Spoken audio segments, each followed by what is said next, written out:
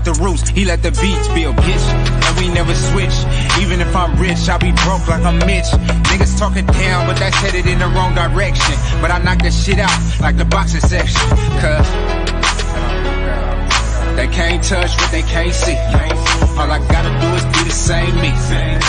All I gotta do is keep it G. Always be the same me. While I'm solid, boy, they can't change me. No.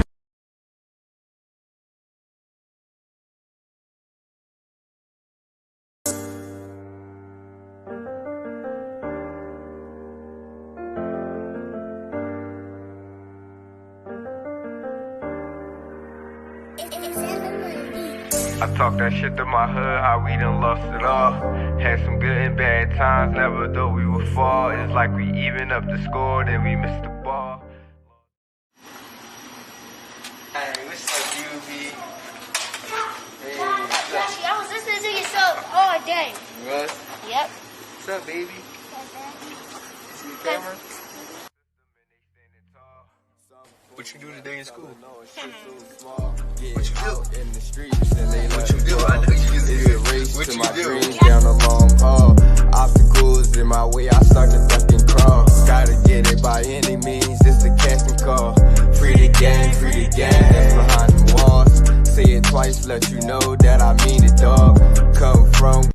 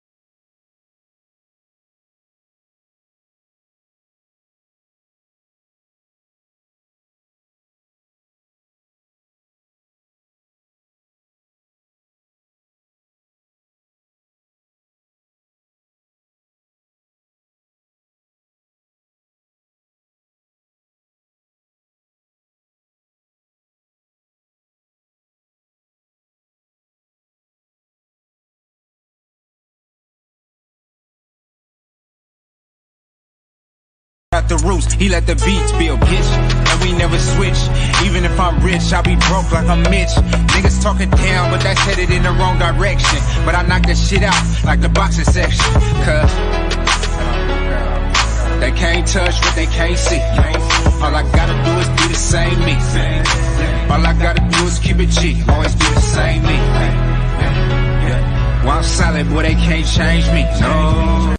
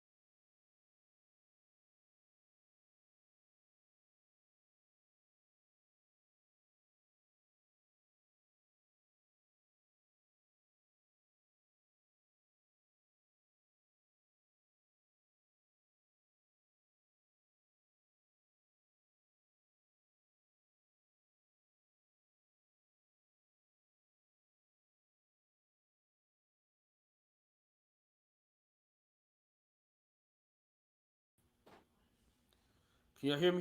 Can you hear me now? Let me know if y'all can hear me. The link is in the chat.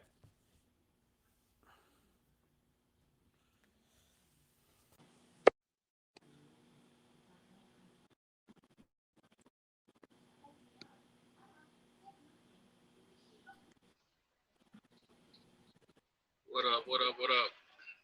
I think you're on mute, Cal. I'm not on mute. Okay. Can you hear me now? Yeah. All right, we back. What's going on, Tintos? You got it, my brother. What up to the chat, my brethrens? Welcome to another night in the boxing section with our generous and most courageous host, Kyle Davis. What up, G? Dude, what's up, baby? It's good, y'all. It's good with the brothers. How y'all doing? Ricky That's Will, my what's brother. up, man? What's going down? So, fellas, man. Championship. Hopefully the fight can take place. Listen, I told y'all yesterday, if my grandpa can help me get this car, y'all can forget my boxing for a minute. I guess you got the car. No, I don't know. I won't know until You still waiting? He'll let me know tomorrow. Still waiting. He was Yeah, you got bad connection, Kyle. It sounds it's fucked up. Bear with me. Bear with me. It's fucked up. Wifey ain't home with the computer yet. Bear with me. You know what I'm saying? Yeah, work on it because we ain't understanding what you're saying. Bro, do you need a laptop, bro? I have a Who that, laptop. DJ? I need my own. Who I is got when she gets home. Ricky Williams. Bro, I got you, bro. I got you. My wife normally don't go on this Bro. early. I normally come on. Hey, he said he got you, Cal. He said he got you. Shout out to Ricky Williams coming through with the Appreciate lab. I got you, bro. I'm gonna give you my email address, bro. Shoot me your address, bro. I'll take care of you, bro. Yeah, you know we on Instagram together. Yeah, okay, I got you. Hey, Pugilist, my big brother Pugilist. Man, what's up, man? Hey, Rick, are you going to that what's fight up, this Cinto? weekend? No, Hey, bro. look at. Go ahead. I'm going to Vegas. I'm going to Vegas in October. For the big show? Yeah. If Tyson Fury show up. Hey, That's, you know he's that's a shame we got to say that if he show up. That's real talk, though, Ricky. Just being honest, man. Yes, sir. Yes, sir. That's real talk, man. If he show up for his big laydown, because he's definitely getting laid down. Man, I was thinking about that the other day, man. Like this, like Margarito versus Shane Mosley, bro. This dude cheating, man. Like it's so obvious. Margarito versus Cotto. When Cotto got that get back. Yeah, but I'm saying it. Yeah, exactly, bro. I'm sorry, right? So it's like this dude, man. He know he cheating, man. I ain't never seen, man. This dude got more excuses. More excuses than a nigga going to jail, man. And this dude, come on, man. Get in the ring and get what you got coming to you, bro. Hey, Rick. All these naysayers He got Glove more excuses than they got a child support here. Then we got all these folks, all these fights where these gloves have been tampered with here of late. Man, it would be like that can never happen, Centos. They can never happen with the gloves. The commission is always on it. Commission don't find nothing. That's the problem.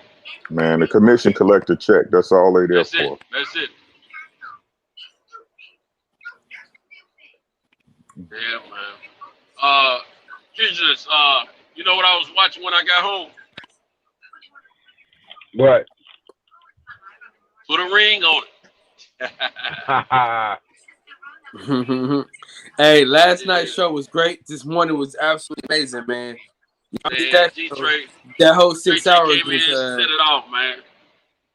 Trey said it. Oh, you talking about the put a ring on it show? No, I'm just talking about your show. The whole show we had last night was good. Yeah. Cinto's getting better at this shit. He used to rock niggas to sleep. Now he got niggas staying up all night. I wasn't putting them to sleep. They were falling asleep because they weren't used to being up. Now they used to being up because they think they're going to miss something. Hey, if they were going to sleep, I was probably going to sleep too while I was driving. Shout out to my man Pugilist and our sister Trey. Trey came in and set it off, man. She did a great job, man. She's always got something great to talk about, and I appreciate it. You know what? When Trey and Pugilist is on the panel, it's always gonna be extra exciting, man, because they either gonna bring some knowledge or we're gonna debate about some boxing or something.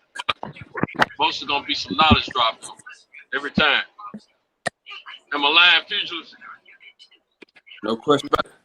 Hey, y'all. Okay, No so lies told. let's talk about this, man. I just want to chop it up tonight. You know, we're going to some film study, but I just want to chop it up with the brother, man. You know what I'm saying? Mental health is a very, very, very important subject, man. And I just want to be able to talk to my brothers, man, and check their mental health, man, and see how everybody's doing. We don't do this enough as brothers, so I just want to chop it up with my fellas, with my dogs, man, and just chop it up, man. If anybody going through some shit, man, we're gonna have some fun tonight. Man. Just try to talk and chill and just be men. You know what I'm saying? And what did you say you wanted to talk about? I missed the first part because it's Hispanic. Just got chop a little spotty it on up, man. You know what I'm saying? Just be men. You know what I'm saying? Just talk about some shit. men. You Just know? be men. Yeah, man. We just chop it up. We'll get into some film study, though. Which fight do y'all want to watch? Do y'all want to watch Marquez knock out Pacquiao, or do y'all want to watch Pacquiao win a trouble? Like, what's the? No, the Marquez fight would be perfect, man. I made so much money on that fight; it was ridiculous, bro. Yeah, man. Me too. Knockout or something. Bro, I do called it. I do want to rewatch that in Sean Porter fight. I want to do. Sean Porter? Yeah, Ugas versus Sean Porter. I want to see that fight again. Porter, Ugas. Yeah, Ugas won that fight, in my opinion, bro. Yeah, I want to rewatch it so I can get another opinion. Cause I got that too, but I want to rewatch it to make sure that my eyes make something. You know what I'm saying? Yeah. Cause you know when you watch it on TV, sometimes the commentators can like sway your opinion on some things. So I want to make sure that that's way. So I want to watch it again. That's why it's called color commentary, bro. They color the event. Yeah, they make they push you into a certain narrative. Man. Now, everybody mental health good though. Everybody feeling good, man. Bro, everything is everything, bro. You know what I'm saying? You just gotta keep your head on a swivel and know. I like to say this when it comes to life, man. Life is and I teach this to my sons, man. It's just life is simply the overcoming of one obstacle to the next. You know what I'm saying? So you gotta expect it, bro. You gotta expect it. It's good times or bad times.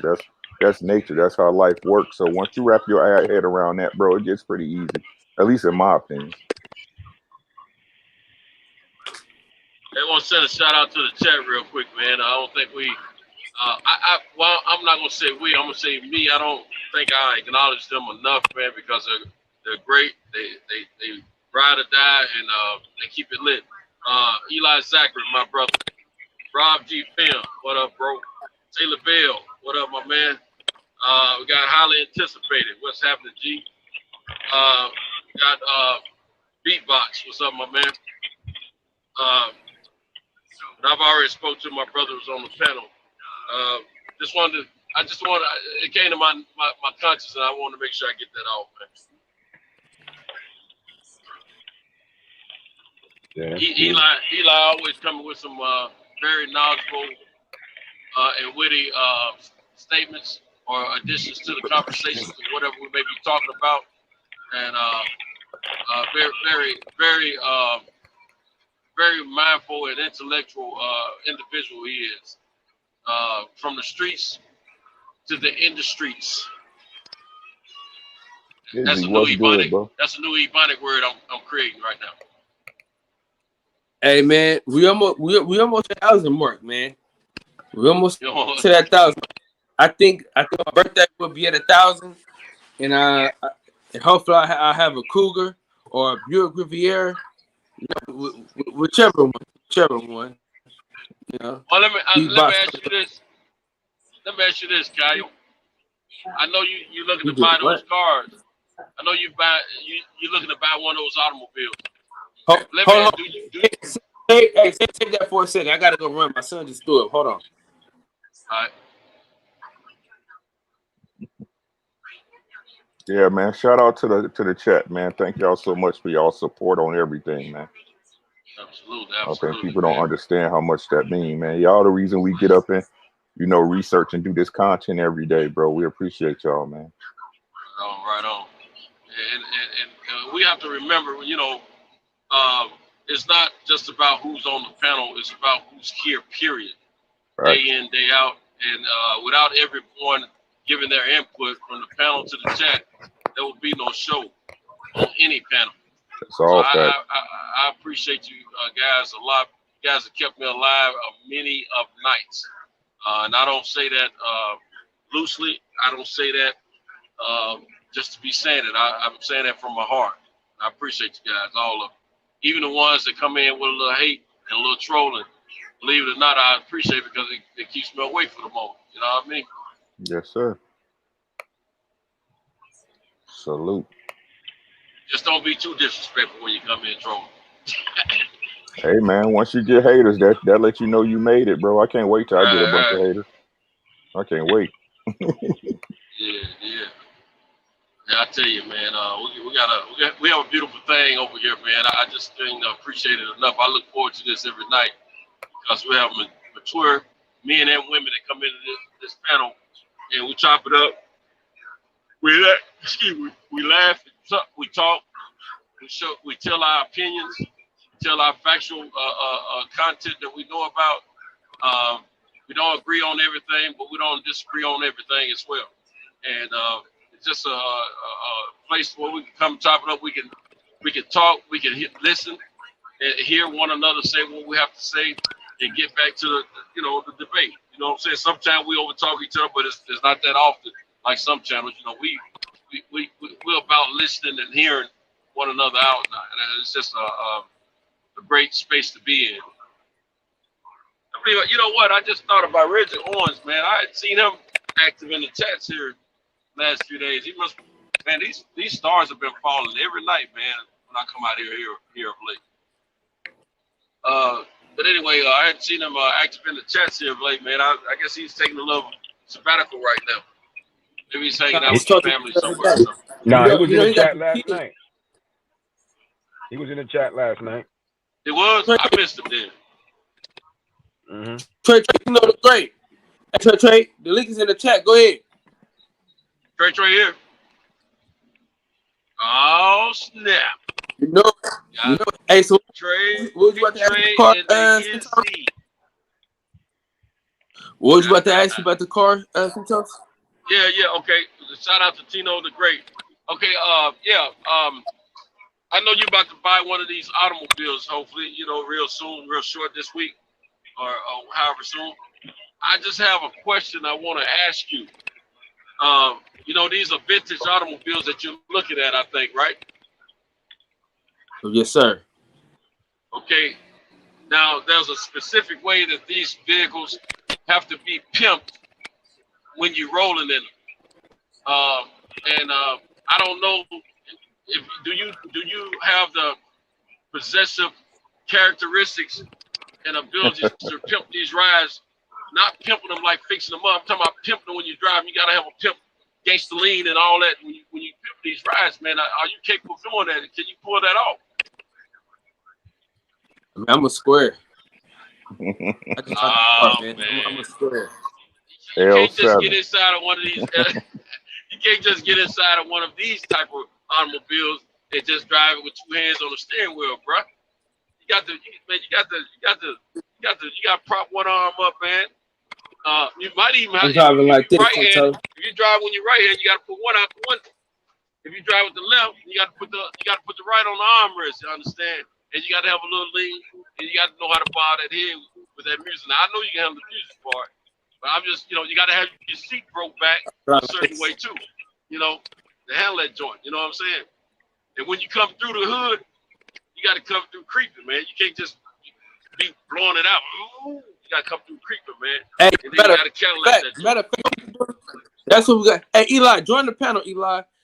I want to talk to you, right? Because we all from different areas. We're all from different parts of the state. We're all from different parts of the country. Right. In Memphis, or Tennessee, whichever one, what drive in Memphis and in Nashville? What about What do you Memphis? how do y'all drive your car? Like, what's the cars in your section? Oh, the top cars right now.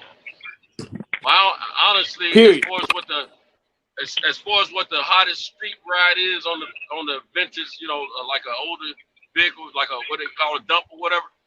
I don't really know the answer to that because I'm not in that scene anymore. So I'm more of the Lexus.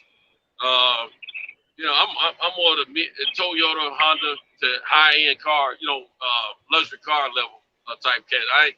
I don't get down with the dumps anymore. But back in the day, that's what I did. But before they called them dumps, verts or whatever. But nah, man. You know what? I'm gonna tell you something. I've had a million cars and I've never bought one. I've only bought one set of rims for a car, and that was the current car that I drive right now was GS 300. And the reason I bought rims for it because the original rims they stopped holding air like they were supposed to. So I bought some aftermarket rims that looked pretty decent for the car that didn't stick out like a sore thumb because they were cheaper than the factory rims that I would have replaced them with. Yeah, they lost their bead. Yeah, they lost the bead, exactly. So now I'm rolling. I bought my air pressure monitors. From a certain, I won't call it now. I don't want to give them pre-advertised. A certain source online saved me a bunch of money.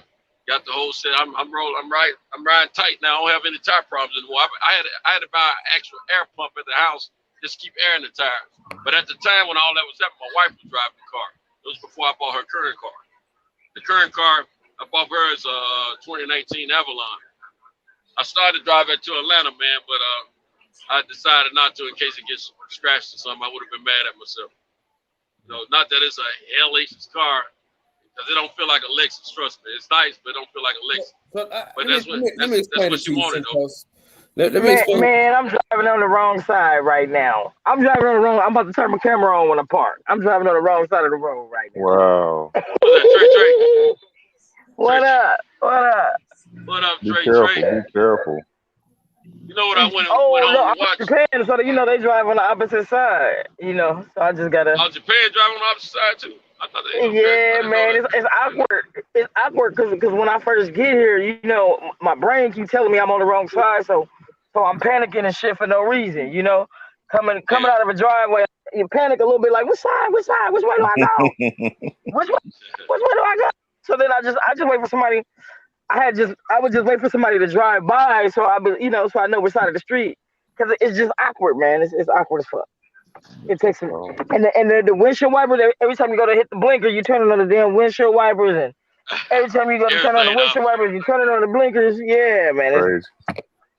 I was driving a stick. I kept smacking my hand I kept smacking my right hand on the door, going to shift the gears, because now I got to switch with the left. Man, y'all don't talk about my dirty car. That's got to be. Y'all don't talk about my dirty car now. Hold on, I'm about to turn the camera on. Look, I'm on the wrong side. Hold on, let me see. I don't ever even fool with this damn camera. Let me see. I'll turn the camera around. What's up, Trey? Let's see your car. What's going on? Look at you on the right side. Yeah. It's It's some little weird car. It's a little bitty. It's a rental, little bitty. But we talking about my dirty car now, y'all. Y'all know us women folk keep dirty cars. I sold Toyotas most of my career. My car selling. This is hold on. I'll tell you what it is when I get out. Boy, them Toyotas sell like hotcakes, boy. My wife worked for a Toyota dealership. Yeah, they run forever. Hey, listen, I got me a little 2001 little Toyota. To see me and my wife, I was trying to get out, because listen, my wife was arguing with me. She was yelling at me and shit. She was like, "You need to get a real." Here go Reggie right there, Santos. Reggie. What's up, Reg? Reggie on there, joint. Oh, you in the chat? What up, Reggie? There he is. Hey man, let's get back to the cars, bro. I want to talk about the cars, bro. No, I'm about to get to it. That's what I'm saying. So listen. So the reason why I had to buy this Toyota, I had to get a practical car in order to get the old school car. Wifey was not having that shit. She was like, I'm not gonna keep taking your ass to work in the morning for your ass to save up for a fucking old school. Get your ass a regular car. So I had to get it. I just got a little Toyota, man. You know what I'm saying? But Ricky, what y'all drive where you at? Man, I'm in Minnesota, bro, but I'm from the Chi. So if you talking, yeah, y'all got the Deltas. Yeah, if you're talking about, the cars that people want, we talking about them box Chevys with the Euro front and the Euro back, like an 87 or 88, 89. Of course, the bubble Impala is a 95, 96, 94s. I got a 95 Impala, man, but I can't get nobody to do it right for me. I got my boy, he got the engine right, but then the transmission started going. So now I got to get the transmission swapped on that, man. But here in the Midwest, bro, for the brothers, it's either Hellcat, Dodges, Hellcats, Red Eyes, or Chevys, bro. That's what they rock. You know what I'm saying? You got the bougie dudes who ride in, foreigns, BMWs. My brother, he drive a S550, V12. Nice, man. It's like a 2016, clean as a whistle. Only got 23,000 miles, man. I've been a car head forever, bro. Like ever since we used to stay outside on the porch, you know what I'm saying, in front of our building and play bingo. Y'all remember that? You see that cars drive by, you be like, bingo, that's my car. Bingo, that's my car. Yeah. You know what I'm saying, man? I didn't like it's like, to me, man, like I figure I'm gonna be paying for a car note to the day I die, man. I just love cars, bro. I done had 2 Benzes, I done had a BMW. I had a Toyota Celica in 1978. Them Toyotas is no joke, bro. I had a Toyota Celica. It was running on 3 cylinders, man, and it wouldn't die to save its life, bro. 4-speed. A Toyota Camry. Shit, man. I had Chevy Malibus. I had a Chevy Avalanche. I got a Chevy Tahoe now, and a 95 Impala that I'm working on, man. So, up here, man, it's all about them box Chevys, bro. Dunks ain't really big up here like they is down in Memphis and Georgia, but they starting to get there, to be honest with you. But if you can get a really nice old school, you know what I'm saying, Impala anywhere from 65 to 80, you know what I mean? You in there like swimwear. So okay. Hey, y'all gotta get y'all old schools from us though out here in Cali though. Y'all got too much salt. Y'all shit turning the no doubt. rest buckets, right? Yep. Probably the top dumps I'm used to seeing in my area in Nashville, but I'm not saying they're the top car because I really don't know what the top older car is, man. But I know those two are very popular. The box Chevys and all that kind of stuff. You know what I'm saying? What rims y'all put on y'all cars? But I don't. Huh? What rims? They just like most cities, they put some big rims on. I don't know what they call. Yeah, man. I mean, it's all depending on what. Like, I'm big into cars, bro. So it's all dependent. If you want a daily driver and you want it to look good, like when I get my Impala, whenever this happens, whenever I get it right, I'm not going to no 26s, no 20. Now I might do some 22s at the tops. You know what I'm saying? Because I want to be able to roll that thing on the highway like you're supposed to. But most of these guys up here, like I said, they finally starting to get in the dunks real big up here. 24, 26s, 28s. You know what I'm saying? That's what they rolling up here. Okay. Yeah, y'all got to get some old schools from us in Minnesota because y'all got too much salt. Y'all get all that rust. No doubt. Y'all got to come to California. Y'all got to come down to California and get them old schools. We already know. Kyle, we already know what they're riding. We lucky. Kyle, we lucky because we got people who we know how to get our old schools from. But when they come to California to get them, they get robbed, man. Bro. They get robbed. You know what I'm saying? We the ones Charles Dre's finest. But see, the thing about it is, I gotta go out of state to get mine. Yeah. Oh, you tripping? Yeah. Nah, you tripping. My first I had got a 1967 Cougar XR7 for $600 from this old lady. And my next door neighbor, when I was like 19, gave me his wife's box Chev when she died. That glass house 77. Man, I was thinking. And you fucked it off. Man, I fucked it off. I didn't change. Hey, y'all want to know the worst story? I didn't change the oil. What is wrong? Blew the motor. I got the car for free, man. You know how you're young and you always bug older people about the car. Mm-hmm. And when his wife died, he gave it to me. I was second owner on that car. Mm-hmm. Murdered it. I did that shit. I did that shit. I did that shit when I was young. I I had a Park Avenue, and then I had a Buick LeSabre, 82 LeSabre. I did that shit to my 82 LeSabre. My first car, I had a 78 Cutlass Supreme. Mm. Shit, we had them color. We had, let's see, Oh, we had hold the on. Run that back. Your first car was a what? a 78 Cutlass Supreme. Yeah. God, this motherfucker. Where you got all this fucking money, Eli? I bought God damn. that. I bought that bitch when I was 14 years old. I bought that when I was 14 years old. My mama ended up selling it because she said I wasn't gonna do nothing. I was gonna get in trouble.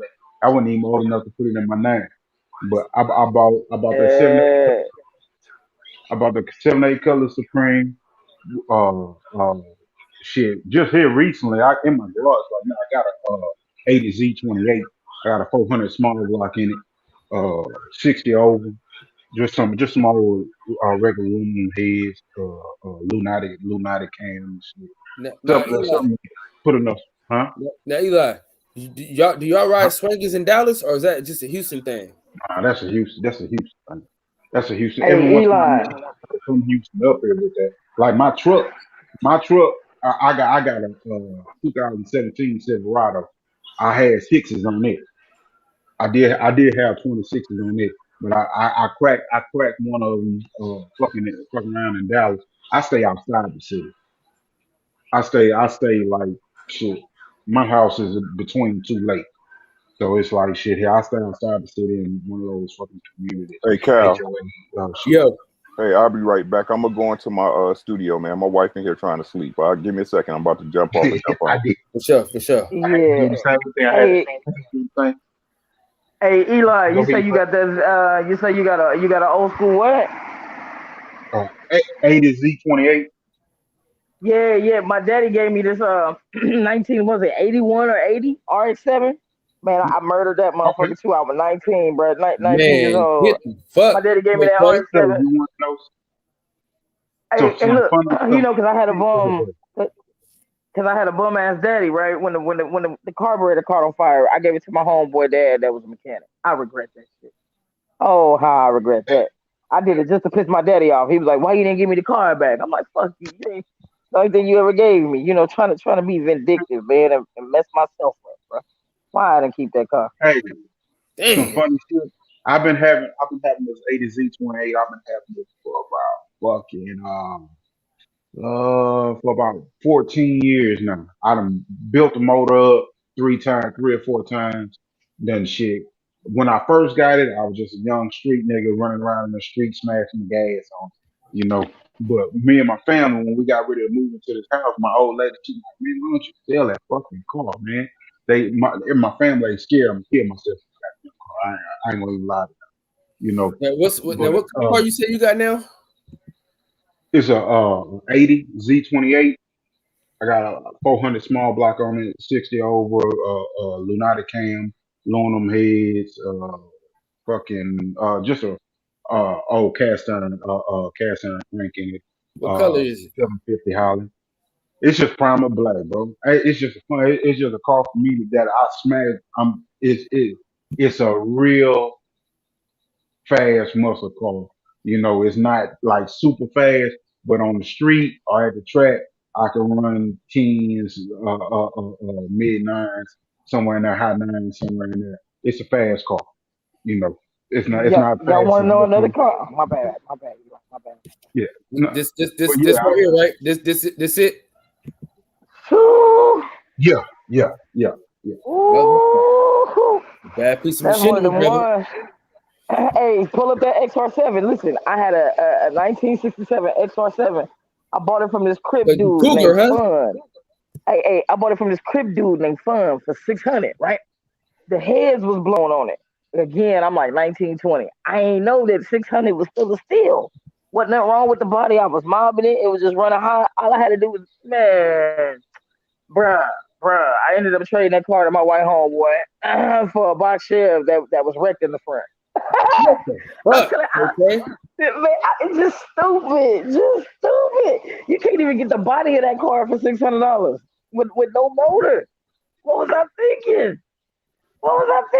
Man, you Right now, I just got a Camaro. Right now, I got that 2012 Camaro because I got that one because it reminded me of my My favorite car, that 6'9" Merrill, you feel me? So that's the closest I can get to one of them Mhm. things. I bought that Hey, that's 12. my favorite one too. That 69 is a motherfucker. Yeah, It's hard yeah, to come yeah. by. So y'all know I'm in Japan. I want to switch it up on y'all a little bit. So I'm in Japan. I've been looking at the RX-7s. We can ship them home 25 years and under. You can ship it home if it's not 25 years and under, but they give you a really hard time, right? So my coworker bought this. It's a Bentley. Pull up that Century. It's a Toyota Century. It's their version of a Bentley. He bought that for $6,000. He's shipping it home. It only costs $1,800 to ship it home, right? I'm talking about, and they keep their cars in immaculate What's the shape. name of it? It's a Toyota Century. Toyota Century. It looked like a Bentley. That I'm talking about the back seats recline. My coworker got that for $6,000. It might be their high end sedan. They president. What year? They president roll around. It's their version of a Bentley. Their year? president ride around in that thing. He's got a I don't know. I gotta talk to him. But you can pull up the new one. They look the same. You can pull up the 2021. They look similar. They look really similar. I think he's got a. Well, it's got to be 25 years or older, right? So it's definitely 25 years. So it's got to be a 90 something, 96, something like that. That's what you can send it home with. Do they got American Muscle over there? Yeah. But they're not gonna be Japanese driven, right? So I want to send home. I'm either gonna get me an RX-7 and send it home. I've been looking at the RX-7s and the Skylines, and those are 20,000 right now. They're going for about 25. One of these young boys on those fucking Skylines. Get a Skyline and send it over. You could probably four times your money over here. That's what I'm telling you. That Skyline is the fucking truth, man. I think I'm gonna get the Skyline. I've been looking at some RX-7s too. Yeah. That bitch is luxury, bro. That one don't look as good as his. Yeah, his is immaculate. That's the Royce of Japan, right? That's like the yeah. The back seats recline, bro. Yeah. I'm talking about that motherfucker's sick. I've been looking at the Skyline. Also, I'm looking at That's what it is. Y'all got me. Yep. That's what it is. His is gray though. It's cleaned in the mud too, y'all. He got red interior, no, the interior is gray. The carpet is red. He got red carpet. Yeah. I'm talking about. Hey, bro, he got curtains. The curtains in the back seat is automatic. The damn seats in the back seats recline. Like it's got like a little hole in the back seat where you can flip it down and put in the front seat where you can flip it down and put your feet through. Them things is crazy. Taylor, what's up, man? I'm looking at the RX-7, the Skyline. There's one other car I'm looking at. I can't think of it right now, but I'm thinking about the. And you could probably find. I really don't like. Oh, a Supra. I'm looking at one of the young boys on base got a Supra. Yeah. He got an older Supra. He said he paid $20,000 for him. He said they going up right now for some reason. All the damn Americans is buying them and shipping them home. They got a premium. They bring in money now. They're appreciating right now. Yeah. The older Supra. They just brought the Supra back. Well, and these are going to be Japanese driven too, right? Yeah, so exactly. These are going to be Japanese driven too. So they're going to be. These are going to be. So that's why he said I could triple my money for the Skyline at home. Yeah, because it's also Japanese driven. Hey, so it's gonna have the steering wheel on the right side, on the other side. Yeah, Japanese driven. Yep, on the other side. Yep. And it's how much does it cost? It's $20,000. You can get one right now for $20,000. And like I said, they come in immaculate condition. The car that your homeboy just got. How much we going them for? Oh, you talking about that big Century? He paid $6,000 for that. I mean, the Toyota Century. He paid $6,000 for that in immaculate shape. I'm talking about it's not a scratch in the paint. They take such good care of their cars over here. That thing, it's in the same condition as it was brand new. I'll take some pictures of it when I catch him, because he don't drive it often, obviously, right? When I catch him, probably this weekend or something, I'll take some pictures of it and we can post it somewhere. I'll send them to you or something, Kyle, so you can pull them up. Do they got some Hondas out there? I don't know. That's a Korean car. That's a Korean car. Yeah, no, I ain't paid them. I'm sure they do though, but I ain't paid them a bunch of attention. Hey, them Hondas, them Hondas be hella clean. Man. Yeah, they good cars, but that's that Toyota Century that you showed a picture of, the one that your friend is shipping to the U.S. Trey. Yeah. I think the American version to that was the Toyota Caressa years ago. Yeah, that was like they nerfed the that was like a step under the Lexus over here. Yeah, they nerfed the Crest. What's so funny, y'all, is the Lexuses over here are regular Toyotas. That Lexus Yeah, I truck, know. I've been seeing Yeah, I know. That's the regular Lexus for the Lexus. United States. I'll take some pictures of them when I'm off base. I can't get Right. them. That's like when Kyle said them Hyundais. A Hyundai ain't nothing but a Kia. You know what I'm saying? Kia and Hyundai the companies is all the same parts. Yeah, all There's actually one right here, right now. I'm Hyundai- looking at, y'all. It's actually one. Hyundai- I think it's one right here. Hold on. Let me see. I'll tell you. Hyundai bought Kia. Kia was about to fall off, and the government made Hyundai. The Korean government made Hyundai by Kia, and they both pretty much are in line together. They share engines and transmissions and all that stuff and technology. But right now, Kia is more sportier. Yeah, but them Hyundai Genesis, boy, ooh man. The whole plan for Hyundai with the Genesis is to separate like Toyota and Lexus, Nissan and Infiniti. That was the whole plan at the beginning. So when it came with the first Genesis, it was to introduce it to the Americans and get us used to it. And I was telling them at the time when they brought all that about, because before I bought the second Lexus that we own, I was going to buy a Hyundai Genesis when they first came out, but that son of a gun was hard to get, and I was working for the dealership, and I didn't want to. We couldn't get them in drove. Hey, Cal. Salute to you, brother. Huh? Go ahead and read that chat, man. I just need people to know sometime, bro. They be acting like I'm new to this, bro. Hotep Shalom. Read what he said, man. Right here? Yeah. Respect the TBS piece of the chat. Salute OG Rick. Been down with you since Buyback did podcast. Y'all know how long ago that was, bro? Well, what is that? It was boxing before it was boxing on YouTube. Damn. It was a podcast we did before any of this stuff started on YouTube. Hotel would tell you, man. Shit. Niggas been even yeah, man, I'm sending me a car home, y'all. I can't. I got to send one home. I don't really like the Skylines. If I do get the Skyline, it would be just to sell it. I need you to find me the old school. I need you to listen, Trey. I need a scraper. We can get whatever you want. We got a guy here that does that for all the Americans. Whatever you want, he'll get it and he'll get it shipped home for you. So I need a scraper Lexus though. I ain't trying to pay hella much for it. I want that scraper. Those are going to be cheaper. The Skyline is still premium. The RX-7 is still premium, right? The Super, right? Those are just the same. They're recognized over here the same way we like them. You know what I mean? So that Lexus, which depending on which one you want, shouldn't be as much as one of those. No, I would have to look it up. I didn't look into none of the Lexuses, and they're not Lexus over here. They're Toyota. I'm looking at one right now, but I'm scared to turn the camera on like that on base on somebody else's car. I don't want to come in. The car I'm talking about, the car everybody in the town was driving, nigga. You talking about that coupe? You talking about that two-door? You talking about that two-door coupe? Yes. Oh, you talking the SC? The SC? I don't know what the fuck it was, man, but everybody got one. Now that one probably gonna be expensive, Kyle. That one probably gonna be expensive over here. Yeah, the SC. Yeah, man. But like I said, this is a regular Yoda over here. I've seen all the Lexus. I know what you're talking about. Well, it's got to be 25 years anyway. Well, it don't got to be 25 years, right? It doesn't have to be 25 years, but if it's not 25 years, it's not considered a classic. So you got to go through a whole bunch of paperwork and safety, American standards, and you feel me? So two things I want to get from over here is, I ride motorcycles. I want to get me a Gixxer from over here, and I want to get me. I really want an RX-7, bro. I really want an RX-7. Kyle, let me ask you a question. Yeah. Bro, you in Cali, y'all got so many Asians there. It should be import dealers. Like here, we have certain, like you can go to certain spots in the hood where it's Asian import dealer. They sell all that. My partner bought BMWs and we don't like 10,000. We don't really get down with niggas like that. We don't really get down with the Asians like that. Cause I'm gonna keep it real with you, bro. You know what I'm saying? That hate crime. Y'all Asians don't fuck with y'all out there, but they fuck with us in Texas.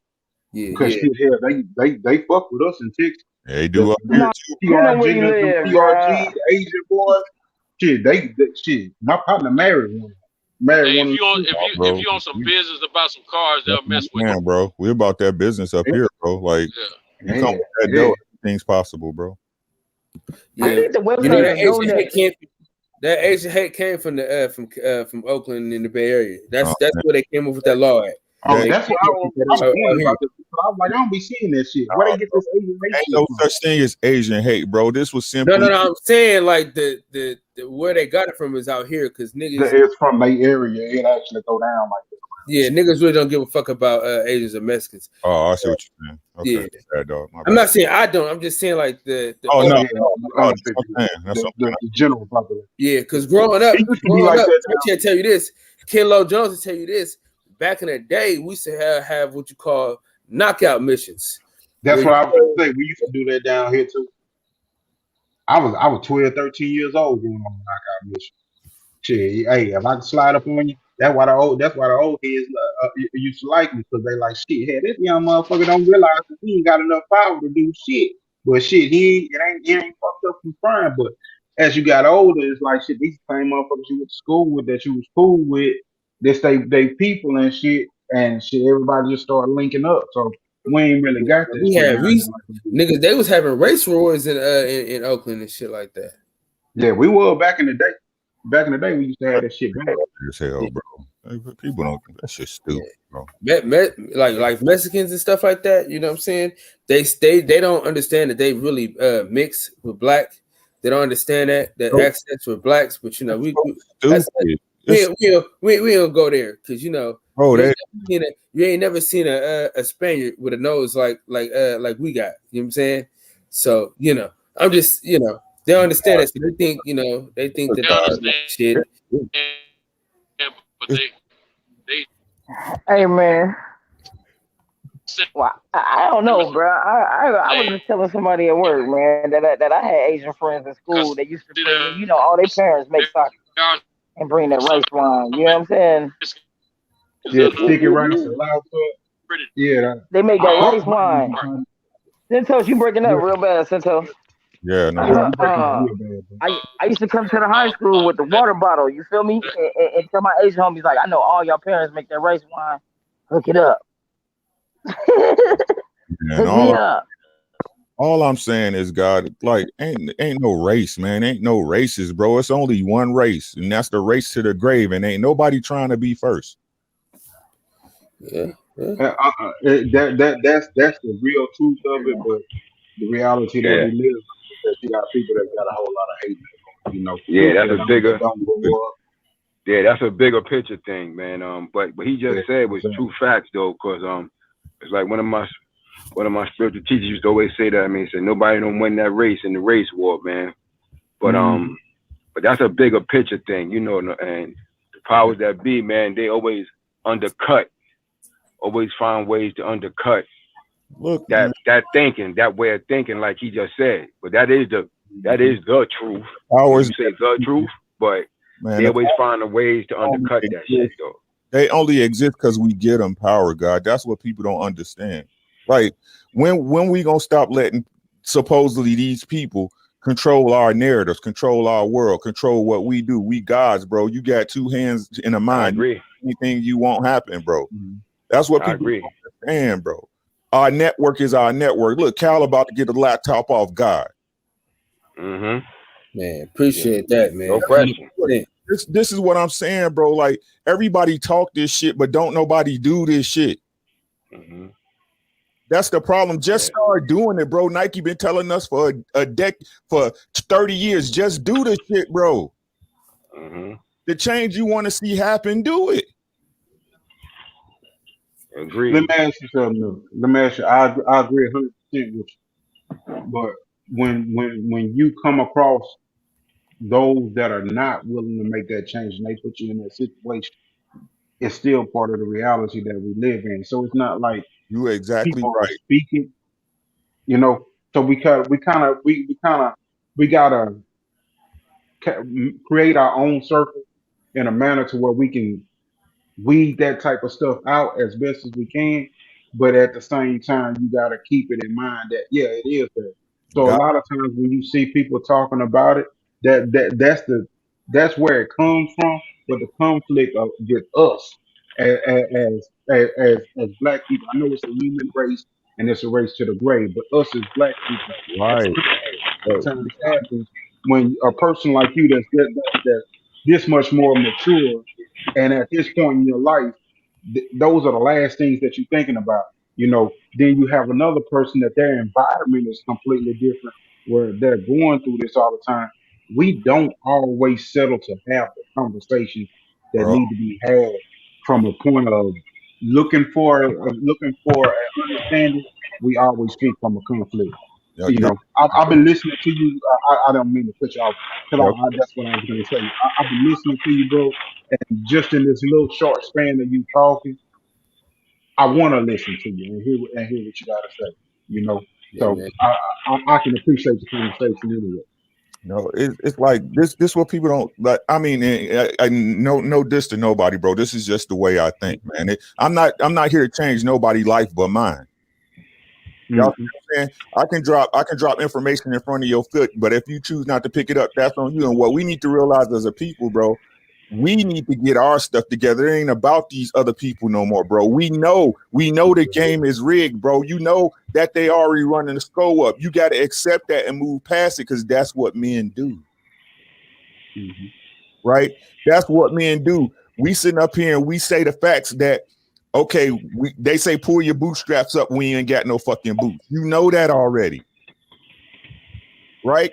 When we gonna stop relying on their acceptance or what they consider a success to be our fucking measuring stick of what? No, you can't judge us. It's the same way y'all say we can't judge y'all. Who the fuck are y'all? That's the whole problem, bro. Who the fuck are they to tell us about anything, bro? We have no say in their political system. We have no say in their monetary system. We have no say in their judicial system. So what people don't understand, if you allow any group or person to name you, you are their property. Who gave y'all the name Black?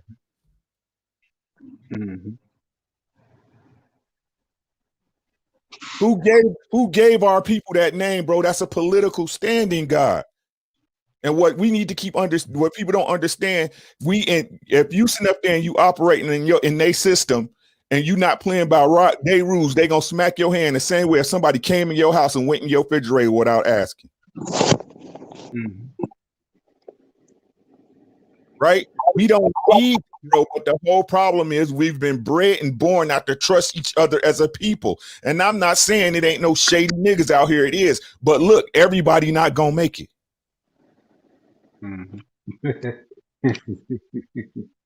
As been said so many times over here, I think G-Trey probably says, yep.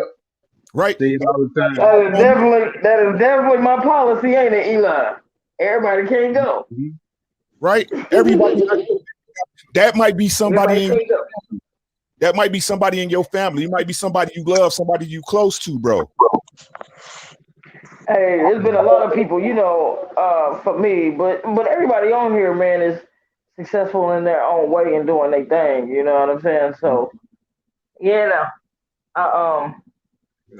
I'm just saying, bro, we need to love each other. We need to love each other the way people love them, the way people love these celebrities and these athletes, the way people want to put a million posts up for a motherfucker that something happened to them and they don't give a fuck about you. Hey, you know some real shit, bro? Other than here, I get on social media. For that reason, I took a break a while back from social media, and it just kind of stuck with me because I'm one of them people.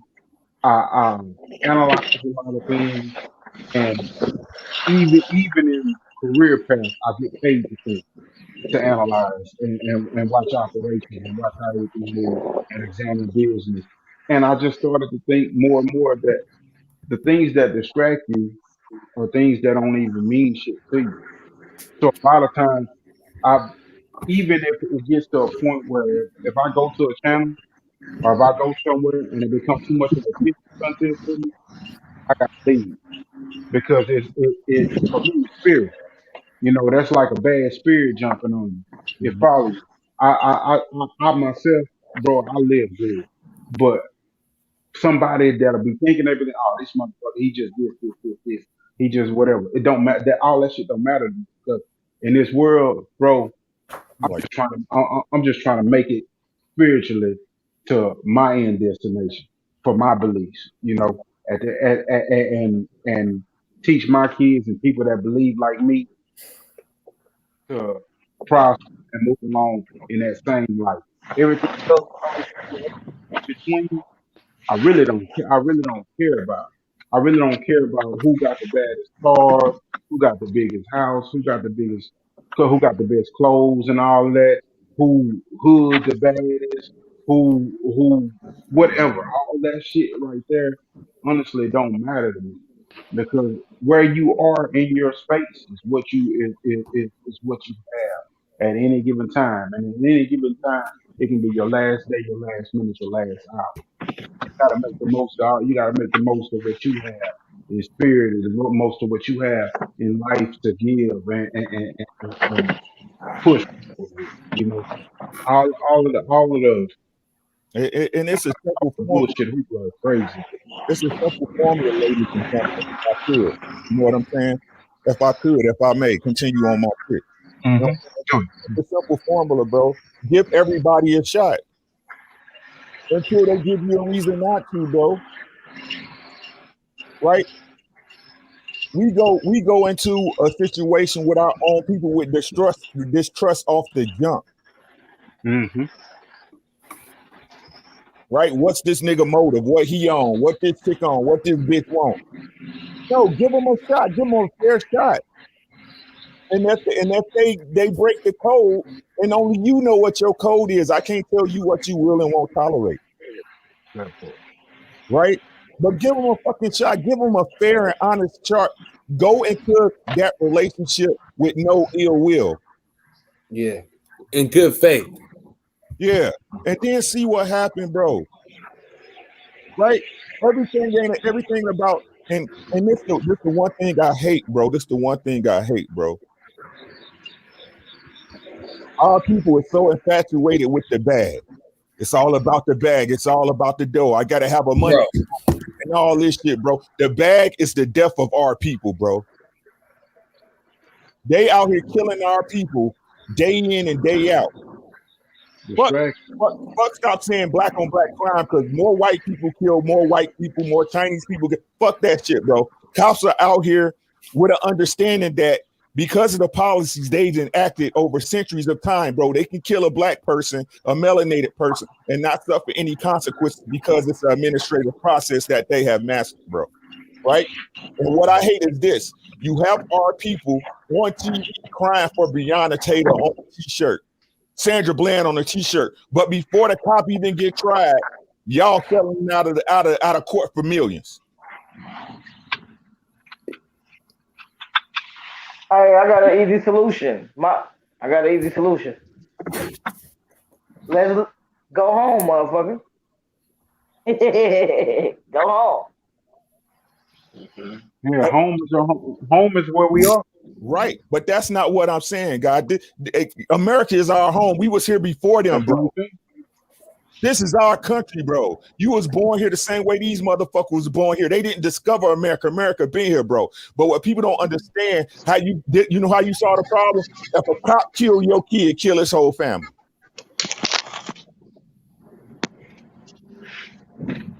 That is something. Hey, to me, whether they was here, whether you are a family that know your history and came from Africa, or whether you are indigenous, whether they was here or not, you here. That the world is your domain. For me, God didn't put me here. That in my belief, God didn't put me here to center me in one place here and there. The world is my domain. So if wherever I choose to go and put down my roots, that's where I am. I was born free. So in that sense, in that light, I just don't. All of that, go back home and all of that. I am home. Wherever I choose to be, I am home. I'm a man. So I'm gonna demand my respect in that same light. Exactly. So why do we as men? Let me tell y'all. My wife, I got sons and I got daughters. I got sons and I got daughters. Me and my sons already had to talk, man. Don't get no cops, no problem, bro. I don't care how bad he makes you feel. I want you to make it home. Right? But my wife knows. Listen to me. My wife knows if a cop kills my kid, I'm going to jail. She already knows. It's not no running. It's not no, ooh, y'all. I'm gonna find out who the cop is, and I'm gonna kill his entire family. Because these people who are bred to war, this is what they do. Wherever they go, they destroy. Yeah. This is facts. This is not shit I'm making up. The only thing they're good at is destroying and warring. This is what their people do. And y'all expect to change in the system that they made and control without meeting violence with violence. Hey, you know something, fam? What you just said, and I'm just gonna hit that real fast. What you just said, my family, we always had that as something that we knew that whatever somebody willing to do to you, you got to be willing to do 3 times more than them. That's the only thing they're gonna respect. If they want to show you love, you show them love. If they want to show you hate, you show them hate. If they want a war, if they want death, you show them that. I got a family. That's what we know. This is what you have to do, bro. We the terms of this earth, bro. When a black man or woman disappears, this entire universe is gone. I'm telling y'all this right now. When a black man and black woman is extinct, this planet, this universe is over, bro. We started with it, we ended with it, bro. But y'all gotta understand, everybody is entitled to life, liberty, and a pursuit and happiness. No matter what I do, as long as it's not hurting you, you shouldn't have shit to say about it. You know, and another thing is, man, we're so fucking out of order as a people, period. Not black, just out of order, period, man. I mean, we just out of order, dog. You know what I'm saying? And that's the problem with society, man. We got to get in line. You know, say what you want. I always say this: when people got away from religion, shit got fucked up. I mean, I'm just gonna be real with you, man. No, it's not religion, Cal. It's morality. It's not religion, it's morality, right? The whole problem is that if you look at society as a whole, nobody really takes a life seriously like it's supposed to be.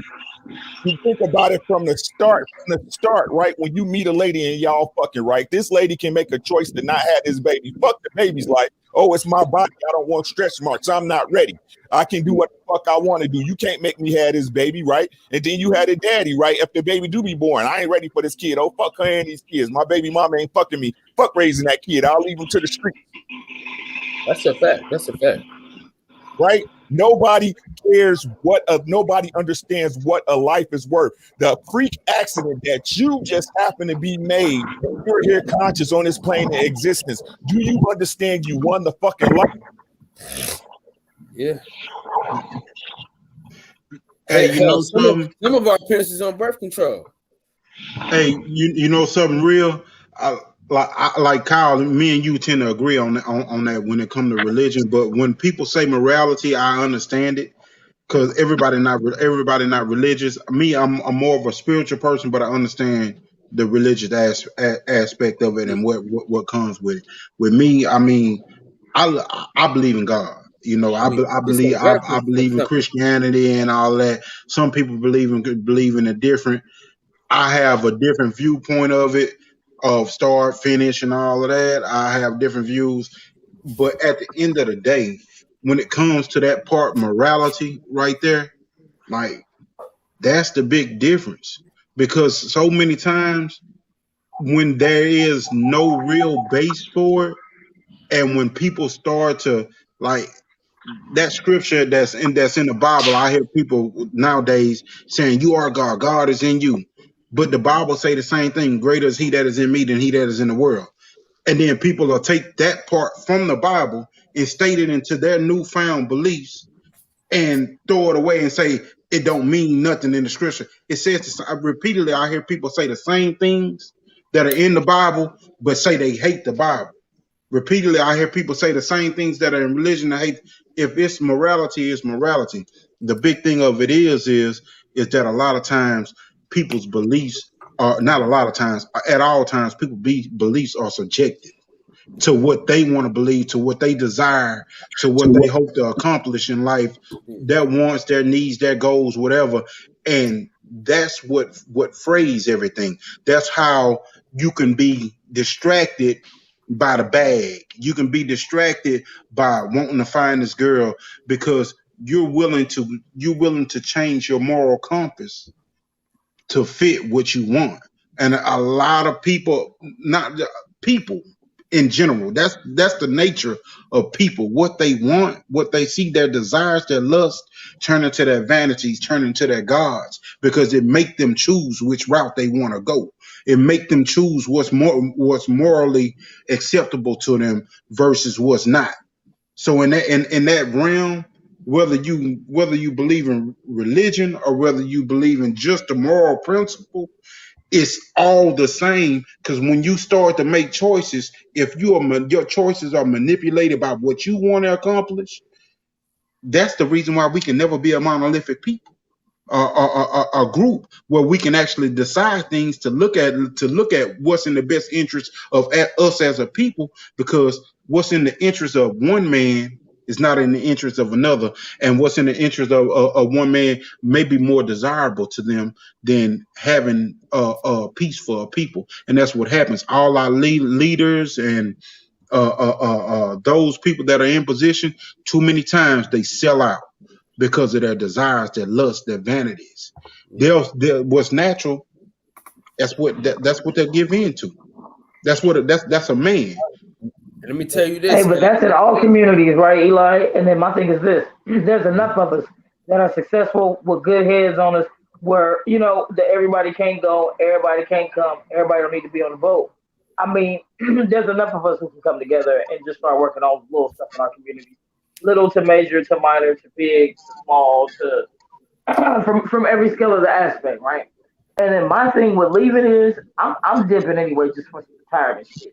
Just based on how I want to live in my retirement, how I'm gonna make sure my money to the end, and just because I've been to a whole bunch of different places, man. And America is the best in a lot of ways, and there's a lot of ways we ain't the best. There's some other people that's offering things to me that I'm willing to accept. So that's my thing. I'm gonna tell you this. All right, let me tell you this though. Not even a religion, but a reverence to something. I don't care what you believe in, whether you're a spiritual person, whether you Jesus, Allah, Buddha, whatever. It's a reverence that we lack now. You know what I'm saying? Because I think that's like the overall thing is we lack a reverence to something. You know what I mean? And that's the problem that I think we have, because when we used to reverence God in schools and stuff like that, a lot of this stuff, it wasn't crazy like this, man. The world wasn't just outright crazy. You know what I mean? Like, shit is crazy right now, man. I mean, I'm gonna be honest with y'all, man. Y'all might laugh at me, but I always say this. I've been saying this for years. Growing up at this age, in this stage of the game, I thought drugs would be done by now. I thought it'd be done. People my age and shit, I thought we would be done with them. You know what I'm saying? I thought we would be done like 30 and under. You know what I'm saying? Like in your 30s, 39 under. I thought it'd be done. Hey, real quick to add to your point, and I'm gonna get out the way. I'm sorry, but y'all know how we sit up here on these panels and we talk, and then we start to reminisce about back in the days, and it don't matter what region you from, because of the way we were as a people. And at that time, most of us were religious people, and all of them. It was certain things that you didn't do. It was certain moral principles, a certain upbringing, home training that you had. It was certain ways that you could, and every last single one of us can say something, and every last single one of us can say, "Yep, that's how it was." That's that nowadays, home training, shit's so crazy. Home training, brother. I understand what you say with home training. I don't like it either because it's a dog type word or pet, but understandably, we understand what it is outside of the semantics of words. We all know that back in those times when we say, "Yep, that's how it was," it's no longer no "that's how it was," because everybody has gotten to this major deep thought, deep thinking, overthinking it, overly simplistic views that they have dug so deep into and put so much knowledge on a simplistic view that it's now to the point where I'm gonna take it this way, I'm gonna take it this way, I'm gonna take it that way. Everybody is pulling their strings to be overly philosophical and It's not though about philosophies, bro. This has been planned since the beginning of time, bro. Don't get it twisted. Like people like, okay, so like the brother Hotep said he don't believe in the Bible. The Bible it's to me, this is what the Bible is. It's stories of history showing you how power is taken and used and how bloodlines work and how government takes power and turns it against the people, right? Because no matter what y'all say, what happened in the Bible is happening today. Yeah. Right. This bitch right now is goddamn Sodom and Gomorrah.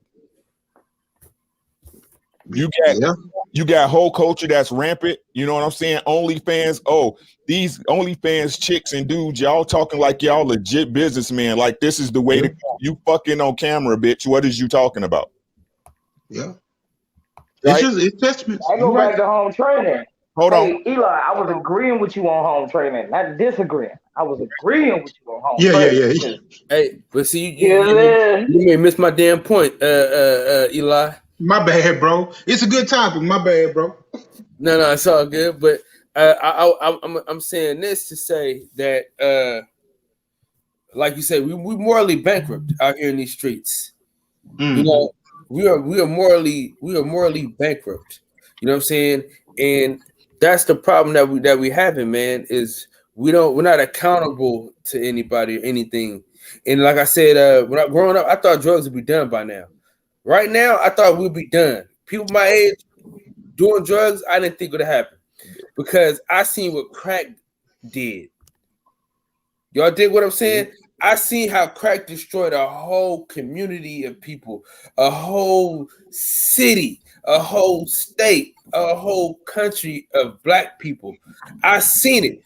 So I'm looking at my homeboys and homegirls not having their parents on dope, strung out, stealing their bikes, selling their shit. So I'm thinking like, hey, I was one of them kids, nigga, and I sold it.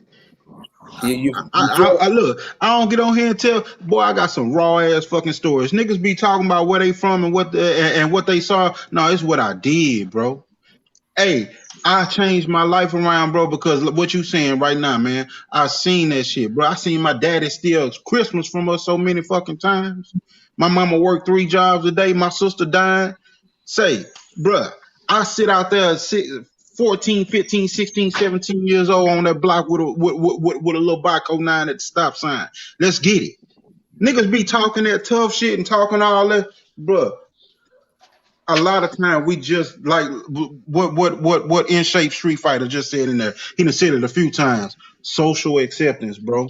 We be fighting to fucking fit in. What Ricky Williams said, that wanting the bag. Man, we be fighting to fit in, bro, and we be selling out, bro. That's why I changed my life and stop and move around and get away from that stuff, bro. We be looking for social acceptance, bro. We be looking for the bag, and we be selling our soul. We be selling out, and they simply using your own vices against you, and that's what people understand, bro. It's always been a numbers game. Trill put an ad on TrillTalk.net today, bro. Did y'all know this is the first time in the history of America that white people's birth is lower than everybody else's? Mm-hmm.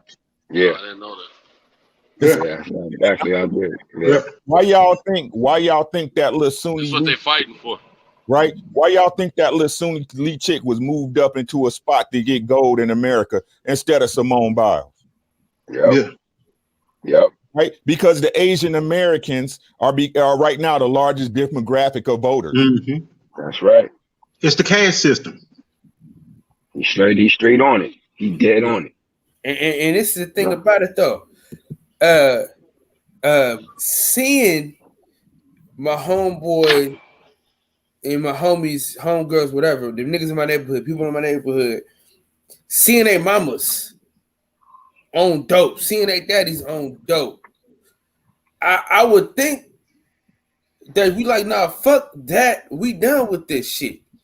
You dig what I'm saying? Like, I thought at this point in time, we'll be done. And like the older people be on it, they own it. But people my age never thought it's a nigga my age right now. I grew up with, hoop with, the whole shit on dope. Like dope. Yeah. That fucking ice is a motherfucker. And not to put my business on the street, my sister's business on the street, but she on meth. I mean, the shit is wild, man. It is wild to me, man. That niggas, I don't understand what niggas is doing. You know what I'm saying? I don't understand how you can see what it did to a whole generation of people. Y'all still and now we got them pill babies now. But back in the day, heroin was hit hard in the black community. Hit it hard. And to add to what you're saying, Kyle, it did phase out a little bit. I mean, for a more big portion of it, we stopped seeing junkies walking around the streets for a while. It rolled off. It rolled off. I like to say.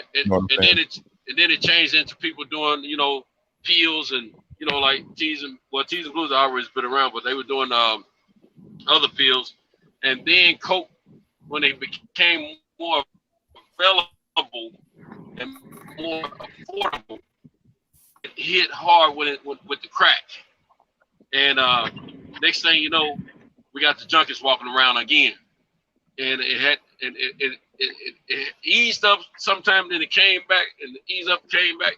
But right now, we got people just trying drug after drug until they find whatever makes them feel the best. And it's going this way, bro. Like everybody's saying, like everybody's saying, people are trying to conform to all these different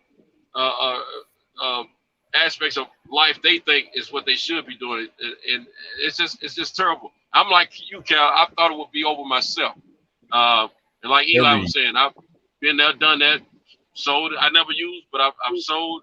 I watched it being sold. I've seen all the worst moves I could see in drugs, man. But I thought we were going to go through a phase, and then we were going to phase away from it, just like I saw when I was a kid. But no, man, this is terrible. What's about to happen? Thank me later. I'm about to tell y'all right now, so just get over it. Look, fuck nope, you. That's the wrong one. That's the wrong one. Here you go. Oh, stop right there. Every time I want to do something, you tell me what's going to happen first. And then that's what happens. And you always ruin the endings and stuff, man. I'm sick of it. I want to be surprised this time. What y'all got to understand what's about to happen in this country is every vice is about to be privatized and legalized. Yeah. I tell my kids that all the time. Every single vice. I've been waiting for that for a while, man.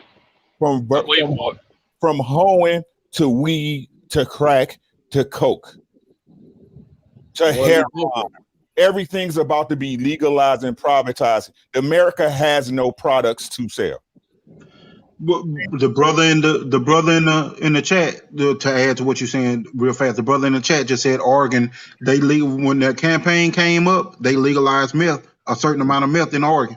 They got resources, like he said. And what people don't understand about America and once the precedent is set, bro, it's easy for it to pass everywhere else. Yeah. Yep. The precedent's set. That's probably the best thing for any illegal drugs right now, in my opinion, is for them to legalize them so they take a lot of the crime out of it. They already, prostitution is already legal in certain areas. You know what I'm saying? So hey, that's true, Hotep Shalom. That's true, Hotep Shalom. What you just said, he said we allowed the youth to get influenced. We got influenced, but it was planned, and now it's worse. I tell my kids that all the time. I know I fucked up. I did a lot, and I turned my life around and crawled out from the bottom, and I be trying to show them, but at the same time, they be wanting to make their own mistakes because they influenced. and it'd be a fight, bro. And that right there, with that clip that Ricky Williams just played, that's exactly what they be looking at me like. Like, goddamn, you keep telling me what's gonna happen, but shit, you keep spoiling it, and I ain't gonna be like.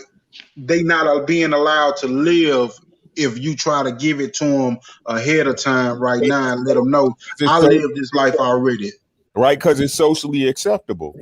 Exactly. Come on, man. Yo, see what's happening, God? Come on, man. Exactly. Yeah. God. Yep. Hey, Exactly. I gotta I had add these to something discussions. to you though, Centos. I gotta add to it. Centos said heroin used to be popular. It's back, man. It's back. That lean, the pills, It ain't never left. Yeah, hey, see, the greatest thing about now, me and Kyle, we can say this. The greatest thing about being from Oakland and why we definitely wasn't fucking with the pills when and that lean when everybody else wasn't knowing what it was, is because where we from, motherfuckers snort heroin. And we already knew what time it was with that goddamn lean, and we know how everybody that snort that heroin is crazy to the motherfucker. Hey, I'm talking about crazy. Hey, Trey, you know Crazy to the something? motherfucker. Trey, you know something? That's not just where y'all from. When I was young, the little niggas that I hustled with, that I used to grind with, the same ones that played basketball and stuff, I was 13 years old sleeping in the street. Sleeping in my hood, they know. Say that nigga used to sleep on side of the houses when they was getting built and shit up there. Say that nigga used to get out here and scrap like a motherfucker, go get it. Them same little dudes that I was out there doing with, say that's what they was on. They was on that heroin. They was sipping lean. We was popping them egg pills, running around here out our fuck with the motherfucking lean mind. though.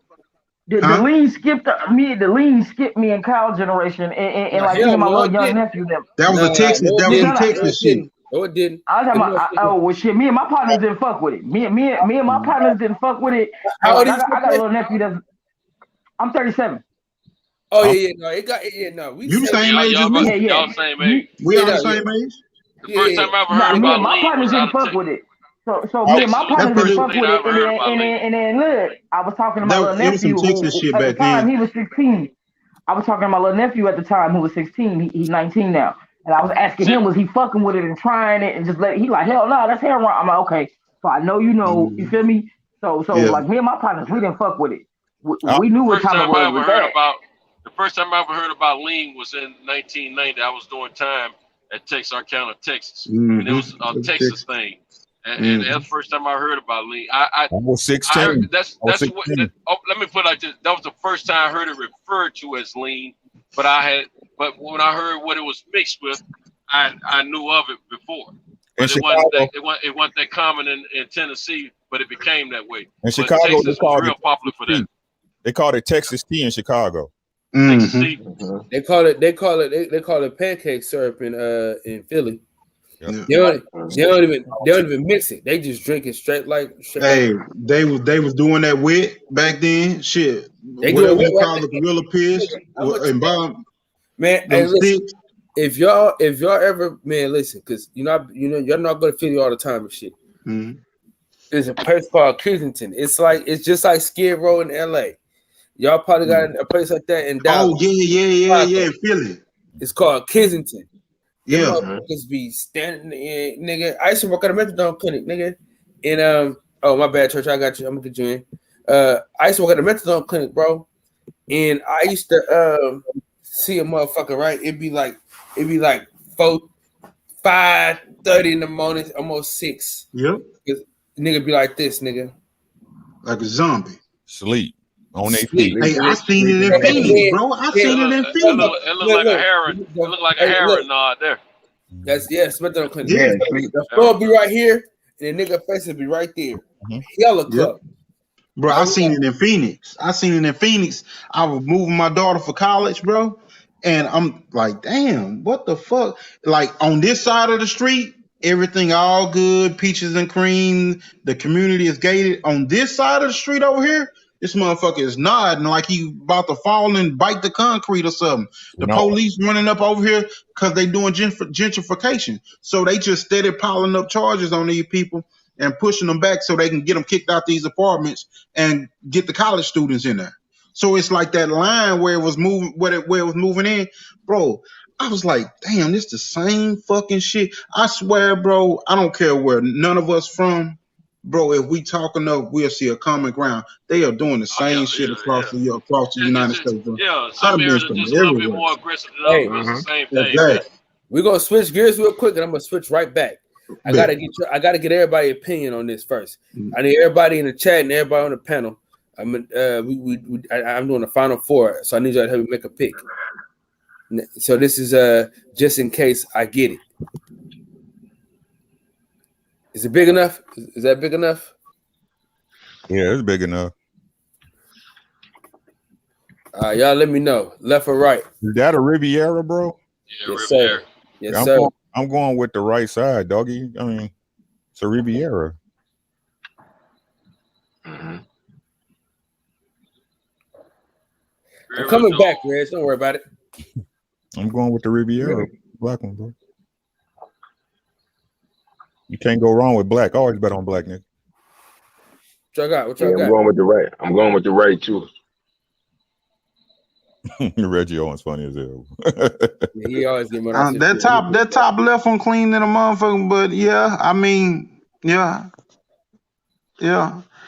I'm like they say, bet on black.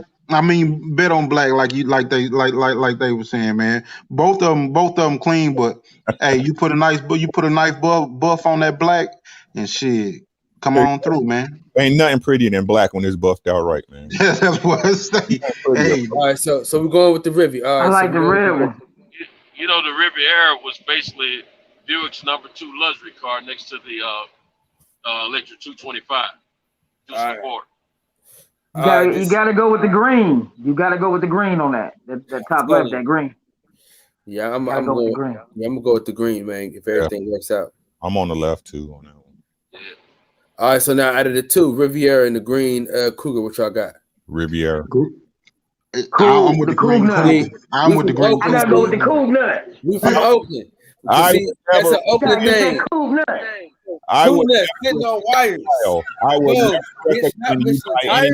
Mercury and or Ford. I just can't do it. I'm sorry. I apologize. Yeah, man, but you know, that's an Oakland thing. I'm not a big Ford person, but that Cougar though, I'm down with the Cougar. I'm telling you, that crew nut sitting on wires, man. Bose, bitch, not missing tires. Going with the crew nut. All right, back to push it back. I got a question. Hey, I'm gonna tell y'all, Vicentros, hold on, because I want to tell y'all. Eli said that it's around the country. Eli, when I was in London, they was talking about gentrification and shit too. It's everywhere, worldwide, baby. It's worldwide, baby. Yeah, it's worldwide. No, gentrification is a new red line. That's how real estate is. No, it's not. It's worldwide. It is sometimes, but it is worldwide, but it's a new red line though. Hey, watch it. I think Ricky Williams finna sum it up real good because I think I know what he finna say. Go ahead. This is how real estate is handled throughout the world, guys. That's what y'all don't understand. Look, it's as simple as this, bro. What they do. This is what they've done since the 30s, the 40s, the 50s, the 60s, right? What they do is they establish. If you look at every town, what town where everybody at? Is it a lot of construction going on in your town? Yeah, hell yeah. A lot of highway in New York. Every major city. Right, a lot of highway work too, right? Yep. Look, bro, this is what they do. The same thing they do while they burning California down. They trying to get motherfuckers out of there, bro, so they can go ahead and get them out, raise the prices up, and get the elites back in there. It's no different for your city. They herd us like sheep. They got to move old money around. They can't let that money just sit in one place and just pay taxes. They need you buying new stuff. No, otherwise that money ain't in circulation. They got to get you out because right now it's simple, bro. This is financial. Let's talk money, right? It's simple. Right now, if you got a mortgage, right, you in California, and you bought that house 20 years ago at way below the current market value, right? That means your mortgage set. They just can't come in and raise your mortgage off our GP, which means right now, where the current market is at, they're looking at it like, oh, fuck, we're losing money because this person's not refinancing. Their mortgage is set. They got another 10 years on that mortgage. So let's get them the fuck out of there, right? Pay them off. Pay them $100,000, pay them over market value for their house, or make an event to kick everybody out. An earthquake, fucking forest fire, name it. You fucking name it, bro. This is why I tell y'all ye are gods, boy. Y'all don't understand that the human mind can, if you can think of it, it can be accomplished. If you can think of it, you don't think these people know how to control weather right now? Yeah, hell yeah, they doing it. That's They a heart see in the project. clouds. That's the heart project. That's why they said ye are gods, bro. That's what y'all don't understand. That's the heart project. In the Hey, Bible, then they keep hitting Haiti too. Now Yep. they done hit Haiti. They done fucked over Haiti a million times because Haiti stood on their nuts, nigga, and fought back. Right. You know what I'm saying? In America, any other time they want to help a motherfucker out, but when it come to Haiti, they ain't helped them motherfuckers once. and it's all, hey, Kyle, it's They sure always, had. it's They always still a got to pay money coincidence, back right? too. It's always just a coincidence that when some shit happening in the world that particular country wants to fight back or looking to move past the global system, that, you know, Gaddafi just happened to get killed right when he about to, you know, get an American dollar, right? Yeah. The president of Cuba just happened to get assassinated when he tell the U.S. and the world and the WHO, fuck you, I'm not forcing my people to take this bullshit. It just always happens then. Haiti. Yeah, the guy in Haiti, the president of Haiti. Hey, boxing conversation with Reggie Owens. You right. Gentrification is supposed to be something good, but in a sense, it's not supposed to be bad. But the thing of it is the cost of living as it changes. Poor never receive any benefits of that to be able to pay and maneuver along with the land and or the landscape as it changes. So poor people are just used basically along with that crime rate to push other people around, and like that's the way we heard it, like sheep. In that way, it's elitism. It's not the whole gentrification where, okay, these neighborhoods get refreshed and get rebuilt, and you have a job, the opportunity to establish yourself with a good cost of living. I don't give a damn if you work at McDonald's or this and that and this and that and this and that, whatever place you do. Being able to survive and being able to have good, clean living and being able to live like that within the civilization that you are in, because if a person live on a TP hut and they feel free and they satisfied and they ain't got no bills and that's what's good for them, I love it for them, you know, because they ain't got the same worries that we got. If you choose to live in this community and this in this right in this functioning system, then this system should be set up where it doesn't even though it's capitalism and I believe in that, you still should at the bottom of that, you still should be able to survive, and the gentrification should be able to keep everything up within the system for everybody. It doesn't do that. And gentrification ain't for us. It's not for. It's not for us. I don't agree with that. Gentrification is supposed to be a good thing for us. Not as it pertains to our group. Exactly. Not as it pertains to our group, because the position that we in as so-called blacks in this country, we don't own, like the brother said from the beginning, we don't control or own nothing. We don't control anything. We don't own anything. So how is anything in this system, and it's their system, how is anything in their system? Everything they do is for a benefit of them, not for us. We don't control anything in this system. So it can't be a benefit for us. Every little thing they did, down to integration, every little thing that they did with the ultimate benefit, a situation for it to benefit them, not us. And it's never been that way. Nothing that they've done in this system has been for the benefit for us as a group. And this is why I agree with him in the beginning when he said, look, it is about us. We need to real focus more on ourselves and pull away from their shit. He's absolutely right. That was the realest thing that he said in this whole shit. We need to pull ourselves away from their stuff and our system and focus on ourselves. And then we can really get things accomplished for ourselves. So we so discombobulated as a group.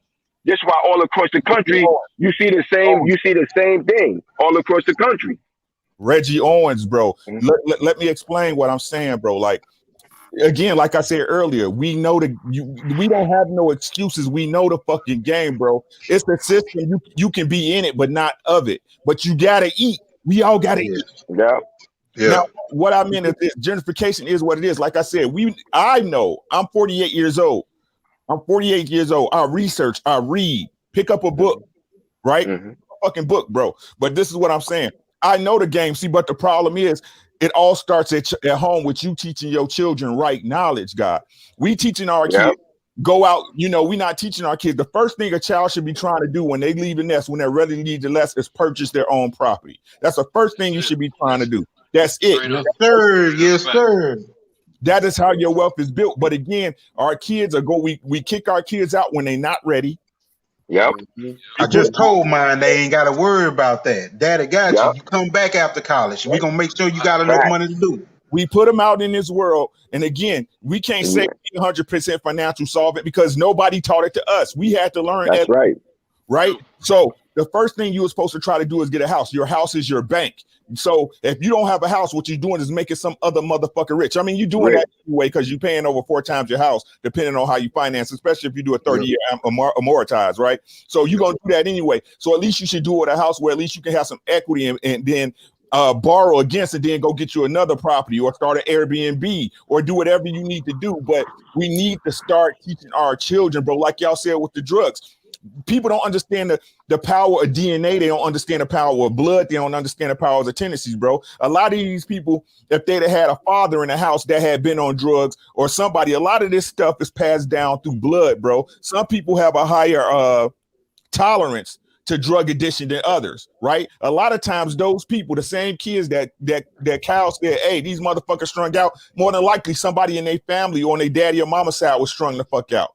Their grandmother could have been an alcoholic. That shit passed through the blood and the sperm line. That's why you got to be careful with who you share your babies with. True. And I got to say this, y'all. We've gotten so comfortable with staying on welfare and not using it to build and go over and do something else. You too busy buying Gucci belts and Balenciaga gay sneakers and skinny jeans and shit. You know what I'm saying? Y'all be getting all this free money, this money out of air, and ain't nobody went and bought no house. Ain't nobody went. Used it terribly. We used that system terribly. That was supposed to freak. We supposed to freak that in the illest of ways, and the overwhelming majority did not. They went the opposite way with the shit. Hey, I had a homeboy spend $33,000 on a bust down rollie, living in an apartment, living in a Section 8 apartment. You should disassociate yourself from him. He could have got a real rollie for 30 grand. Hey, I seen a dude in fucking working as a cashier in 7-Eleven that had on a fucking Gucci hat. And I looked at him and I say, bruh, that Gucci hat just cost you your whole fucking paycheck. For what? Yeah, that shit is so disgusting to me. So disgusting to me when I see that. I'm no bullshit, fam. I don't own no Gucci. I don't own no Louis Vuitton. I don't own none of that shit. But guess what? I got my goddamn house. I got my goddamn house, and shit here. It's got a net worth. It got a net worth to it. And if I sell it right now, my equity already $120,000 from where I bought it at. I'm not even fucked up about it. Yeah, man.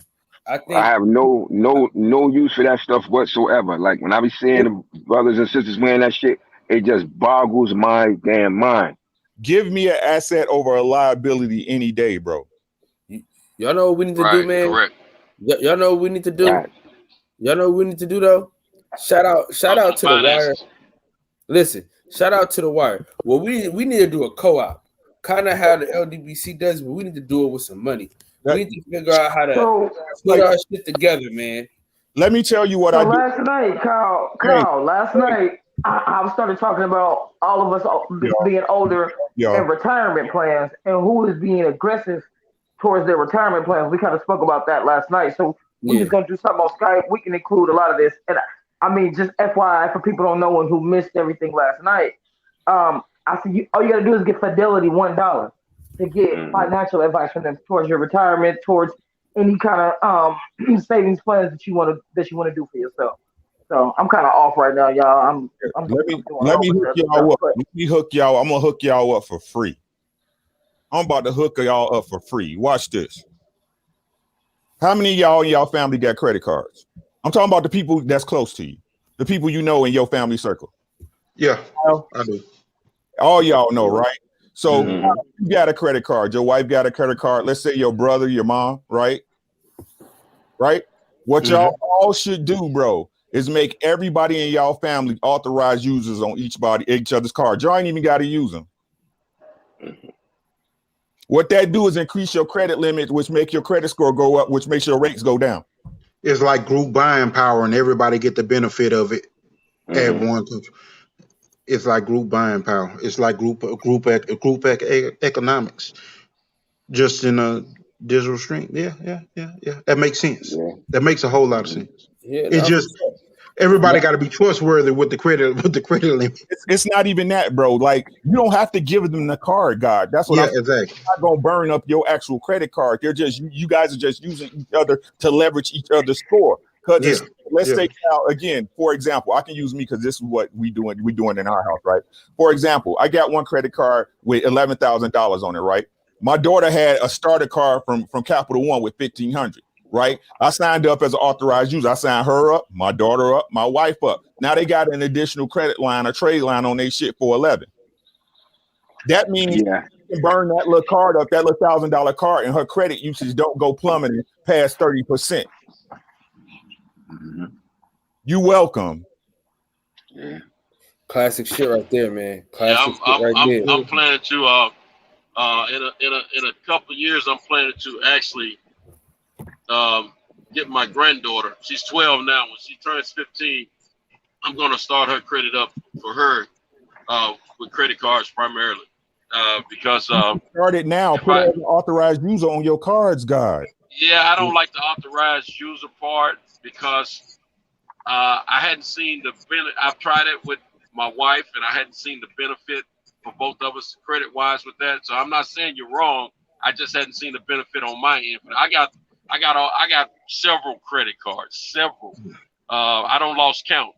That's not bragging or nothing, because there ain't nothing to brag about in my opinion. Too many credit cards is not a good thing in my opinion. But I have them because I want to make sure that my available credit is a certain amount opposed to my debt. Over 30%. So, because I'm in business for myself, so I have reasons why I do that. But yeah, you want to keep it under 30%. But I hadn't seen the benefit. My wife is on a few of my credit cards, but not all of them, just a few of them. And I just hadn't seen the benefit with the authorized user. Now, are you thinking it's a sense of using a secure credit card? No, I don't do the secure credit cards. Okay. To me, those are training wheels. I got to be wide open so they'll know that I'm legit when it comes to. No, I'm saying for your. I was saying for your kid. No. She won't be able to use it without me standing in the fold and making sure she's doing what she's supposed to do. But I mean, I'm gonna get her credit started with that program, because I like that program a whole lot better. Cause see, I was under the impression years ago. So I didn't do it for my own kids because I was under the impression, I was in the car business and all that. I was under the impression that a child under 18 couldn't be contracted for finances. But I learned that that's not the truth now. When you I'm going to do that with my grandchild. You know what I'm saying? You authorize. So, well, we never was able to, in the state of Tennessee, we were never able to put a child under 18 on a contract with their parents when I was selling cars. Oh, okay. That's why I got that from. But now I hear when it comes to credit card things of that nature, it's a whole different ball game. So I'm gonna start it with her. The reason I'm waiting she's 15 because she'll have a little bit better understanding of what I'm putting into her mind. Now right now she's got this little card. My wife just got her where you put money on. It's like a little debit card. You put money on it, and she's getting a cut. We already got her a bank account and all that. She's accustomed to the checks. I take it to the bank and all that. I want her to see this stuff in action, okay? Because I'm not gonna make the mistakes with her that I made with my own kids. Now, and I talk to my girls. Listen to me more than the boys do. So I talked to my daughter. She know I wanted her to buy a house first, but she got an apartment. But so her next step is to get the house and everything. She keeps the credit in order. But my thing is, we got the training wheels on my granddaughter. Now we're training her mind right now. With banks, how important they are, checkbooks, the credit cards, all that. So when she got the little debit card, she's getting accustomed to using that. Like the other day, Sunday, we went to the store. She wanted to buy some junk with it. She was already talking about she's saving money to do this and do that. I said, how you going to save if you're not focused, if you're buying a little junk here and there with your little money? I said, you got to get focused. I said, that's what's wrong with us as a people. She got that real quick. She put the little candy back, I'm always preaching to them about stuff like that because of the fact that if it's something that you don't necessarily have to have, don't waste your money on, especially when it's not exactly affordable to you. But if it's something that you want, and you can afford it, and it's not too ridiculous what you want. Like I'm opposed to Gucci, I'm opposed to Louis Vuitton and any other brand name that's not going to benefit you. I'm opposed to all that. Now, I'll invest in a car, even though a car is a depreciating asset, because I buy my wife cars, I get her old cars. That's the way I do it. And I don't trade cars in because of my knowledge of the car business. But the thing is, I believe in building equity in your property. I believe in using your credit cards with the intellect of a business aspect and building your credit and things of that nature. I believe in buying things that appreciate. And then when it comes down to clothing, I like quality clothes. I'm a cheap dude.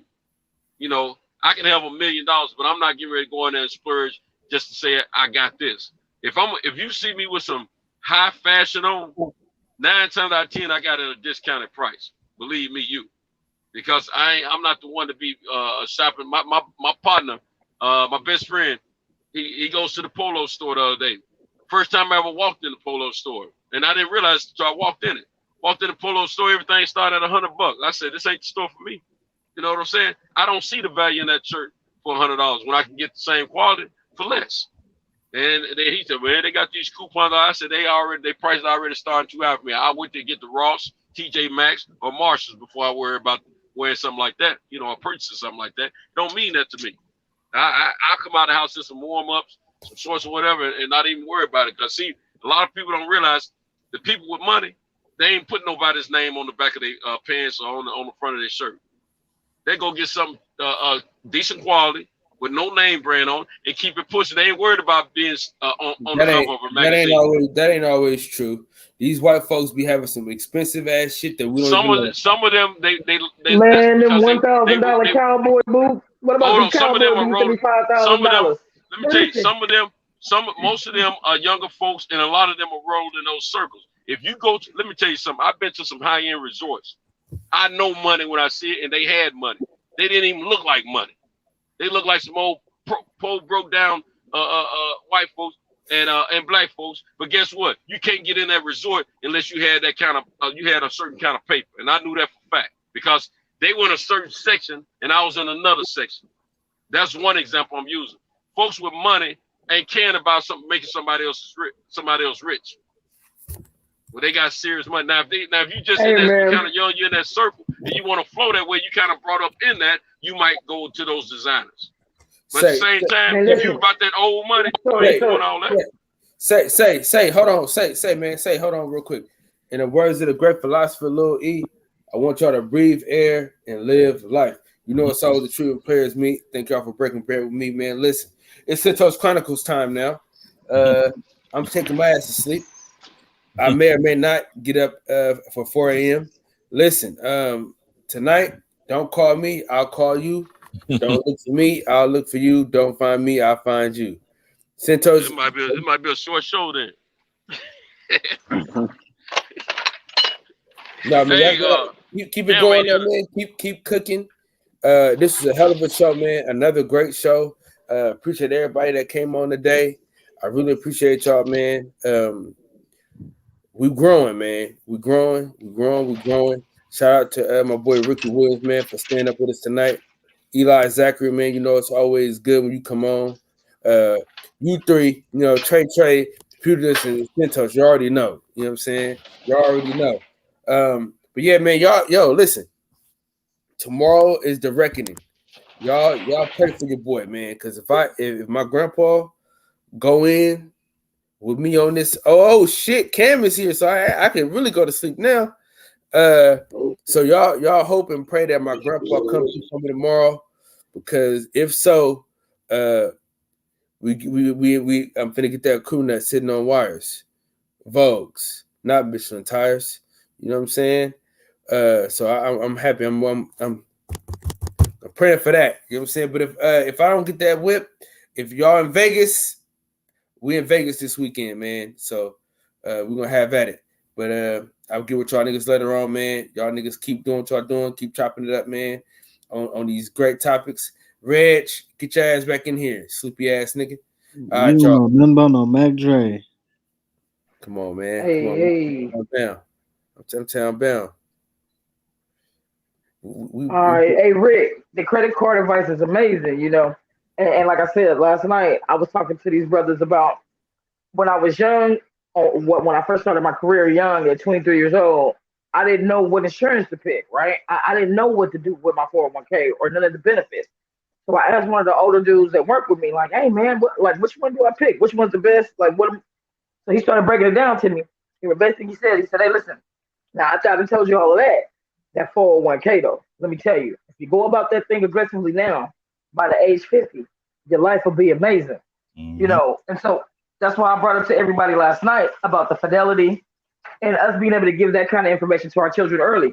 Even if you run your own business, even if you work at McDonald's, whatever, you can drop Fidelity at $1, get some financial advice for them, and they'll help you create goals for your retirement, and you can aggressively go after it. Now, I work for a corporation who, what is it, like 8 or 10%, right? They give me like 8 or 10% that they match me on, you know. But even still, if you're doing it on your own, you're doing it, and you're not caught out here in the end. And I hate to see all these old people working, man, who too sick or too weak to be working. We see it all the time. Don't it break your heart? Yeah. Don't it break your heart? 10% return is way better than what your bank giving you. That's for sure. You know what I'm saying? Yeah. It's like, but like I said, our people, we was never taught this. You know what I'm saying? This is stuff they be teaching and showing their kids in practice from day one. You know what I'm saying? This is what people don't understand. It's like another trick I want to passing it now though. And so last night we said we was gonna make a Skype thing where we was gonna talk business. So I want you to come on there. We're gonna make us a group. We're gonna talk business. I want to bring the kids and the young people. You know, and we can all just get together and everybody bring whatever knowledge they have to the table and we can exchange it. Yeah. I know a little something about the credit. I didn't know that. I learned that today. I'm not too bad when it comes to credit, but I'm really good with the 401k and the retirement stuff. I am a mechanic. I'm good with that kind of stuff. You know, everybody brings something to the table and we all bring what we bring. You got a debit card? You use a debit card? I got debit and credit. Right, but do you use your debit card is what I'm asking. Yeah. You shouldn't. Okay. You shouldn't. Here's another tip. Y'all welcome, man. Y'all ain't got to believe me, bro. Y'all ain't got to believe me. But if you're trying to get your credit right, because credit is money. That's what y'all know. That's what people don't understand. I ain't going to say y'all. I'll say y'all when I speak in general, so I apologize. So let's say, sis, let's say you got your credit card, whatever your credit limit is, right? 3,000, 4,000. I'm just talking numbers, right? Right. So look, you got to pay let's say, for one, you got to learn to spend what not just spending. Wait. You talking about the debit or the credit? Because you asked me about a debit card and then you switched it to credit card. Where we at? Just give me a second. Right? So let's say you're using your debit card to buy gas, or you go to the gas station and buy lemonade, right? And you use your debit card. You should use your credit card, right? For any purchases you make that you can make a credit card with that you know you would have made with your debit card because you got the money in the bank, you should do it, right? Because right now your debit card, when you swipe that and you pay for that lemonade, that money's only working for you once. If you do it with your credit card, you know you go. So let's say you use your credit card instead of the debit card, right? You go in, you buy your lemonade, swipe it, $1.99, right? At that point, you should go straight to your Capital One account or whatever card you're using and go ahead and transfer that money over from your bank to your credit card. That way your money works twice. It builds your credit and you paid for your soda. Facts. It's facts. Okay, yeah, I do that. Yeah, I know what you're talking about. And I get reward points and shit too. Right. Like I got something for my flight, my hotel. I travel for work, so flight, hotel, you know. I haven't paid for a flight in 5 years. I haven't paid for a hotel room in 5 years. I haven't paid for a rental car. So I stay trying to use my hotel benefits. They've given me credit cards, you know what I mean? So I do that merely just to get flight points, or my bank actually gives me money back for, you know what I'm saying? So but if you I do that for those. So that's 3 times it's working for me. You know what I mean? Yeah, but exactly, because you get points. But if that's something you're not doing, that's something you can implement right now. And in 3 months, your score jump 50 points. And then they're going to also authorize you a credit increase because they see you know how to use credit.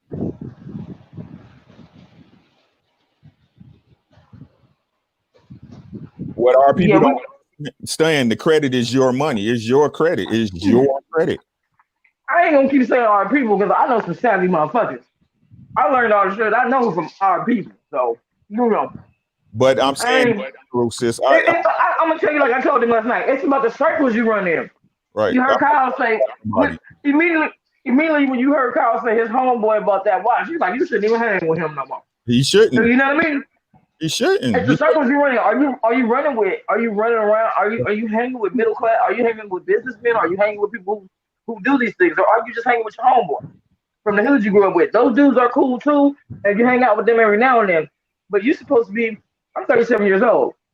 I'm hanging around in circles with people I'm learning shit from and becoming better educated. When it comes to this life thing.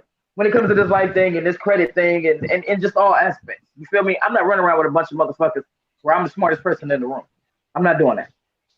And Straight Street Fighter said some people don't want to deal with any extra interest due to personal beliefs. But what people don't understand, if you pay it immediately, there's no interest. No interest. As long as you pay the balance before the statement date, there's no interest charge. Right. Facts. I do that shit on purpose. You know what I'm saying? Here go your money, bro. That's why I don't buy nothing I can afford to pay out of pocket. I just do it with my credit card. I ain't gonna lie, bro. I'm gonna have to tell y'all what this our people stuff, bro. I know some smart motherfuckers. I know some smart black folks, man. We need to hang out with them more. You know what I mean? Than our homies just buying $30,000 watches living in an apartment. Exactly. I'm just saying. Exactly. It's not really it's your circle. Because I work in an industry it's corporate. And it's some motherfuckers in here that's on the same level that grew up the same way we did. Different race. From all races. Mexicans, blacks, whites, Asians. It's simple.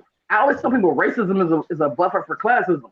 Truthfully, it's about where you at. Truthfully, it's about where you at. Poor ain't got no goddamn race. So, I mean, in mentality, right? I work with a white dude who was just saying, like, as soon as he got on and got this job, his whole family, what they doing? We call it the black tax, right? His whole family pulling the same shit. That ain't got it. I feel like sometimes we don't get outside of our community, so we feel like it's just our community. But that's not the case. It's really everybody. And then there's mentalities, and he grew up not knowing about this shit, and we're learning. And we kind of in the industry, like I told you, we're an old dude, let me know what's up. And thank God I asked him, you know what I'm saying? Because I just didn't know which insurance to pick. I was like, I don't know, I've never seen this shit before. What do I do, right? So, and it was an older white guy. But I think a lot of times we only deal with us, and then we only deal in that level of people, so we feel like it's just us. I got a homegirl right now that's 37 and divorced who keep talking about she can't find a man, but she keep looking at weird ass places. And then when she and then she keeps entertaining motherfuckers she's not really interested in. I'm like, well, you're not interested in this person and you keep entertaining them and you wonder why you can't meet nobody. Oh, well, this is just for now. I mean, until I meet somebody else. I'm like, you don't dress nice, you don't smell good, you don't comb your fucking hair. Like, you know what I'm saying? She got dreads. Like you look like a mom on the way to it. I'm like, girl, you look like you just rolled out of bed. You got these. Who the fuck gonna holler at you? How are you gonna meet anybody? And she a woman who looking for a suitor. You get dressed, you get your hair, you get together, you smell good. You know what happened when they looking good walking past, smelling like all that goodness. You know, you can't even. The bitch can be ugly, but if she confident and smell good, look good, you like, ooh, that's a good looking ugly motherfucker right there. Hey, as long as that, you know, right, facts. She keeps complaining. She's like, yeah, all these people. She keeps blaming Florida. I'm like, no, bitch, I lived in Florida for 6 years. It's the motherfuckers you hanging with. It's the people. And then what is it about you that keep attracting all these weirdos?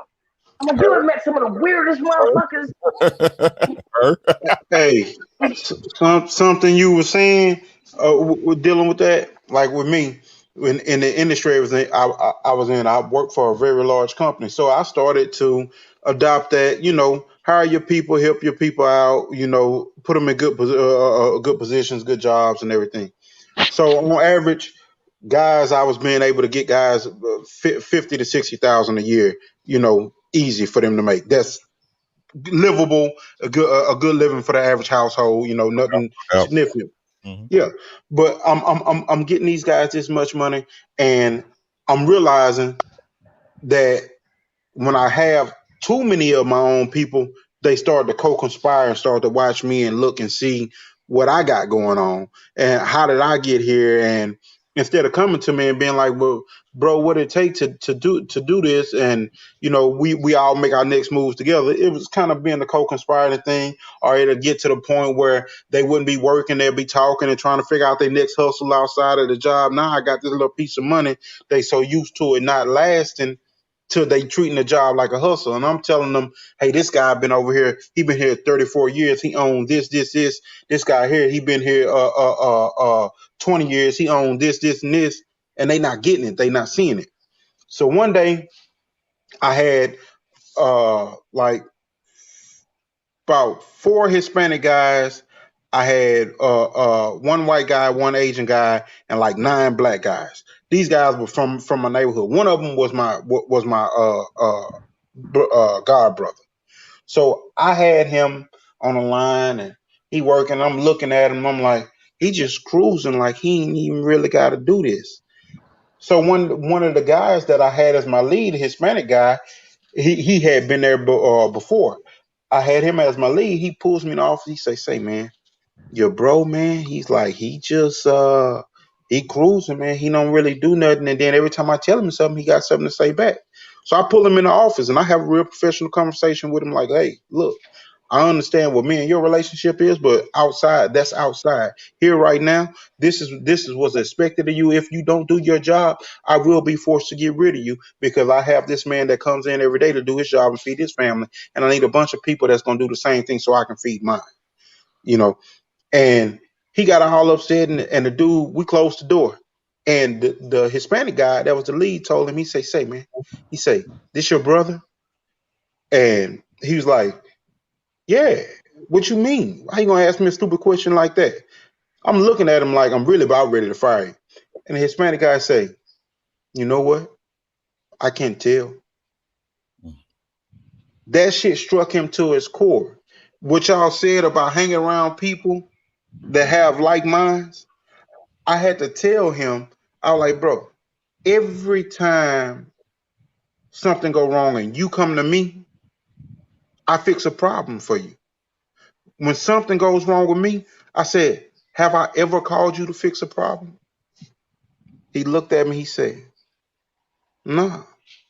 I said, it's not an even trade, bro. One-way relationships. This relationship is not an even trade. I say, y'all say that I changed. I'm not the same dude that used to run the streets, y'all. I say, y'all think, bro, in the streets, every fucking time something went down, y'all called me. I said, I never called y'all. Try to think of one time that I called anybody over here to come handle any beef, to come handle any situation, to get you out of jam, to give you some money, to put you up on your feet, anything. Ask anybody, anytime. Think about it. He thought about it. He said, damn, bro, I never thought about that. I say, bro, that's why I don't fuck around with everybody. It ain't that I changed. It's that I'm trying to do the best for me. So me doing the best for me to y'all is a problem. Sometimes you have to evaluate your circle and look at your circle like that and see how much your circle is taking from you and how much your circle is actually pouring out into you. Hey, Eli, man, listen. They can say that I changed all they want to. I didn't change, motherfucker. I grew up. Y'all say the same act like 12. Y'all say the same act like 12-year-olds, you know. And you know, I had to tell my wife the other day. She called me talking about some shit for $350. I said, girl, that ain't needing some help. That's all like you need me to pay the whole goddamn thing. I've been telling you to do this and do that and do this and do that, and you don't fuck around and save your money, and you don't do anything I give you advice on. So now that you done fucked over your shit, I'm supposed to fuck over mine. Now I don't know how you gonna get it done. I don't know how you gonna get it done. You feel me? Figure it out on you. Figure it out. I don't know what to tell you. You knew you can call me, and you know I got it. You know why you know I got it? Because I'm responsible. That's why. Hey, I just lost a buddy. We was rapping and everything in the streets together, all that. But this dude went to Troy State and was on the same team as DeMarcus Ware. He was the 13th ranked safety in the nation. Man, this dude after everybody broke up and separated, and everybody got their stuff to get started getting their stuff together slowly but surely, you know, or whatever ways they was going to like. Man, this dude started an organization for kids, a little Pee Wee League football and basketball. You know, he started this from nothing, bro. He came, said I have no money, but he had a mouthpiece and he networked with the right people and got sponsorships and got uniforms and got everything for these kids and put these kids on teams, traveling teams, and everything, and got everything situated. He passed here recently. You know, his mom was like, I didn't know that he was doing so much. The people that stood up at his funeral and talked about, you know, well, he took care of this homeless guy, put him in an apartment, and had the nonprofit paying for it on this and outreach that he had developed. All of this different stuff that he had developed, a lot of people that were around him did not even know. When we were rapping and moving around, I have an IG account that I don't really use, but it's a picture of us as young dudes all standing out. People look at that picture and be like, oh, there's you and the homie. We was actually doing stuff with Staples and the local apparel store where we was doing a backpack giveaway. And then it kind of moved over to our neighborhood to where it became like an 11-year strong thing, you know. But guys that were with us at first, you can see the drop off because they didn't have a mindset for that. That one guy himself, he managed so much to when he died, it became where you started to see people pick up. Sometimes it's that y'all were saying earlier, pugilists and Ricky, you be the change that you want to see. That's what that represented for me, because it made other people start stepping into the gap because they like, dang, we can't let this go. And then it meant something. It meant something. So if people started stepping in the gap, his mom stepped up, but that being the change that you want to see and getting rid of those ones that are not about that and putting it all together. Sometimes that's what, not sometimes, that's what we have to do more of in order to bring our own communities together and be that example for our people. And it may start as a microcosm within your household. It may start as a microcosm within the influence that you have in your community, in your circle. But those are the things that we have to do more of. Just getting a little started. I know there's a few brothers on here in this community that have nonprofits. Best Pugilist is one that he has his kids that he's doing his outreach with and getting them set up with boxing and things. But those networks of what may start as just boxing, they go a lot further in life. And those kids, the influence that's being had on them by a man actually being there and showing them, or people in their lives actually showing them that love and showing them that support and approval, to say that they can do it, that look like them, it mean a lot. So that's one of the things that outside of this credit that we're talking about, outside of finances that we're talking about, we have to be able to do that more and give back and do our work within our communities too. Absolutely. Definitely agree with you on all that, brother. And to refer back to what you were saying about your buddy Eli, man, the worst employer, I've told this before, the worst employee I ever had since I've been in business is my son, my blood son. He's fine once he gets to work, but getting to work is the problem. I had to give him a 30-minute earlier start time than the rest of the crew just to get him there on time, because he was still going to be late. But I end up, parting ways with him in 2017. He's been trying to get back in ever since, and I'm like, ain't nothing left for you, son. He hadn't shown him enough maturity yet, But at the same time, in 2019, I had to fire my best friend. Now, I ended up bringing him back after a few weeks. My wife getting involved and all that kind of stuff. Him and her, they real cool. But I didn't put him back in the position he was in before, though, because I had bigger plans for him within my business. But you can't. What I'm getting at, can't always. Well, if they're your friends, sometimes they got to stay your friends. You can't mix business with pleasure. I mean, business sometimes with your family or some family members or some friends, because of the simple fact it may not go the way you want it to go. You want to look out for them, but sometimes you can't because there's going to be confusion there as the lines are going to be blurred. So what I had to show my friend, and I mean, he's still my boy today. I mean, ain't no hard feelings. You know, matter of fact, I fired him when we went to Mexico. But the thing is, that's how much love. He's my brother. You know what I'm saying? Mm-hmm. But the thing is, I had to let him know how important my business is to me. You know, I let him know how serious it is to me. I told him day one when I created this business, this is going to take me into my retirement or until my death, rather, because I don't see me retiring unless I just can't walk or something. But I told him, I said, look here, man, I can't let you and nobody else dismantle what I've been trying to build. And I said, I got a good momentum going. At that time, I was getting some decent money. You know, I was doing on the low end probably about $8,000 a week. On the high end, my best week at that time was 11.7. So I wasn't trying to mess that up for nobody, because here I am, got a chance to get some real money like I used to get in the streets legally. You dig what I'm saying? I'm on a momentum at that time to build. I'm trying to get my company to a point where I real talk, I've been slacking a whole lot this past year and a half. But before that, I was focused in trying to get my company on that 7-figure a year figure and better. You see what I'm saying? I want to provide jobs for not just other people, but especially for my family members and close friends. You know what I'm saying? If they're worthy of it.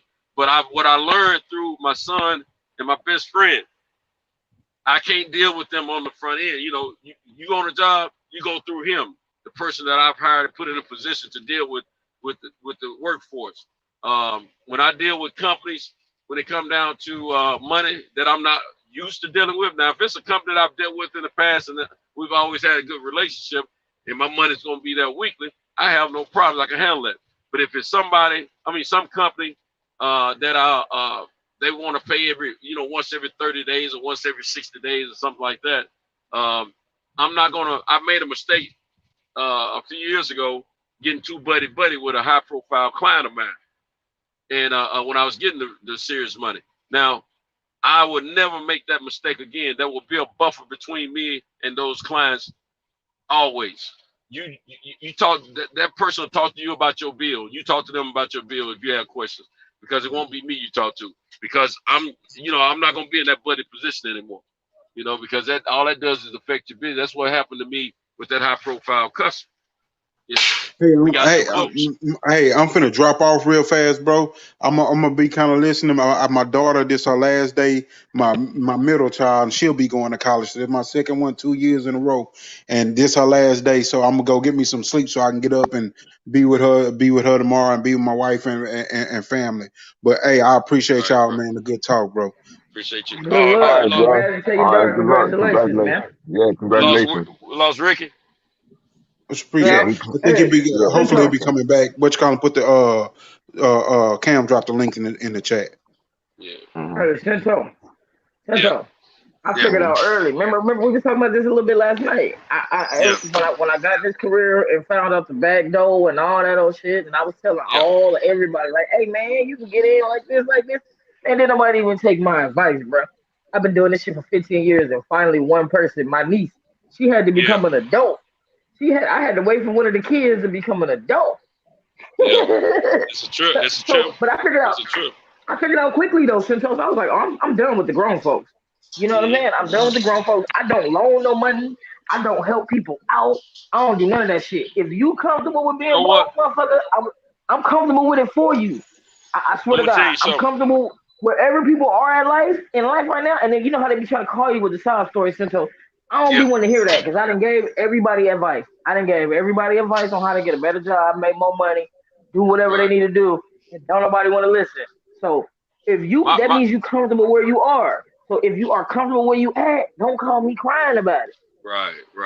My little brother, he's been hard at me since I started my business, because when I first started, I didn't have everything set up the way I have. Like I didn't have payroll set up legitimately. I didn't have, you know, a business bank account when I first started. I'm talking about when I first started. I'm talking about when, in the infinite stages, like within a few months of me getting started. I didn't have a lot of stuff set up the way I'm very established now in the business sector. I get calls from various potential clients about different things, but it's always a bigger job or a job way out that I can't do, you know, because of lack of well, not so much equipment, because I got more than one truck. I have a few trucks, but it's more of a, you know, I don't have the personnel right now, and it's not. It may be something that I'm not actually involved with. But anyway, but the first two people that I hired were cousins of mine, first cousins of mine. And the thing about him, I didn't have no problem with them. You know, one of them, me and him was involved in an accident. We got hit from behind, and he got a little hurt worse than me. But the problem is, the doctor prescribed him some drugs, some Oxycontin, and he was a reforming addict at that time, and it didn't go well. And I ended up hiring his brother after that, you know, because he got hooked on the stuff after I hired his brother, of the Oxycontin or whatever. But the thing is, they did pretty good. But my brother, my actual blood brother, he was upset with me and still is to this day, because I never hired him in this business. He tried to act like it's, you know, I must provide him a job. But my brother has shown me over the years, my brother wants to work when he wants to work. He go fishing when he should be at work. And all this, and I helped him get hooked up with a partner of mine in his business, and he played my partner, you know. And then he want to whine about you ain't never try to look out for me and this, that. I said, you know why? Because first of all, you ain't gonna do right. You want to come on people's job and tell them how to run their own company. I said, you're not gonna do that with me, you know. I said, plus we get along better if we ain't working together. Second of all, I need people that's gonna show up and be ready to work.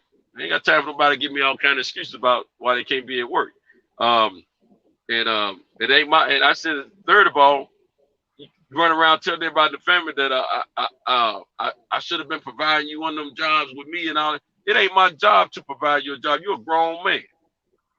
You provide your own job. That ain't my obligation. If I want to offer you a job, then that's another thing. I said, but it's not my obligation to give you a job. You grown man, you should already have your job. But anyway, I say that to say, you know, I've extended some, you know, to some family members, you know, opportunities in the business. Now I knew the second cousin that I hired was a temporary situation, because he was here staying in the Nashville area for a few months while he worked with me, and he went on back to where he was staying at in another city. But man, you have to be careful how you deal with people, because we know our family members. So, you know, that's why I never did bring my brother, because I know him and I know how it's going to go. We've always pretty much got along better, not doing things together. Now, right now, unfortunately, we don't have a speaking relationship, because the little sucker is freeloading right now. In my opinion, he's staying at my mother's house, that I've had to, you know, I initiated the money for my mother to get the house, and I had to finish paying the house off.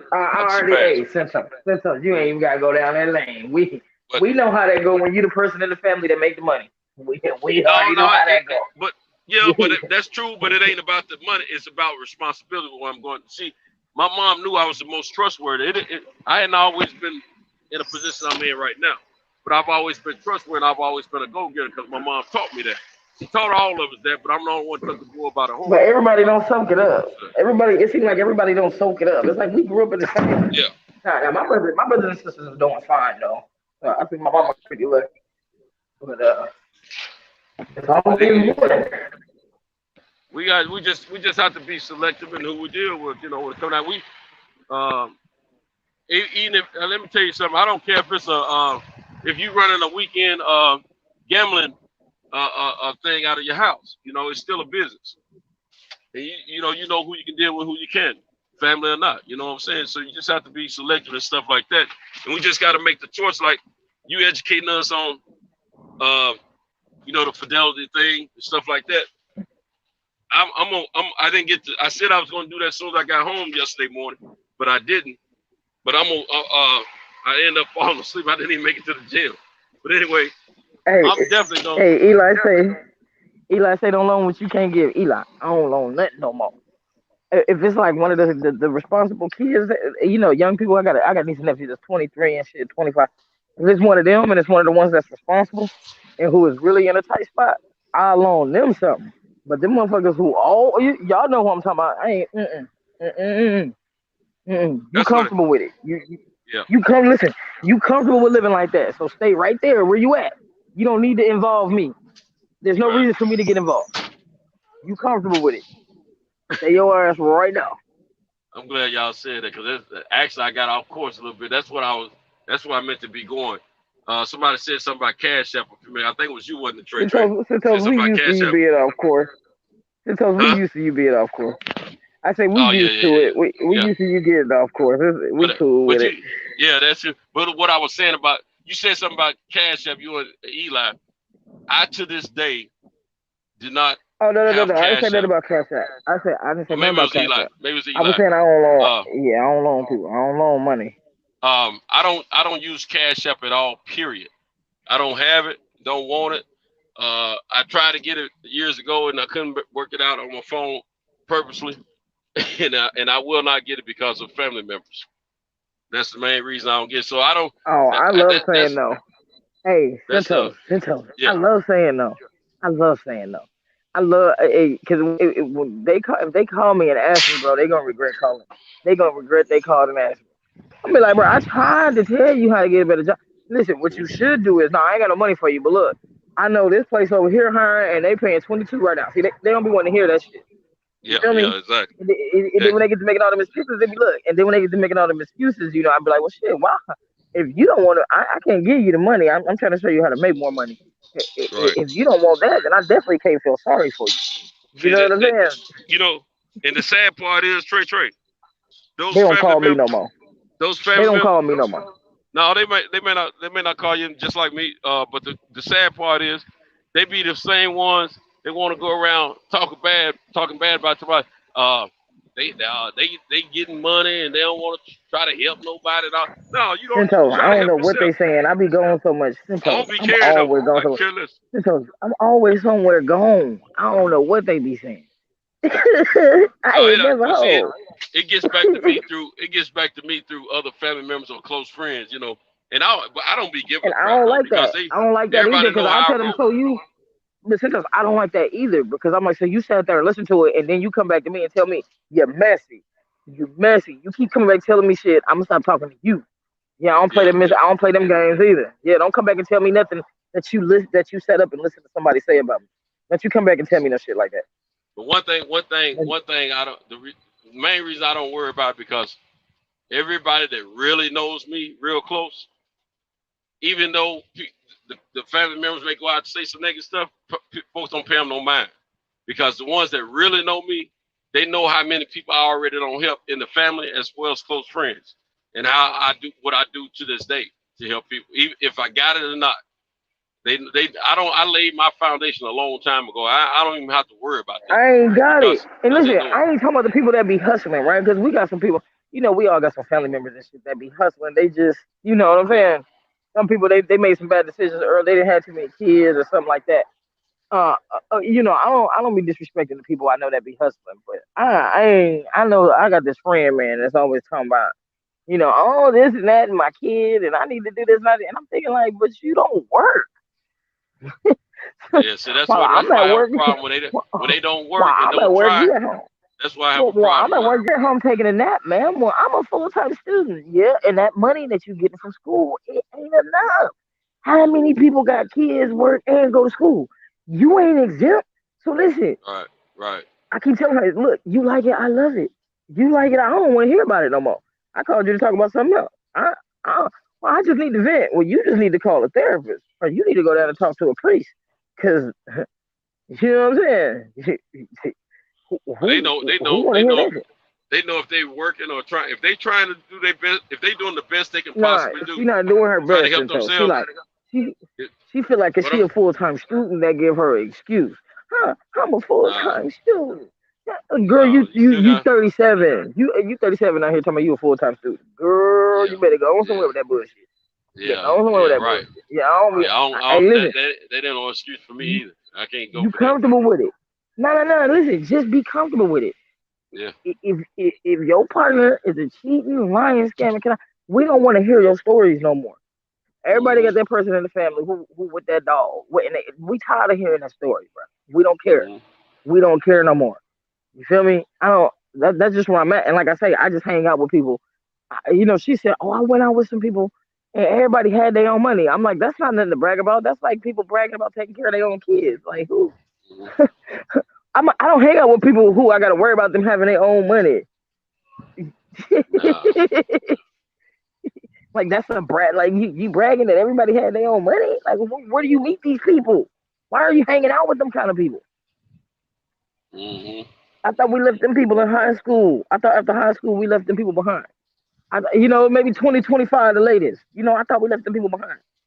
That's what I thought. Quit holding on to motherfuckers.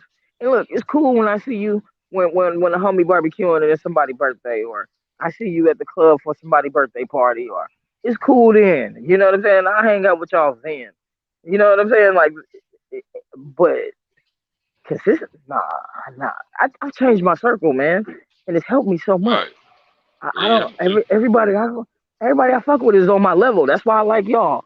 Eli's a businessman. You're a businessman. Kyle take his ass to work. You know what I'm saying? Like everybody on this panel is doing something. Y'all active fathers. Y'all taking care of y'all business. If y'all weren't doing that, I wouldn't really be talking to you, motherfuckers. You feel me? And we sitting here learning from each other. Every Right. every time. If you keep yourself a company of people that has no sense of direction and not trying to achieve anything, not trying to progress in life, that you're gonna end up following suit with them. If you have too many of them around you like that, I don't do that. I roll to my own beat. Most of the people that I look up to, I can learn something from them. And the people that I mostly associate with, they trying to get their own. I don't have my closest friends. They're not people that's running around trying to knock on doors and see who they can get, see how many people they can get a dollar or two from. They trying to get their own. Like I say, every time we come on here, any one of these shows, we would be on Red's show or one, we always learn something from each other. Right. We sit here and we talk about boxing or whatever. The next thing you know, we talk about credit. Next thing you know, people talking about owning their homes and their equity. Next thing you know, somebody telling you how to use your credit card. Next thing you know, we tomorrow we need to do this, and then we can go back to the fuckery. Ain't nobody on here crying about not having no goddamn money and water in the swallow. I don't hang out with that kind of shit because then that brings all that drama to your doorstep in your life. I said to me,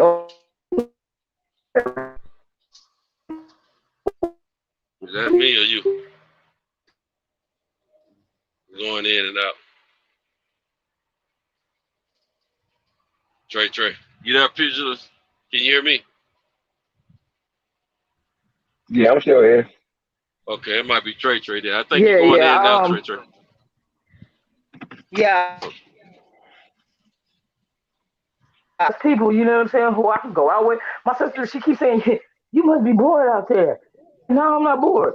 Between work and homework, I'm definitely not bored. And in between, I go out with stuff on the weekends sometimes.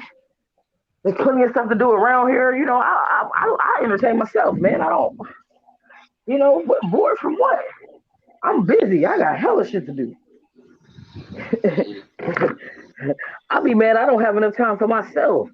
The other weekend, last weekend, actually, this weekend that just passed, was a long, slow weekend. I had got on a homework. Man, I sat around here and did nothing. You know how good that felt? To sit around and lay and it was raining all damn weekend. We had some typhoons come through here. It was raining and ugly. I sat in the house and watched TV all damn day. One of them days I slept the whole day. The whole day, bro. The day the typhoon hit, I slept the whole day, bro. every time I open my eyes and see all that rain, I close. That shit felt good. I You know know. it did. That's a good day to sleep too. But I tell you, Yeah, sometimes yeah. I'm so used to being busy. Sometimes when I have time not to do nothing at all, I feel so guilty. Because I've gotten so accustomed to going and going and going. So but some days on weekend, I'm done driving or doing whatever else. I'll be like, man, it's time. Like Sunday, this past Sunday, when I got out of church, I said it's time to relax. I said I ain't going Yeah, anywhere. man. You know what Do I'm saying? nothing. Do nothing. That shit feel good. Yeah, I do not feel guilty. When I absolutely. get a chance to sit around and do nothing, I do not feel guilty. And I'm Yeah, so glad, I ain't got no kids over here. Hey, I want this. I want. right. You Yep. feel me? But and like I say, I can fuck with y'all and rock with y'all and talk to y'all and stay on here 4, 5 hours, 6 hours talking to y'all because y'all not dusty. There we go. I was trying to find a way to say that. Y'all not dusty. Yeah, yeah, I can't. yeah. Well, We got. Listen, and like I say, you know and you. traveling has been the best gift to me because I got shout out to Eli, my Texas boys. I met some of the coolest motherfuckers in San Antonio. Them Yeah, dudes, that dude is like my brother. You know what I'm saying? I fly yeah. out there just to go hang out with him a lot. I mean, I met some. I got friends that I did not that I met recently in the last maybe between the last 15 years of me traveling. I got friends all over the country. I met some Right, decent people in France, right? I wouldn't call them friends. Like I met some decent people in France. They hit me up on the internet. When you coming back? When you coming back? And we ever just check on each other. I got people I met here that are Americans. People that I met here last time I was in Japan. So and like they move around and travel like I do, so we be hitting each other up. People from like my industry that I met all over the country. We hit, where you at? Where you at? Oh shit, I'm over here. All right, well shit, well, I'm gonna be over this way soon. Like we end up crossing the same cities every now and then, and you yeah, know, uh, I like people that's doing shit with their life, man. right, I can't right. I get irritated with all the weirdos, man. When I go home, when I go home, I don't fuck with. Yeah, I go see my family members, my sisters, the kids, my mama. You know what I'm saying? right, That's what I'm right. home for. And, and, Yeah, and, and, and all my homies and family members that is on that reckless shit. My grandma lived by all the recklessness. So when I see them, I stop for a second, but I don't stay around that long. I don't leave the police pulling up. And somebody got something in the bushes, and now my vacation went to a staycation. He, he, I don't be getting in the cars with nobody, and you can't get in my car, and none of that shit. None of that shit. yeah. Mm-mm. I You know, leave them fools where they at, Cinco. I think we all got different groups of friends, or as my mother used to say, associates that we deal with, that we have known for a number of years. Like people that I consider friends or my partners. Uh, they're probably equally yoked as I am, and what I mean by that, mentally, we're on the same wavelength. We're both, and we're physically trying to, get our own. Now I got people that Mm-hmm. like if I say homie, um, depending on what kind of emphasis I put on the word homie, is going to determine what type of level of friendship I may have with that person. This person may be a homie that I grew up with, but we're not necessarily close, and we're not necessarily friends. You dig what I'm saying? Like we speaking, we have no ill will for each other, but we have nothing in common outside of we grew up together. Um, we on different paths. This person laying around not trying to do anything to better themselves, and I'm totally opposite of that. So I can't kick it with that person like that. You see what I'm saying? So I might just refer to them like if I'm talking to an outsider, I say, "Yeah, that's one of my homies right there." You know. Uh, but when I got a certain level of love for an individual, I say, "Oh no, that's my homie." I put a different emphasis on it. Case in point, I got friends that I've made over this YouTube thing, right? Uh, we didn't grow up together. Some of us hadn't even seen each other face to face. But if I've established a certain type of relationship with them to where uh, I feel they can call me whenever they, need to ask me a question or vice versa, whatever. That's my homie right there. That's that positive emphasis I'm gonna put on the word homie. That's a partner of mine. I'm gonna refer to them like that. My day ones and all that I have a real relationship with, that I can trust to help me a vice versa. That's my partner. That's my friend or whatever. It's a whole. The emphasis that I put on those adjectives has a lot to do with what kind of relationship I have with a person. I got friends that I've made through this YouTube network that I have every intentions on meeting at least once in my life before I pass from this earth, if the Lord's willing. And I'm talking about up north, out west, down south, all areas. To be my man Sheldon Moore, that's my dude. He's friends with a lot of folks out here, but Sheldon, we hit it off right off the bat. We speak to each other like brothers. You know what I'm saying? We have a lot in common. That's my man. We've met. We don't see each other every day now. We talk every so often, but hey, we talk like brothers. I don't care if we don't talk for weeks. We're gonna talk like brothers. I have high respect for a lot of the cats. The ones on this panel, Trey, Pugilist, Eli, a few others. I got high respect for y'all. I feel I have a relationship with you all, unlike some of the homies that I grew up with.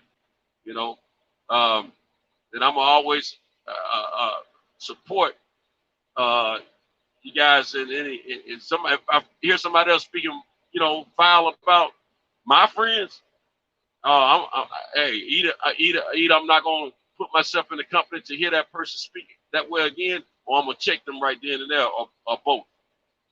Because simple fact, I don't like folks saying anything negative about who I have an affinity for.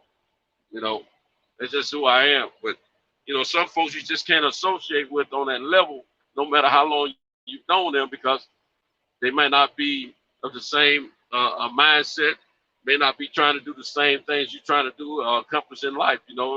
And so for those kind of guys and women that I've always known since I was a kid, but they ain't trying to do nothing with themselves, and that's a homie of mine. No emphasis at all, no positive emphasis, because we ain't rocking like that. You know what I'm saying? We Hell yeah! Hey, somebody came on the panel. Who was that? Yeah, that's my man Deuce. My man Deuce. What's up, Deuce? Hey, Deuce, how you gonna come on the panel and be quiet, man? That's the second time you done that, bro. Nah, I know man, you got something to say. There you go. Y'all up, over man? there philosophizing and you know what I'm saying? I ain't trying to break the monotony. I want to talk about something way different. Appreciate it. Well, let's go. Let's go. Hey, I was trying to what's up, man?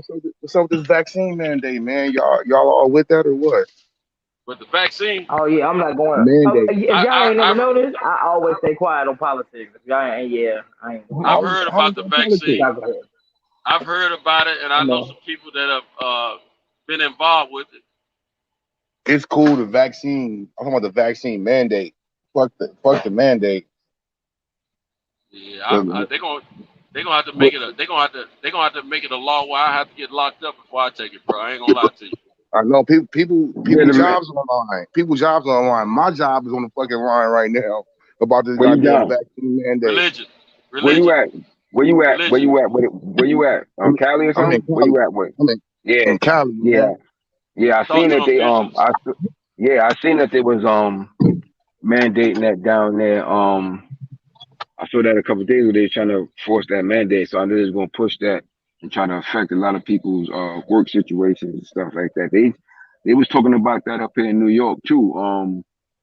Because they got the governor out. They got Cuomo out because Cuomo was saying nah. The governor, he was like nah. He wasn't gonna let it go down. But then as soon as he started that shit, they started dredging up all that stuff with this sex, claiming that he was doing some inappropriate stuff with this woman and so on and so forth. His ass just resigned a couple of days ago.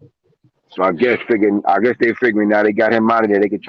They might try to push that mandate Nah, and shit. his ass with the mandate too. He's ass one of the first ones. His ass is Nah, with that nah, shit too. nah. He said no, he wasn't going to do it. He said no, he wasn't going to do it.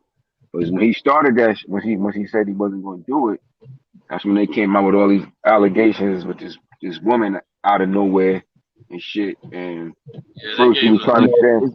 That's cool First for he was him. trying to stand strong.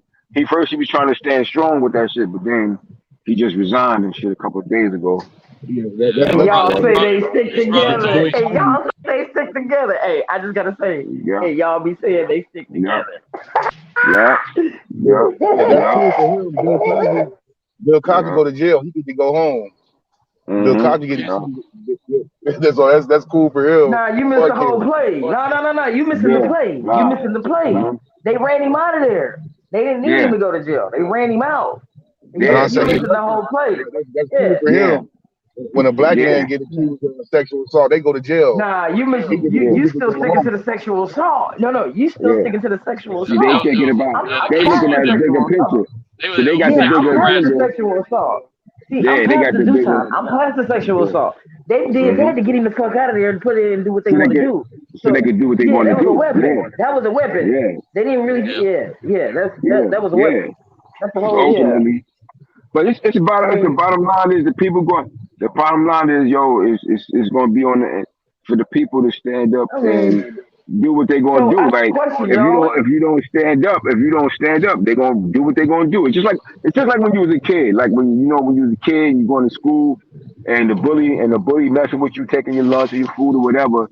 And then your parents or your uncle, whoever, your father, what they going to tell you, like, yo, you better fight that motherfucker, or you gonna keep getting your shit to. Like, so if you let them to do that, then they're going to do it.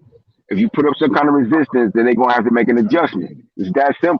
But if you don't, they won't. I'm staying in the middle, right? I'm gonna keep all my personal, whatever I feel about this, out of it. But I gotta know what I want to know. Like, what, not saying I agree or disagree, but what do you guys, if anybody, agree or disagree with actually taking it or them mandating it? How do y'all feel about that? How do I feel about it? Well, for me personally, I'm not anti-vax per se. I'm not anti-vax per se because I've been vaccinated in my life as a kid and stuff like that. But those was traditional vaccines that actually worked. Now this shit here, this new shit they did without fully testing it on people and all that shit, I ain't with that because they didn't go through the proper procedure. Now, if they went through the proper procedure, I could have been more inclined to accept something like that. But because they didn't do it that way and they just rushing it on people, and you got a lot of people that's like one of my homegirls at my job, like her father, it's fucked up. I feel so bad for her, man, because she just reconnected with her father. He's from Trinidad. And he had diabetes, and he fell for the okie doke of when you older, you susceptible, this and that. Look, man, that shit is individual. It don't apply to everybody the same way. So he went for it, and sure enough, the poor man took the shot. 3 weeks later, he was in the hospital, and he was dead before the month was out. You know what I'm saying? Wow. Now, I've known plenty of people. Is that the only hurt me person? so bad. It hurt me so bad because she just reconnected with her father. You understand what I'm saying? Yeah. And I was like, I felt so bad. When you told me about that too. Yeah, it hurt me so bad because I knew it was going to happen. Like, I was like, because he tried to get her to take it. She's like, nah, I'm not taking it. And I don't want you to take it either. No, I'm older. They say it's dang. If you're older, you're more susceptible. And, mind you, he was taking care of himself with his diabetes to his diet.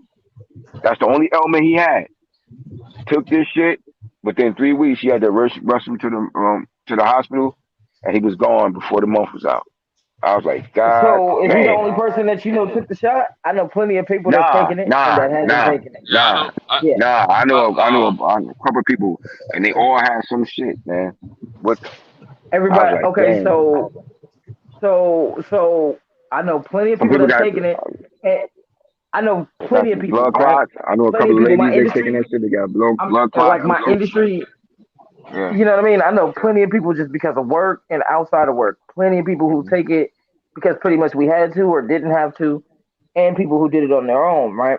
And my friend's grandfather got sick and had to go to the hospital. But everybody I know that's taken it has just gotten the regular, flu shit, the regular vaccine kind of sickness. You know what I'm talking about? You know how how when you get vaccinated, you get your little fevers or whatever, that normal shit. I'm taking a vaccine, but I don't know anybody who's died from it. And my friend's grandfather got sick. Yeah, man. And my mama's got cancer and she's taking it, and she's fine. For me, I'm not pro-vax or anti-vax. I'm pro-choice, and to me, that everything is not one size fit all. Like you can't vaccinate shit. You know what I mean? So it's like if you want to take it, you can take it. If you don't, you don't. But like, all this double talking, you know what I mean? Like if you take the vaccine, if you take the vaccine, you can still get corona, you can still die. All that. Now, see, that's the problem. So, now, that shit right there. Let me just say this real quick, then I'll give you the floor back. See, that's the problem I got with that shit. Because, like, for instance, like I was telling Acinto this other day about, like, when I was a kid and I got vaccinated for certain things, right? And I had the measles. I got the measles, but then I got vaccinated for the mumps, the smallpox, all the other shit. I ain't catching none of that shit, right? Now, my younger brother, we were 3 years apart. We was together on the regular when we was little. Now he had the mumps. And I played with him every day. I didn't catch the mumps because I was vaccinated from that shit. I didn't catch no mumps. We played every day. You understand what I'm saying? Now the one thing that I didn't get vaccinated for, now we played every day. Now the one thing I didn't get vaccinated for, I eventually caught, but I didn't catch it until I was an adult. And I thought I did get a vaccinated for, but when I asked my mother, she's like, "No, that's the one thing you didn't get." I caught the chicken pox. I caught that shit when I was 26. You understand? But I asked my mom, I said, "Your mom, I got vaccinated for that." She's like, "Nah, that's the one that you didn't get vaccinated. That's the only one that you didn't get vaccinated." I don't actually think I don't think they had a vaccine for chicken pox anyway. And I was like, "Oh shit!" I was like, "She's like, nah, you didn't get that. That you didn't have." She said, "But like the mumps, that vaccine you had, that's why you didn't catch it when you was playing with, when you was little. When Vern had that shit." I was like, "Okay, that makes sense." So to me, if you can get a vaccine, it's not a vaccine really if you can get it and you still can catch the shit. It ain't doing shit. I don't give a fuck. You might experiment because there's no different. Because there's no difference whether you get it or you don't. Because you still can catch it. Because if I can catch it from getting it, what difference did it make whether I got it or not? And then you got people that got the vaccine and they still spreading that shit to other people. Yeah, you know what I'm saying? Come on, man. I got a the cousin. thing is, like, okay, so yeah, that's crazy. No, so I was saying I got the a thing cousin. is, so yeah, go ahead. I'll take it. So the thing is the thing is that it's not supposed to kill you. You know what I mean? So if I'm not vaccinated, I can't kill you. What's the point? What's the big deal? You know what I mean? Exactly. Yeah, but you can die even after the vaccine. You can die. I know. Like my man saying, it's a choice. What's It's the an point? individual thing. Yeah. But see, this So it's I a want scare. to say something, y'all. It's a But scare I had tactic. it, so I'm good. Like I said, I had the shit anyway, so I'm I good. want to say something to y'all now about the mandatory stuff, right? It's vaccines have always been mandatory on the low. You gotta have them to go to school. You know what I'm saying? Yeah. You gotta have them. You gotta have them. So this is not really new. You know what I mean? It's not really new. It's not really new, but it is. It is mandatory, but it's not because my daughter, my youngest daughter, she's 11 years old. She's been in school. My 11-year-old daughter has never been vaccinated a day in her life. She's 11 years old. She'll be 12 her next birthday. I think it's a state thing. Yeah, but but it's because of what I practice too. I was like, it's because of what I practice. It's because of what I practice. Gotcha. You using your religion. You losing religion. A lot of people do that with the religion. So you know how to get around with it, but it's because of something I really practice. That's why I didn't chose not to do that shit. Right. But I know a lot of people who didn't do the vaccinations with their kids and they use religion. Yeah, my daughter, she hasn't had not one single vaccination in her life, and she damn good. Like She's like a little computer. She probably Well, the most. She probably the most Well, perfect. if her She probably mom, the most perfect. She probably the most perfect human being I've ever been around in my whole fucking life. well, you know the stuff that we got vaccinated for, pictures.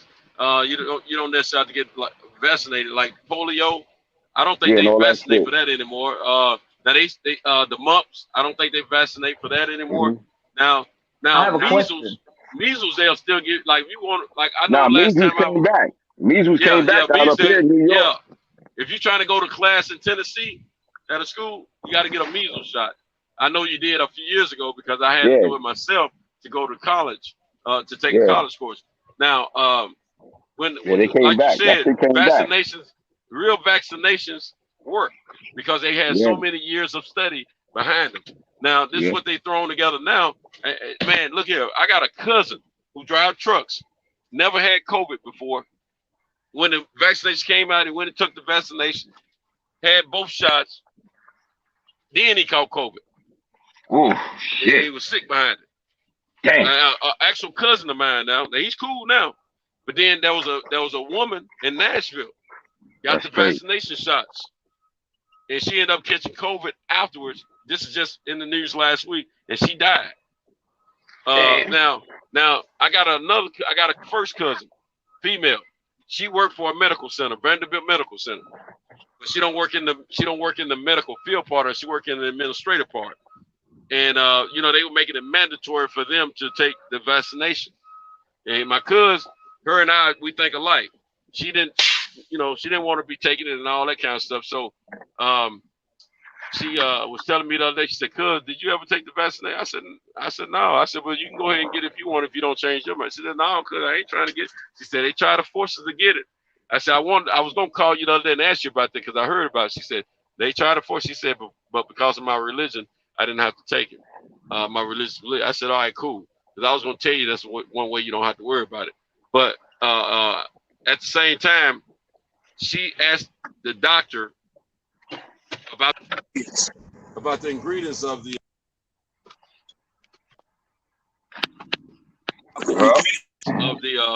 You done went out on us, Santos. Can you hear me? Go Yeah. I had a phone call come through. She asked the doctor about the ingredients, and part of the ingredients you guys probably already heard it, is mercury.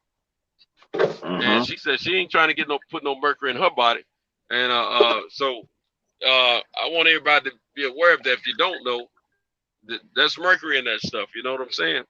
And Yeah, it's all I think kind of shit up in there, man. I think some aluminum or something I heard was maybe part of the ingredients too. It's So all you gotta kind of be shit careful. in there. Yeah, Yeah, they've been doing that for years. Mercury. I don't know why they got the aborted baby fetuses. They got all types of stuff all in kind there, of man. stuff, man. So you gotta be careful, man. And I'm not, like I said, they will have to create a law saying I'm gonna get some time, and I still probably won't take because I know how to do time, so I ain't worried about that. But And the thing I'm about not it trying is, to take it. the thing about it is, I don't know if the vaccine is harmful or helpful. You know what I mean? I know what the end goal is. And the end goal is to put a chip in every fucking body. They already got it developed and ready to go. They're gonna claim that, oh Why they yeah, need to so do many. that when we talking on the chip right now? Why No, your cell phone's a chip? Yeah. there's a chip that's gonna go inside your body. The chip is gonna go inside your body. How they have the little tracking chips for the illegal immigrants they put inside of them. Yeah, they're gonna have shit like that. I And mean, once everybody walking around with tracking devices. but it's not inside your body. Yeah, They can they throw your phone Phones, in the the floor. watches, You the can throw your phone phones, in the the floor smartwatches. You know what I in the mean? trash can. You can throw your phone in the trash can. You Man, can't ain't throw nobody you throwing no can't throw your phone in no body like trash that. can. Well, But whatever, you know what I mean? nah, but he right Cameras though. on every street. Ultimately, Cameras you could on get every rid of single that. street. Listen. You're not You could doing anything ultimately incognito no more. They got the nah. biometric shit with the cameras everywhere. They don't even need you to True. carry no phone. They'll be able to Nah. catch you doing But what I'm saying, No, that's not but going. ultimately, they put a chip inside the body. They can control your yeah, body. it's different though. But it's different though if you had a chip literally in your Yeah, body, because ultimately you could get off the grid some. You could get off the grid some, but if you got some in your body, you ain't getting off shit. Straight up, you ain't getting off of nothing. But if you And wanted to, you could get off the grid. Amazon It's already a has a choice. chip where you have your ID and all this stuff put inside your finger. The shit is here. No. Yeah, that shit's here. Yeah. Shoot, The shit's man. here. And that's the end goal. population control. They won't be able to control the people. Yeah, ultimately. Yeah, that's the end goal. Look, they've been So like saying I all said, this shit like I don't know Well, how listen, my man. harmful the vaccine is, If but they like want to put a chip in you, they don't need to like do this. They can get you go do like your regular checkup. no, don't say They you can can get it never in say you. nah, you can never They can say get shit it that in they you don't need. anytime. Nah, you can't never say shit like they don't need to do that. Yes, they do. Cause look, I read when I was in high school. Cause I'm older than y'all. No. I'm saying they have different. Hold on, Cuba. I read a book. I read a book called 1984. Right? About William. Big Brother. All right, I Yeah, know. about Big Brother. Now that shit came to be, man. Oh, you Now the talking about concept, George They don't Orwell? need Big to create. Brother, You talking about yeah, George look, Orwell? I read They that don't shit when need I to was a create the kid. vaccine to put the But chip in. that came to be real, man. It Cause sure did. it is cameras everywhere now. So everybody when we was a kid, we watching that shit like fascination, like, oh, that shit can't really happen. Nah, that shit is real now. So Yeah. anything like they could do, like when you hear all this stuff that's being said, it's the reason why that shit being No, said, man. I ain't saying they don't need to do that. I'm saying they don't need to create a vaccine to put a chip in them. They got Yes, a they million other do. ways they can They, do they it. don't need They to, can put it in but the that soda. If you no, talk they They can about put don't it in the the need vaccine, to. soda. No, people they doing don't this, need they have to to, scare you but into. They have to scare you they into may doing not that shit. need to, but they may not need to, but they'll do it. That's the You way they do understand it. what It's I'm called saying? psyop. That like they They don't could have have to put it in the need. regular vaccination. So Yeah, people, but they It's could have called put a it in the psyop. other It's all they vaccinations. can They didn't do. have to come out with a new true. one. They could Yeah, put it in the food. We but go to the grocery stores. They could. true. Don't get me wrong. I'm not disagreeing with you saying, but there's an agenda with everything, and there's a time.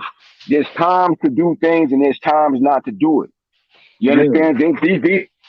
The power. In order, you got to remember, in order for them to do what they want to do, yo, these people got think tanks and shit like that. It's a reason Yeah. why America is the youngest But fucking nation, but Cuba, it's here's been what the I'm saying. power. But I'm it's the going It's most. after called a him with the psyop. It's the shot most. and using. It's called a Hold on. psyop. I'm going It's after the We're most. him living with it the right now. shot Hey, and y'all, his y'all all particular trying to argument. talk at the same time. Nah. I'm going But what I'm after saying is him this. and the shot and his particular argument. They got Huh? 900 and you gotta go to the doctor anyway. They can True. just tell you the True. shot is they can Yeah. do it with the TB shit, right? I'm just giving you the TB, the regular. No, you're You know, right. we testing you for TB. So they don't need to create a But whole think new shot about and it. a whole pandemic No, think Yes, about they it. to But do. get you the all chip. right, Yes, you they just do. said it. Wait. But Trey just said it. Look, they haven't. Look, you. People don't realize this shit. Like the flu, for instance. The flu kill a lot of people, man. Yeah. Every Yeah. fucking year. Yes. Every year. Yes. But you haven't seen them going all out like they've been going out with this COVID shit. They haven't come up with a cure for the common cold over 40 years, 50 years. What's so different about this shit? It's an agenda behind it, man. Ray. That's the same thing I feel about the goddamn shot. It's overreaching. They could have gave You it. know? We could have been had chips in us. We could already have chips Mhm. in us. They don't need to do. No, we can't. They can do it No, in a million different Nah. ways.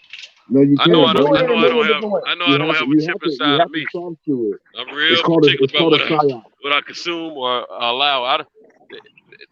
The only time I don't even And like you meat. ain't growing your Period. own food, so you got to grow your own food and raise your own animals. If you other than that, bro. They made that You got to be illegal. creating your That's own true. water. But You see, got to be creating your own water. You got to have your own water source and all. You feel no, me? I know. To, I to, know. to not be fully susceptible to what's going on I out don't get. I No. don't buy bottled water. I don't buy bottled Mhm. water, and I don't drink the tap water either. What I'm saying, I yeah, I know prefer you my got water that. You got straight. that other water. You got that other water. Yeah, Yeah. but what I'm saying is this. I hear what Trey is saying, but my point is this. There's times for everything. Like, yeah, they could have been, but they didn't like that. You understand? It's a reason why. Like this COVID thing, the reaction to it is the way differently, and it's international. This shit ain't just America. Right. Yeah. The one world order, This is a one world order, new world order shit right here, man. bro. It's called It's the reason a why. psyop.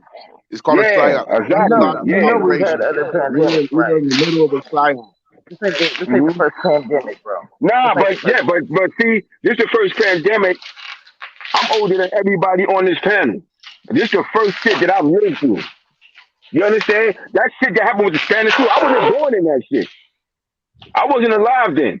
But this We is the had first shit swine that I've been. flu. We had Yeah, but bird that shit, flu. that shit, those shits wasn't pandemics though. Those wasn't pandemics. Nah, those were not pandemic. The Those pandemic was wasn't affecting the pandemics. world. Yeah.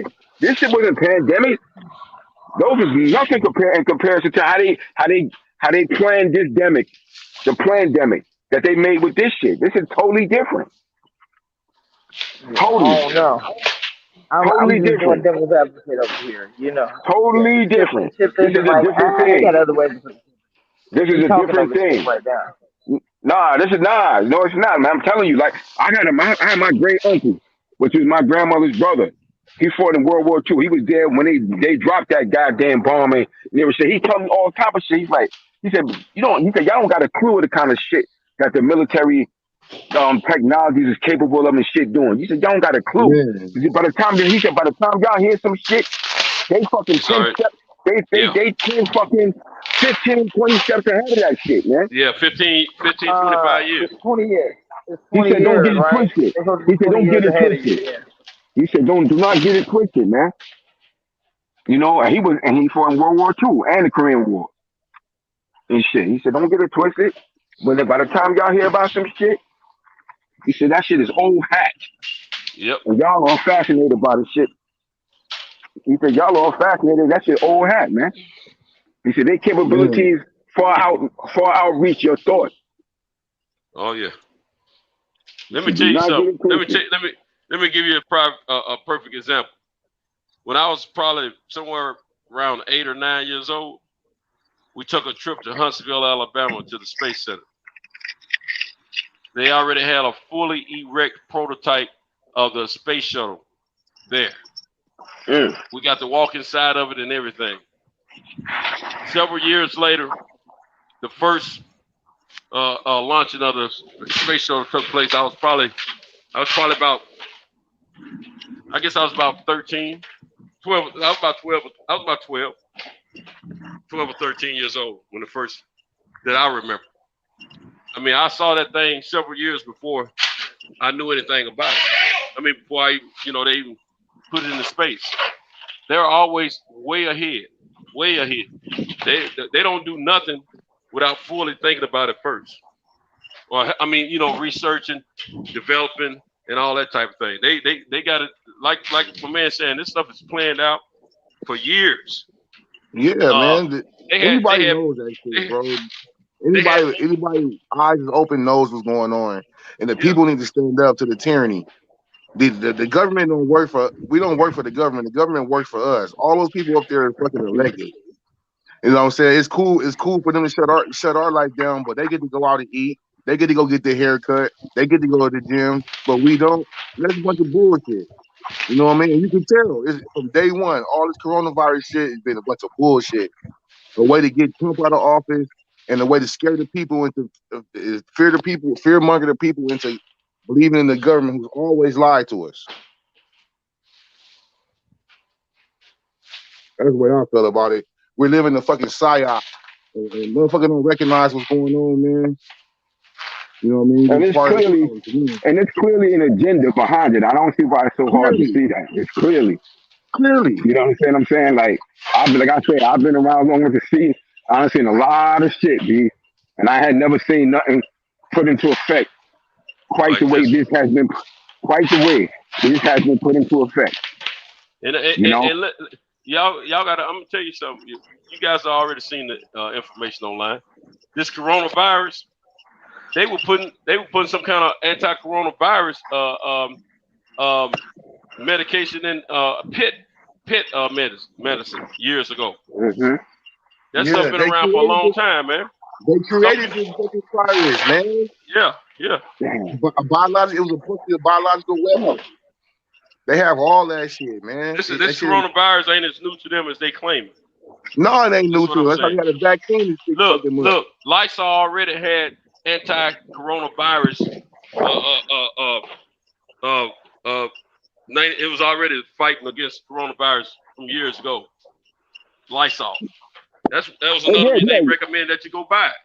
Oh yeah. The coronavirus been out for a minute. All you get right now is you getting these variants. Yeah. What you getting now, COVID-19 is a variant of that shit. Yeah. And it's crazy about the whole little subject is, man, this fucking vaccine mandate. Like, how the hell can you fucking mandate a medical procedure and nobody says nothing about it?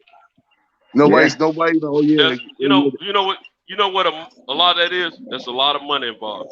These institutes, these medical institutes, getting a lot of money from the government for making folks take this coronavirus vaccines. That's what I'm saying. It's like the vaccine doesn't hurt or help, whatever. No big deal. But I see the end goal. I see it. And it's all about that fucking shit that when they put inside you, so you can have like in China have a social credit score. Motherfucker throw some trash in the Definitely control. It's definitely about control. Controlling the masses of the people. Controlling the people. Definitely. Well, once they put that chip inside you, man, they control your fucking body. They'll send brain waves to your brain. They'll send shit to your brain, turn your ass off like a TV. And nothing would surprise me, man. I don't put nothing past them.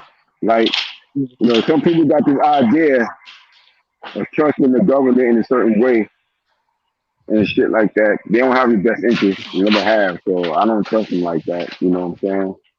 Like, and then when they hear people like say stuff like that, they be like, "Oh, it's far-fetched," or "You're a conspiracy theorist," and all this and that. But yeah, it's so many things that's happened that people years ago used to say that was called conspiracy theories that have come to pass and have come to play. So many, too many for me to even talk about, man. So just like Afghanistan, just like what's going on in Afghanistan right now. These motherfuckers go out here and spend 20 years and $20 trillion, and ain't shit changed in 20 years. As soon as we leave, they right back to kicking it and controlling shit. Right back. They let you know that 9/11 shit was planned by America to go over there and take control of them poppy fields and shit. Because no big coincidence. As soon as 9/11 we have an opioid epidemic. You know what I'm saying? Motherfuckers in the South been taking syrup and been taking pills, but that shit wasn't nationwide how it is after 9/11. Yeah. Oh yeah, they definitely got their look, man. They got their agenda. They always had it. Another book I read when I was young, Behold the Pale White Horse. White horse by who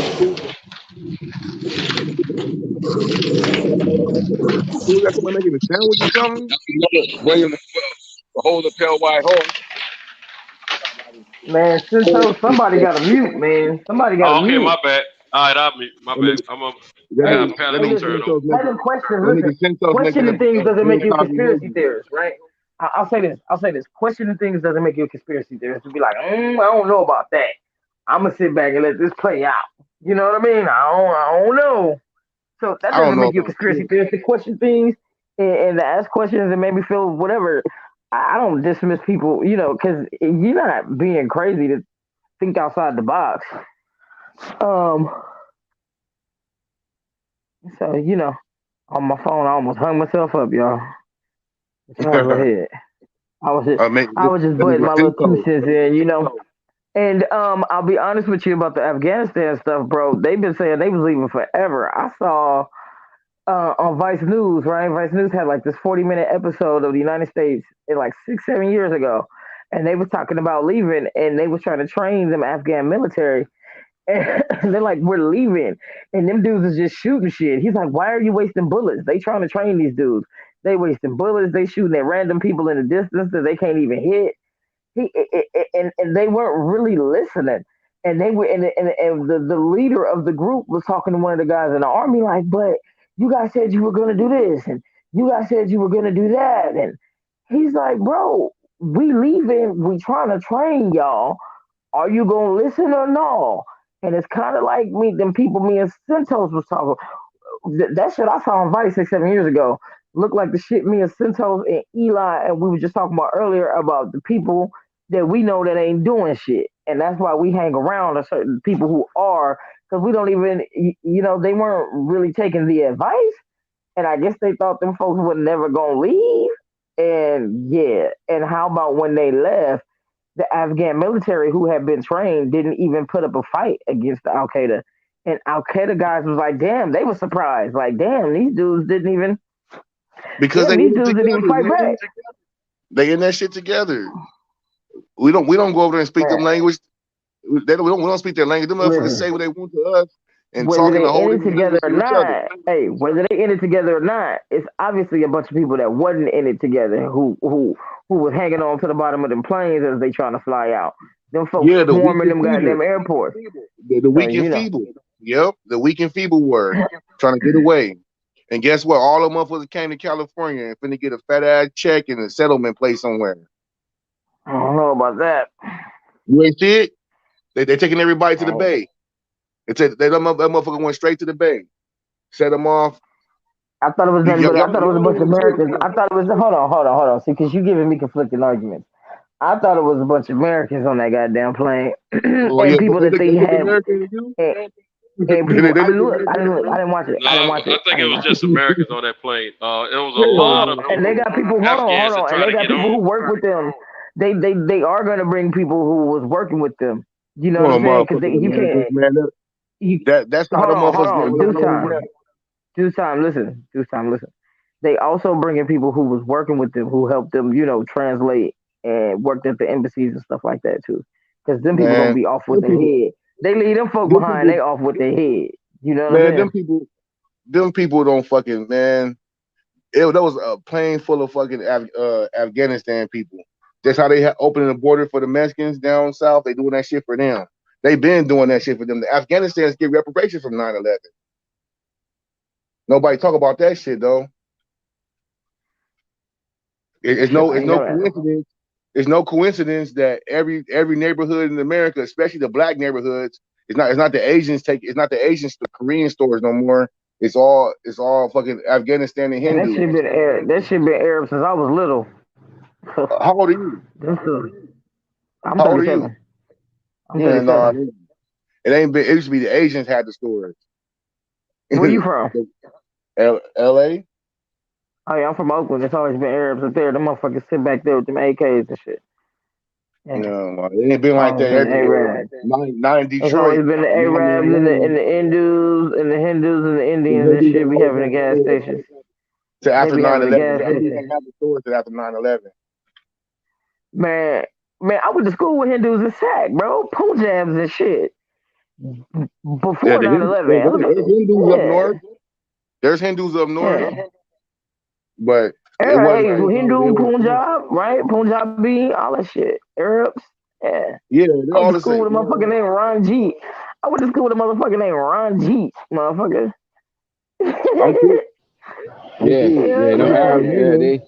The Arabs took over. Purdeep, Ranjit, those are the Indian guys. Those are the Indian dudes. They were Punjab. They wore the little things on their head. The ice cream. You can probably count them. You can count them. You can't count them now. You can count them then, though. Nah, it was mixed. It was a lot. Now, it may be more than now. Look, I don't live in California no more. It's been a long time. Well, kind of, sort of. But not, you know what I'm saying? So it may be more than whatever. And it may be more down there in L.A. with y'all than it was with us up north. You feel me? Because, yeah. Yeah, up north, they have them up north. I can't say that. But and them Arabs, Muhammad them been owning that store, and Najee them around the corner been owning that store all the way from east to west to north to south. I lived in Sacramento. They own a lot of stores out there. You know what I'm saying? Folsom, all that shit. No, not really Folsom White. But yeah, it's always been like the Arabs and then the Hindus and shit in some of them stores, and those liquor stores, and that's why in North Oakland, the motherfucker, the black Muslims, the goddamn, what was it? They're not the nation. What is they? God damn, the black Muslims, they started burning stores down in West Oakland, in North and West Oakland. Like, they started burning stores down because they like, you motherfuckers don't even drink, and y'all want to be in our neighborhood selling shit. What year was doing this? If y'all don't leave, hold on. If y'all don't leave and pack y'all shit, we burning this motherfucker down. And if them North Oakland goddamn black Muslims started burning goddamn liquor stores down all through North and West Oakland. Probably 2000, between 2000 and 2006. It's been a long time. Yeah, after 9/11. But you know what I mean? 2006. But them dudes been owning them stores. Hold on. But I'm trying to tell you, them people been owning them stores. That's what I'm trying to tell you, though. There, but it ain't been like that all over America. How it is now? Up here in New York, a lot of the Arabs, like from Yemen and shit, they've been owning the stores since around they started like in the late 80s, early 90s. Because up in the 70s and 80s up here was all Asian. They had all the stores. But then it was a transition towards the end of the 80s into the 90s. Then all the Arabs, like you had a lot of the Yemenis from the Yemen, and then the Indians and shit came. But that started in the late 80s, early 90s up here in New York, though. And the Arabs been having it ever since. So that's cool. But I haven't seen it like that. But I'm not from New York or the Bay, so I can't dispute any of y'all claims. But I am disputing this damn vaccine mandate. I don't know how they can mandate a fucking medical procedure. Well, that shows you right there. It's an agenda, you know? That shows you right there. Like I said, this pandemic, something different. Yep. I see it. I'm fighting hard. Something different. Like I said, I heard health insurance companies were trying to drop people, y'all. I don't know how real this is, but have y'all heard that too? That the health insurance companies are trying to drop people who ain't taking the shot too. They say they ain't gonna cover you. It wouldn't surprise me. It would not surprise me. I'm not sure. I haven't heard it yet. I haven't heard that yet. I didn't see that in no article or nothing nowhere. I didn't see that in no article or, you know what I mean? I have. I've overheard it. I just overheard somebody talking about it. So I'm y'all not some shit. No. Twitter, man, is for the information. Yeah, I got Twitter. I got Twitter. Buffalo, New York, since the 90s. They can mandate because get along culture. I'll be honest, like I said, that's true. Vaccinations have always been mandated. We got vaccinated because we went to public schools. That was mandatory. Unless you got a father like Pugilist who knew how to wiggle out of it, then your ass took the vaccine. So I'll say 95% of the people, probably the only people who wasn't vaccinated at the schools that I went to was all them goddamn Ranjits and Sanjits and Umbed and them. You know what I'm saying? So because of their religion, right? So there we go with that, Lynn, right? With the, I'm gonna say it's always been mandatory, and they start with the kids, and you ain't even got to worry about vaccinated adults if you've been vaccinated since you was a kid. But see, that's the thing. But that's the thing. But that's the thing I'm talking about. But that's the thing I'm talking about. That's what I'm talking about. It's how it's being done. Like, it's never been in my lifetime. Now, you saying like you usually get this vaccine when you're a kid, but nah, you're trying to vaccinate adults. We know it's fast track, but if this is a pandemic, Lynn, right? Yeah. Yeah, you know? But that's what everybody's nervous about because they hold on. We don't really want to do fast track vaccines, and I understand the people that saying that. Like, hold on, this speedy shit. I don't know. I don't know about that. So I do agree. I know why people say it. I agree with that portion. I agree with a lot of stuff y'all say. You know, I like to throw the other side of the argument too. You know, I'm throwing all sides of the argument here. But that's why I said what I said and made it clear about the fact that I'm not necessarily I'm anti this shit. I'm anti this shit. I'm not anti-vax. You understand? I'm not anti-vaccine per se, just because but this shit, I'm anti because y'all didn't go through the proper procedure. Well, and you're making a choice, and then you're making a choice, and then you have no recourse against the court because you know you can't sue those companies. Sure can, and you can die. You went because then when they went to the government back in around 2007, 8, they was like, look, we ain't doing this shit unless we could protect ourselves.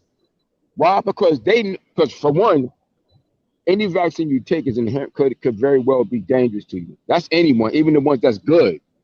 They know that shit because all the stuff that's in it. So they said, look, they was getting sued and shit. They were like, look, we ain't doing this shit no more unless we got protections.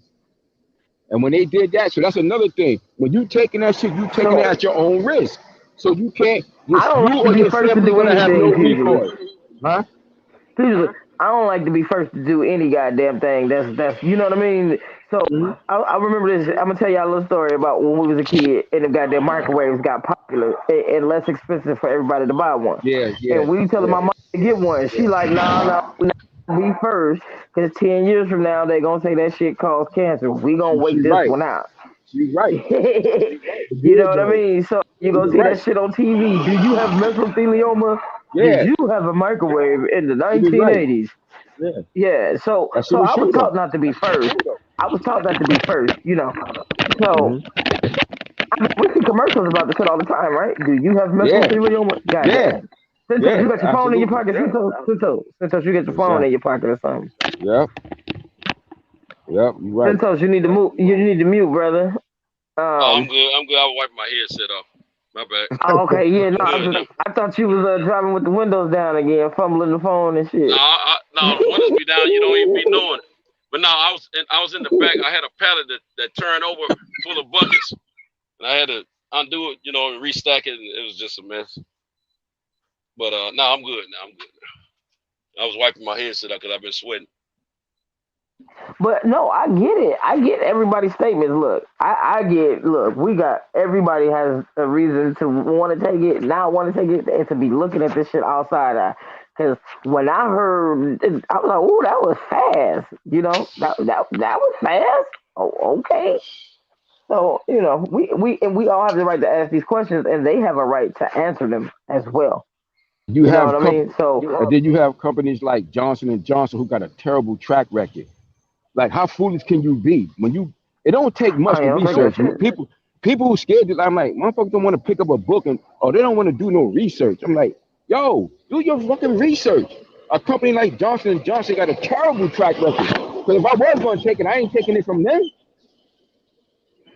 But it's got to be a problem with these vaccines in time. Medical physicians, actual doctors, are saying they don't agree with it or they wouldn't take it or whatever, because it's quite a few doctors have told me personally. I didn't listen to them. Matter of fact, one of the doctors was trying to tell me you shouldn't have to wear a mask, but I disagree with that totally. I think we should protect ourselves, regardless of what they're telling us out there. Apparently, there's something out there killing us, and I think we should protect ourselves. But as far as this vaccine deal, nah, you can't just tell me to put anything in my body that just because you think it'll work. You don't know that it'll work. You think it'll work.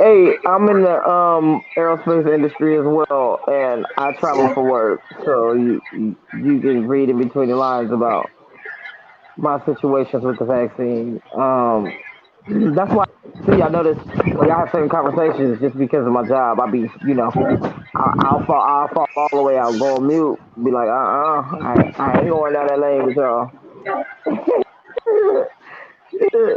But when it's pretty neutral like this one, when it's pretty neutral like this one, I'll give opinion. But I don't know, y'all. At this point, I be just honestly, y'all. I be sitting back, kind of just watching, like, okay, well, what's next? What's gonna happen next? I'll be really looking for the playbook. I'll be like, what's next? I'll question whenever I got a question and do my thing with it, And what's up? Look, naturally, we got one of the best protections against anything anyway, which is your immune system. If you take care of your immune system right, because like I said, I had this shit. I had COVID. You know what I'm saying? And I went through that shit. It was like the fucking flu. It was like a fluish type shit. And I went through that shit. Boom. I'm straight. You understand? And my thing is this. I always been of the opinion when it comes to natural nature and shit like that. Like the human body is one of the greatest pieces of equipment in we nature. got to mute while we got to mute while he's talking because we get a lot of feedback. Yeah, so everybody mute while people just talk because we getting a lot of feedback. Yeah, but basically, I just look at, human nature and just us as nature, like, and our species, the human species, like, the human species is equipped to deal with a lot of shit, man, and but we done outlived a lot of other creatures and entities and on this planet. We done went through many phases different types of viruses, shit, and overall, we adapt to it. The human immune system is very strong as long as you taking care of it remotely well. Because you don't even have to be taking care of you don't have to be no health freak for your immune system to work well. You got to just be decent. Just got to be remotely decent with it, and it's going to get the job done. Because people take for granted how much your body fighting off every day of your life. Because it's so we take it for granted because it does it such for the most part it does such a great job. You take it for granted. The average people take it for granted because it does such a great job from the day you're born until the day you die. Until you just break it down with your diet and all the foul things you eat. If you're getting high, if you're smoking and drinking, and a lot of things that most people that tend to do to break it down even more. But if you're remotely decent with it, it's gonna hold you down. It's gonna take a lot to overcome that shit. You understand what I'm saying? So that's why when I see all this extreme stuff, I knew it was something else in the mix, man. Because like I said, my age, this is the first time ever. And I was just telling my son this the other day. I was like, nah, my whole lifetime, I ain't never seen nothing like this. This is a whole different agenda. This is a totally different agenda. I said, when I was a little boy in the early 70s, you didn't hear the terminology a lot like the New World Order. I started hearing that when I was a teenager. You understand what I'm saying? And then certain things started coming into play more and more. So there is an absolute agenda behind all of this, whether you people think what they want to think, but the fact is clear. You know, it's clear facts. You know, it's not rocket science, man. Just look at just use your eyes to see what's going on and your ears to hear and listen. And you can see and you can have a clue. And you're gonna do what you're gonna do, what's best for you. You know, ultimately that's what you're gonna have to do. But this should be a real wake-up call for everybody. Everybody. Regardless of so-called race. So it should be a wake-up call for everybody, man, to realize that you're not as in control. You're not as in control of this shit as you would like to think. Yeah, Fugitive, you spitting facts, man. You absolutely right, brother. You're absolutely right, and that's what bothers me is that fear is a strong component, and they actually have people believing that your body is not going to do what it's naturally designed to do, and just like you said, Fugitive, as long as you take care of it by eating right, exercise, that's exercise is the fountain of youth. You know, and as long as you eat right, take care of yourself, keep your immune. There are natural things that you can do because this shit that they put out there, it attacks the respiratory system and your immune system. But there are natural ways to build your respiratory system and your immune system to keep that from happening. You know, like Fugitive said, your body has been every day of your life, your body is fighting off bacteria and viruses. So, but because of the agenda and the fear factor, you know, they have people believing that their body is not going to do what it's naturally designed to do.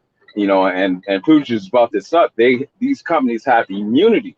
You can't sue them. I had somebody try and tell me, oh, well, you got tattoos and that ink is not FDA approved. I said, yeah, but if that company tattoos me and something happens, I can sue them. I said, I can't sue Pfizer, Johnson & Johnson, Moderna. I said, because they have immunity. I said, plus this shit has not been out long enough. That's why the CDC is always constantly changing shit, because they don't know what this shit is going to do, because they were only in the second phase when they were forced to put this shit out. They were only in the second phase of testing. Normally it takes anywhere from 5 to 7 years for a vaccine to be approved, because that's enough study time to know, okay, after a year your organs are going to liquefy. You know what I'm saying? Or you know, they have enough time to know that, but they rushed this shit out because, oh, it's a pandemic and all this shit, so they rushed it out. But these companies had to get protection, so you can't sue them when shit starts fucking up with you. You know, but that's a fact. That's a fact. Yeah. Couldn't have said it any better. Couldn't have said it any better, because the reality is, because at some point, somebody made that call to say, all right, this is a pandemic, this is what we need to do. one person, that thought came to one person first, and they spread it to everybody else. Right. Yeah, and it's also crazy is how they don't tell you how to combat it. You know what I mean? Right. Have you guys once ever seen them say, "Oh, make sure you guys get 30 minutes of heavy breathing today"? Have you ever said, "Oh"? Have you guys ever once heard them talk about how you should be eating certain food? Nah, they give you more fast food. You don't have to leave the house. You can get any fast food you want from DoorDash. Hey, you in a vaccine? Come get these donuts. Come get this beer.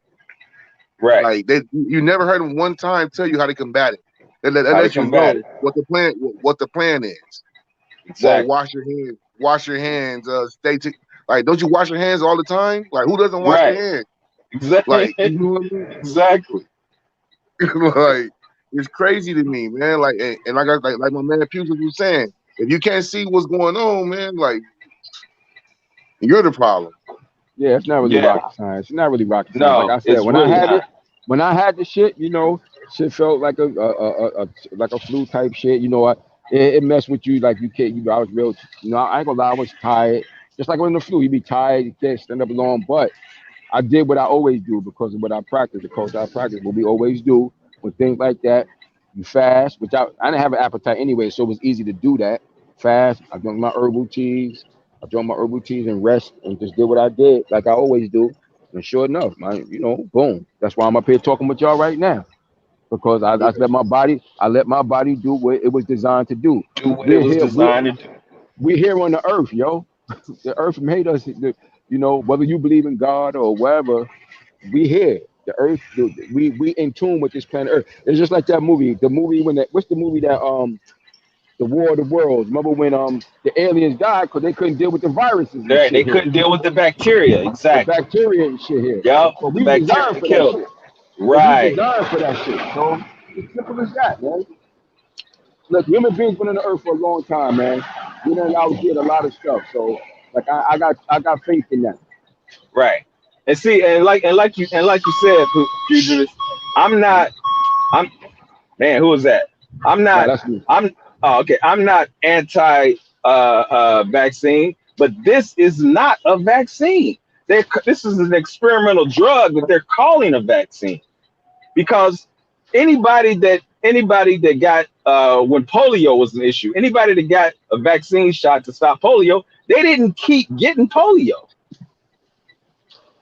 This shit, you can keep getting it and you can pass it. So that's telling me just common sense. That's telling me, well, then that shit is not a vaccine. If I can still get it and pass it, then that shit is not a vaccine. Telling people, oh, well, you won't get as sick. Well, what the fuck? Your body's going to do that anyway if you take care of it. Yeah, vaccines eradicate. Vaccines right. eradicate. That's what they're supposed to do. And that's what I'm saying. When people got that polio shot, they didn't keep getting polio because it eradicated it. Mm-hmm. Same thing with that mumps shot. When I got that mumps shot, my little brother had it. I didn't catch it. We played every day. Right. I didn't catch the mumps with him. Me and him played every day. Yeah, and Pewge, like you said, man, they are going around, people like you and myself, we in danger because these motherfuckers with this got that shit. Now they going around spreading this new variant because that's what they were shot up with. Yeah. Shit. Yeah. You're exactly right, man. It's all a big plan, and the end game is to get that chip in you. Man, it's crazy, man. And That's it's crazy it's crazy how people, and it just amazes me, man, how people can't see the agenda. You know what I'm saying? Like you said, Pewge, I've never seen, all of this push, like you said, their track record is trash. So now you're telling me that motherfuckers that ain't never gave a shit about black people, now all of a sudden, you care about me, you love me, but you never have my best interest in mind. Nah, man. And like you said, their track record is trash. Mm-hmm. Especially when it comes to us. Yeah, that's all right, man. I'm gonna take my chances with my immune system. My immune system is my mask. That's my thing You about it. know. And if you want to take Yeah. if you want to vaccinate yourself, do it, whatever. Yeah, But don't expect fine. me. Don't expect me to do that shit. Like, Exactly. man, make me do that shit. Like, Yeah, yeah, man. I heard you talking about that, Deuce, man. Man, all I would suggest you to do, brother, is if you could use the religion aspect, do that, or start trying to be an affiliate for these shipping companies like Amazon, shit like that, man, where you can do shit online, man. Start, yeah, man. looking They to run set this. your own They shit run. up, man. Yeah, they running this shit to me as take the vaccine or take a test every week. I'm like, I don't want to Yeah, do see. either. Yeah, I I don't don't want you trust getting them it. tests, but I Me would do the either. test before I do that vaccine. But I don't trust them tests. But I I would don't do trust the that test. before I All do they're that gonna shit. do is tell me I have that shit, and I probably do Yeah, have that shit. Whatever. I'm outside. I'm around people. I go to the gas station. I go to the liquor store. Whatever. But I'm all right yeah, though. yeah. But I play but that's what I'm basketball. saying, bro. You know when you're sick. You know what I'm Yeah. saying? Like Hugh said. I think I had this shit also. I had never gotten 2 years ago, man. I had never gotten as sick as I had gotten to a point to where Right. I had to use one of those one of those things that asthma patients use, people that have asthma. You know what I'm talking about? I forgot A what that breathing little, treatment. Yeah, the little yeah, pump. that like inhaler pump. Yeah, I had never gotten that sick, man, and I had to use one of those things. And I never had to do that before, man. And Everybody got sick.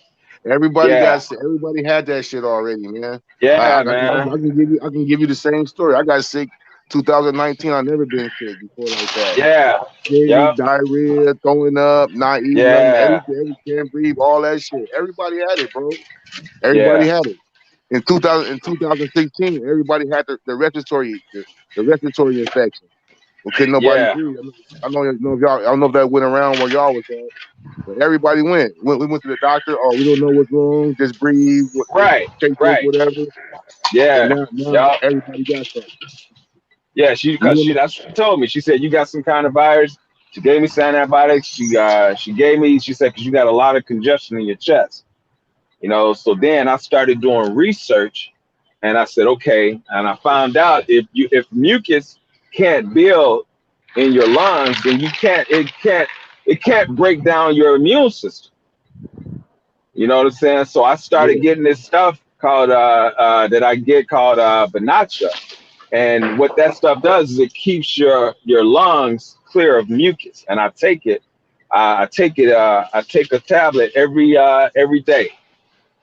yeah. And that shit works, man. It keeps my lungs clear. And just That from Mucinex. yeah. Well, no, this is some natural shit that I use. Okay. And because of what I found out was if you keep your lungs clear of mucus, you can't get sick because that's where the breakdown starts in your lungs, and that starts the breakdown of the immune system and everything. But if mucus can't build up in your lungs, you can't get sick. Yeah. And I want to respond to SF City Slicker. He says niggas already been chipped. If you got a cell phone, you chip. Thing about it is the chip, the cell phone. Yeah, you got your cell phone track everything you do, but it can't control your body. If you get a chip Right. inside you, guarantee it's gonna be a way to control your ass. Yeah. You guarantee that shit. Well, Your cell phone. if you Google Event 21, they tell you exactly what Event 21 is. This is an exercise, man. I just told him that, man. This is an It's a psyop. exercise. It's a Yeah, psyop. it's a Psychological psyop. operation. Google Event 21 and they fucking tell you exactly what the fuck they doing, man. That's how bold they are. They put the information out there. They put it in movies. They put it right in front of your face, but people, don't take it. They take it as just entertainment, not understanding that they're telling you what they're doing. Hell yeah, You know? man. You can see that shit. If they put Yeah. that chip inside you, like I said, I know illegal immigrants that have a tracking chip on them. I know personally. And like I said, I've seen the ads where Amazon's coming up with a chip they put inside your fingerprint, and you can control everything, your bank account, your social security number, your ID, whatever. Those things are in development. They're ready to roll out, not even in development. Right. Yeah, they ready to roll with that shit. It's just not even in development. Yeah, man. This shit is for real. They only gonna do what we let them. Yeah, but the thing is that because of they presented that fear factor, you know what I'm saying? People aren't going to push back. People are going to accept it. People aren't going to fight back because of the fear factor that they've pushed. With all the propaganda and shit. Yeah, the thing about it is that they condition America to be soft. Like America used to be home of the brave. But over the last 10 years, all this feminization of the males and man, this nigga's Santos over here palletizing and shit. Wait a minute, on my back. Yeah, it fell over again, man. My bad. This nigga here palletizing. You need a forklift, Boy, that's one thing about them dry van loads. You got to load that shit. It's 7x7, man.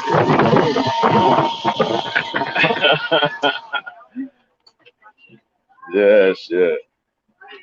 Hell yeah, man. They already made everybody fearful and scary to do anything with the council culture and all this shit that they're doing.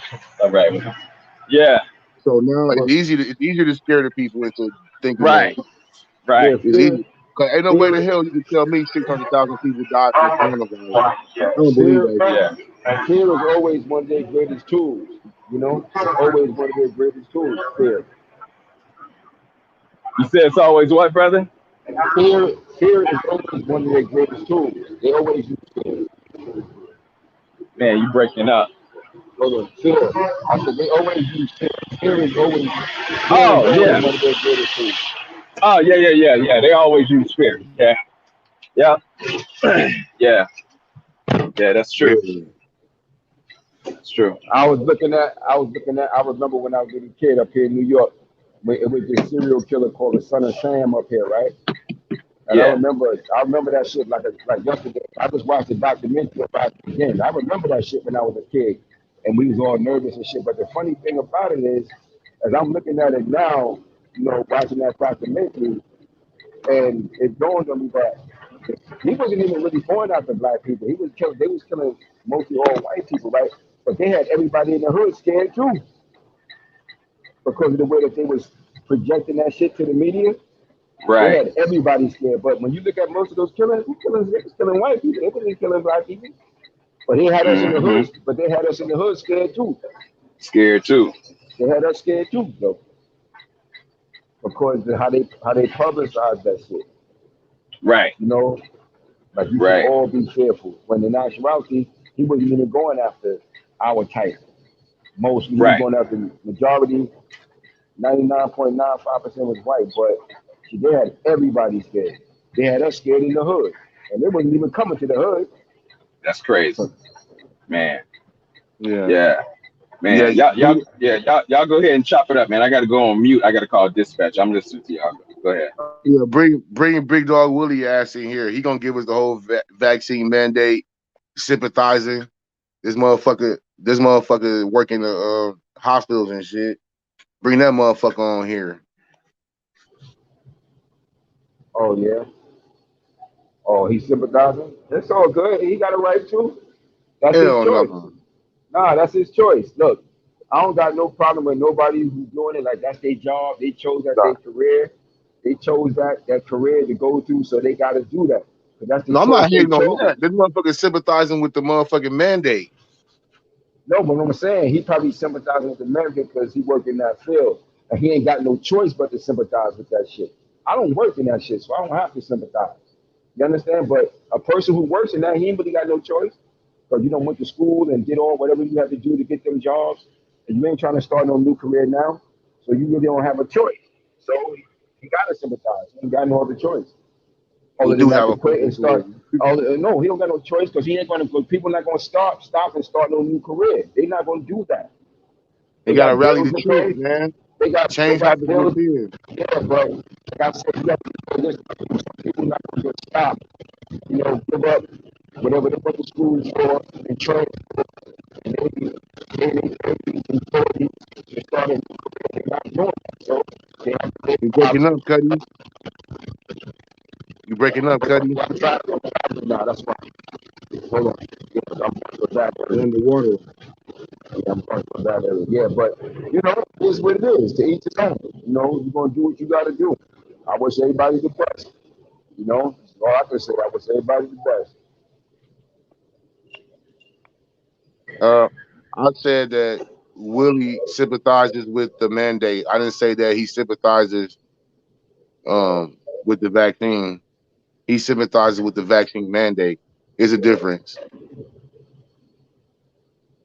Yeah, you sympathize with the man. Yeah, it's all good. Either way, if you No, sympathize with the I was mandate, responding to the comment in the chat. He's oh, like, okay. "What you mean?" I'm like, "No, I ain't saying that. I'm not against the vaccine either. If you want to get a vaccine, get a vaccine. I'm against the forced vaccine. Yeah, That's my thing. It's and a big difference. I hate even calling it a vaccine when the shit don't keep you from getting it. I want to hear that shit. Yeah. It's gonna keep you from getting less sick. If you don't stop me from getting sick, like the other vaccines I did when I was a kid took, then it ain't a real fucking vaccine. Yep. Them shits kept me from getting sick. My thing, I want to ride this. I'm gonna ride it out. I don't see nobody walking around with their head spinning around. I don't see a bunch of people piled up at the hospitals and shit. I don't. So I'm gonna just mob it out. That's what I look at it. I hear you, man. Yeah. That's all good, man. It's 3 o'clock. Just got off work. I'm looking at it like, yeah, man. But what's happening is we going through the phase. So we going through the Yep. phase. You see a lot of people gonna get knocked off. You're gonna see a lot of people is going so another 2 or 3 years or so, another year and a half, you know, is gonna be done ran its course and you're gonna see. All right, here we go. At Deuce Time, you talk so much shit. It's hilarious. Most of the time. Most of the time. When it comes to me, it's all the time. But Yeah. for some See- odd reason, I don't know. Seattle. Well, I mean Seattle. I'm from Seattle, so I get hate. Okay. No. Anyway, what are you guys talking about? I didn't catch it. I just heard my name and then talking about COVID. So we're talking about the vaccine mandate, not the vaccine. And I said you were sympathizing with the vaccine mandate. What's the mandate now? What are you talking about? That everybody who's employed need a damn vaccination. And Company in what state? in California. California, yeah. If you work for the government? Yeah, I got 2 government jobs. Well, there you go. That's how it goes down. I know, huh? Just there we go. No, there it don't go. Well, if you want those jobs, there it goes. And that's right to you? You work for a government. Start your own business. They're giving you money. So the government I don't think it's right, but it is what it is. They're giving you money. So it's like going to the military and they tell you where to go fight. No, it's not. No, it's not. Why not? Because they're military, they're not. Well, they are doing that shit in the military too, but it's a medical procedure. It's a medical procedure. It doesn't matter. The medical procedure. Listen. The disease that it is a health risk. It's deemed a health risk. It's like being in war, and it's a threat to our national security. So they can do whatever they want with it. When a nation decides that, that's what they do. The nation didn't decide that, though. The nation did decide that. The President of the United States, the government, Congress decide that state governments decide that. If you're inside those state lines or inside this country, you got to abide by their rules. So the Just Constitution because, just get thrown out, huh? just because it says the land of free and all that shit ain't true. The Constitution gets thrown out, huh? That shit, It's always like that when man, it comes to black people. when did black people ever become part of this Constitution? Yeah, it's always like that, huh? Yeah, I mean, I don't know why people complain about this shit. That's the If you wanna problem, work man. We for- gotta conform. Hmm? I'm not a conformist. Some people are. You don't conform to any damn thing. But you work for you work for a state. Yeah. So you are conforming. No, I'm not. I'm getting paid for what I do. I'm not volunteering. But they ask you to take a shot. A medical procedure, yeah. And why won't you do it? Experimental. Because I don't know. I don't want to. I've been fine without it. So far. So far, I'm outside every So day, far. around people every day. So People I far. don't know. Yep. You know, I What, work in the 18 ER. months? You know, I work in the ER and I hear that all the time. I'm fine. And then like a week later, oh, my chest hurts. And they're old enough or they have problems, they're dead within a week. Do you tell them to go do some push-ups or walk around, do some heavy breathing? What? Do you tell the people who have chest problems go do some heavy breathing, walk around, stretch out? No, that's not. Exercise? What do you do? Sound you're making no sense right now. No, what I'm trying to tell you is that what you're going through is not. You have to understand that you work for a country. They tell you what the fuck to do, and if you don't, because it's a public health crisis. That's how it is.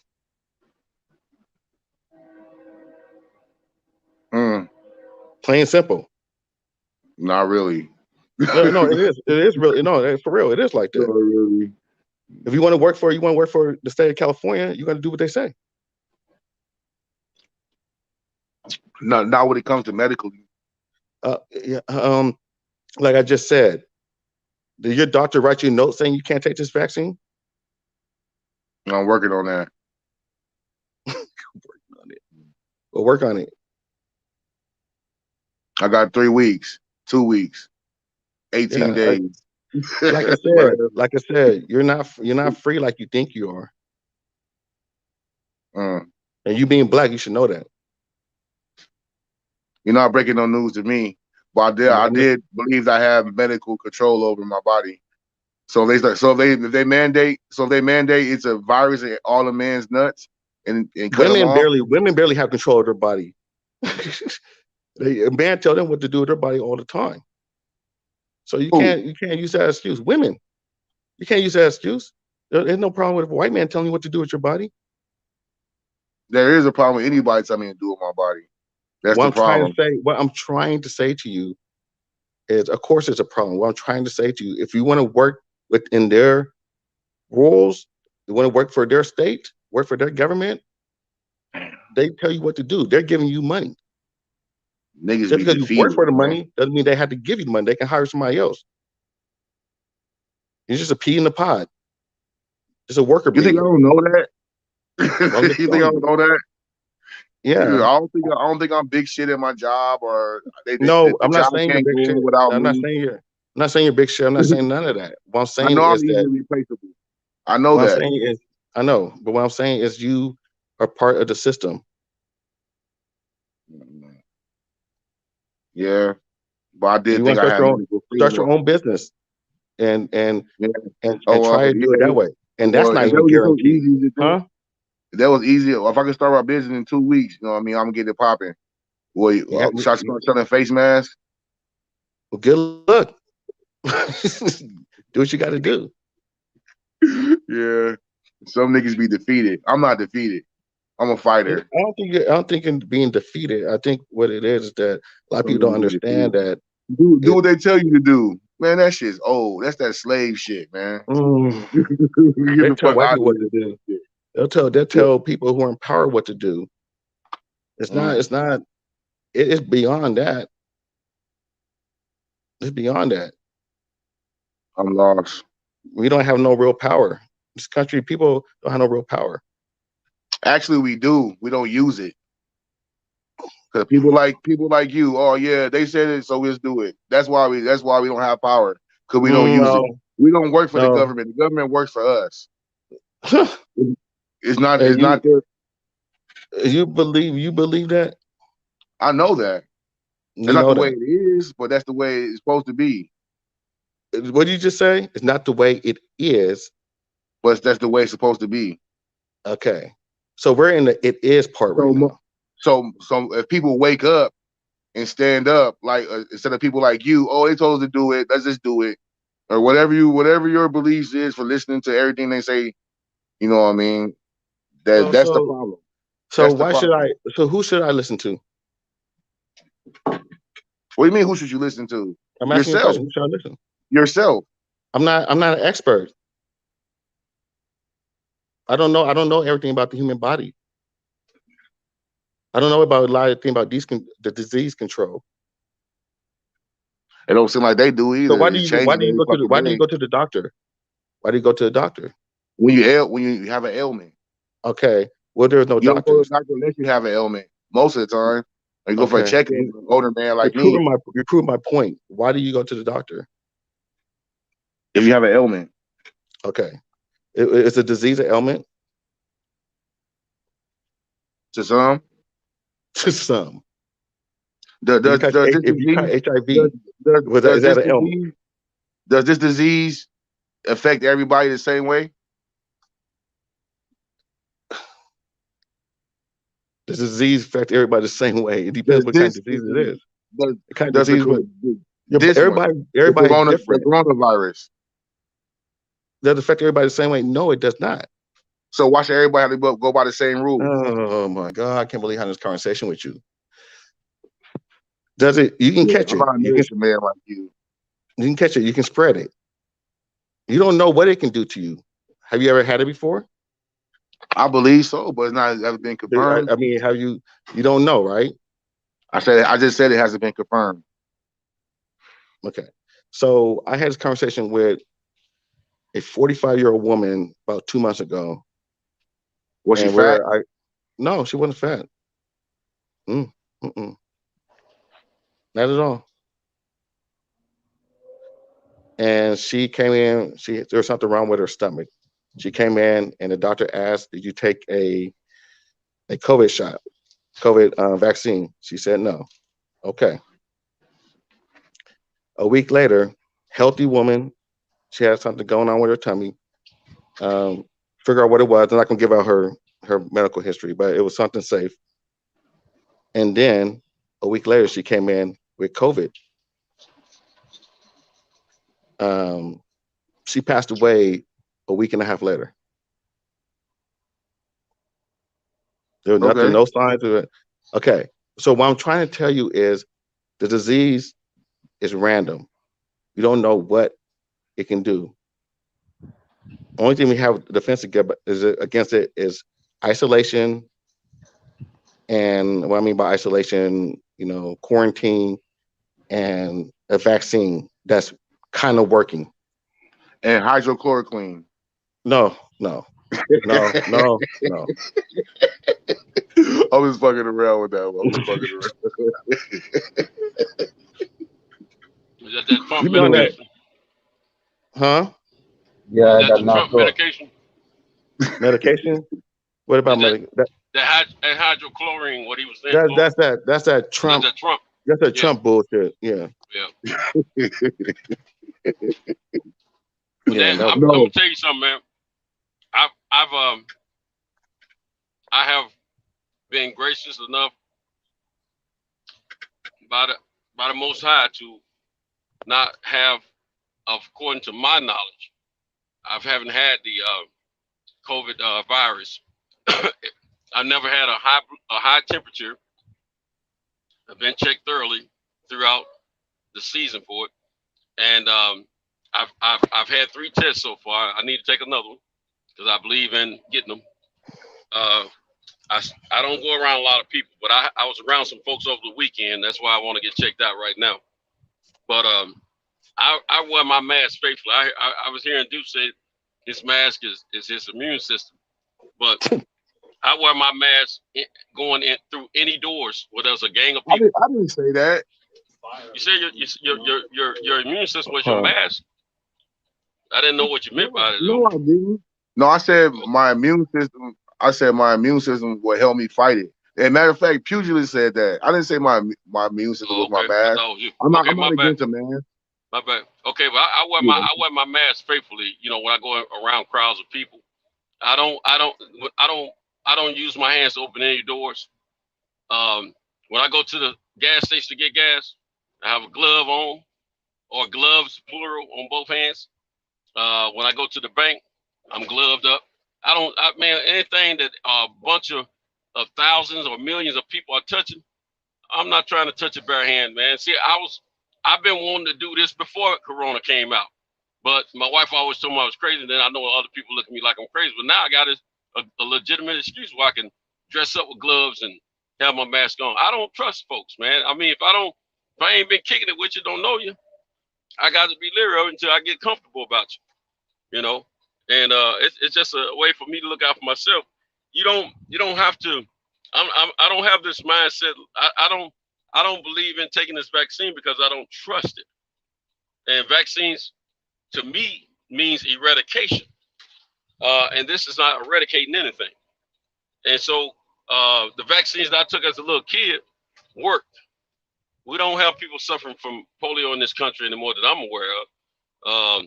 Mumps is very rare that somebody, usually people that contract that stuff, they haven't had the vaccines of that we had when we were kids. But I mean, I don't hear none of that these days. But as far as like, I'm not one of those Karen type persons that's going to go to a business and refuse to wear my mask. No, I'm wearing my mask to protect me. I ain't caring what the store can say, come on in, don't wear your mask. Guess what? I'm wearing my mask. I ain't getting myself caught up in that bull crap if I can help it. As much as I can help myself outside of taking that vaccine, that's what I'm doing. And I try to eat right. You know, I try to keep my veggies and fruit in my system. I drink a bunch of water all the time. I always have. I just you know, it's just we gotta help ourselves. We can't just take for granted that, you know, just being anti-government is going to take care of. We got to take care of ourselves as well. First of all, and it can be prevented, but it depends on how you live. You know, if you're okay with going around a bunch of people unmasked, go ahead, go for it. But that ain't me. I don't even like being around that many people too often these days anyway. But when I do, I'm always masked up. And I got love for these folks I'm talking about. I was with folks that I grew up with, and they all, you know, making good living, middle class Americans, you know, financially, and they ain't running around in the streets acting wild or nothing like that. But still, you know, I don't know what they did the day before I saw them. You know, shoot, hey, I gotta look out for me. That's where I keep it. I only get one life to live.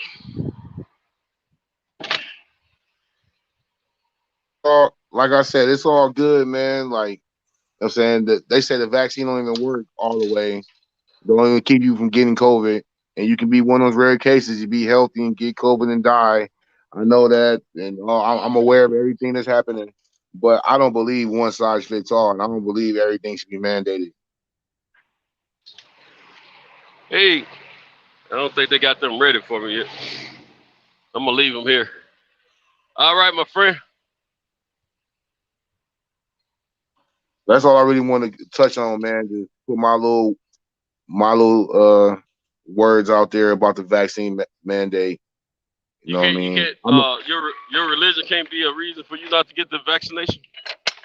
Man, I'm working on a fake vaccination card. I got my hands in a bunch of stuff, but you know what I mean. My thing is, I want to not lose one of my jobs. My daughter going to school and need a hair done. I got these Jordans coming out. You know what I mean? Yeah, they got shit to do. But you know what I mean? I can't lose no income right now. I got way too many wants for welfare. Mm-hmm. So that's my mission right now. Yeah, hopefully it'll work out, you know. for the best for you, man. But yeah, it's a big mess, man. It's a big mess. It's a big mess. It's a matter of life and death. But at the same time, I got 54 years in, and I hope and pray to get more. But at the same time, I've never really just engulfed myself amongst a lot of people all the time. So and plus I got used to, when I had to go away and do a little time, I got used to being alone, man. It don't bother me, period. I get mad at my family when I feel like they've been hanging. That's why I cleared my house out. Nobody but me and my wife and my granddaughter now. My stepson, when they were staying there, man, I don't know what they were doing, man. I was worried every week. They hanging out, doing whatever, you know what I'm saying? Huh? You're like Martin throwing niggas out.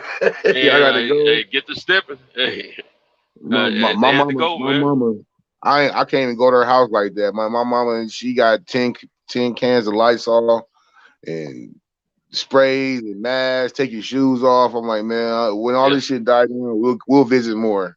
But I'll be almost getting into it with her. You know, So mom, you can't. I like the way your mama living, man. She me and her on the same page. Yeah, she a nurse. She a nurse. She work. She know all that stuff. Like I'm saying, I'm not saying Corona's fake and all that stuff. I'm just saying it's not affecting everybody like the same, and they're not telling you how to treat that shit. It ain't fake, and I mean the truth of the matter is they're still investigating and learning. They don't know everything it is to know about it. Just like when it first started hitting, we all were freaking out, and we still are to a certain extent, but we have learned what works for us as individuals through this pandemic and what doesn't.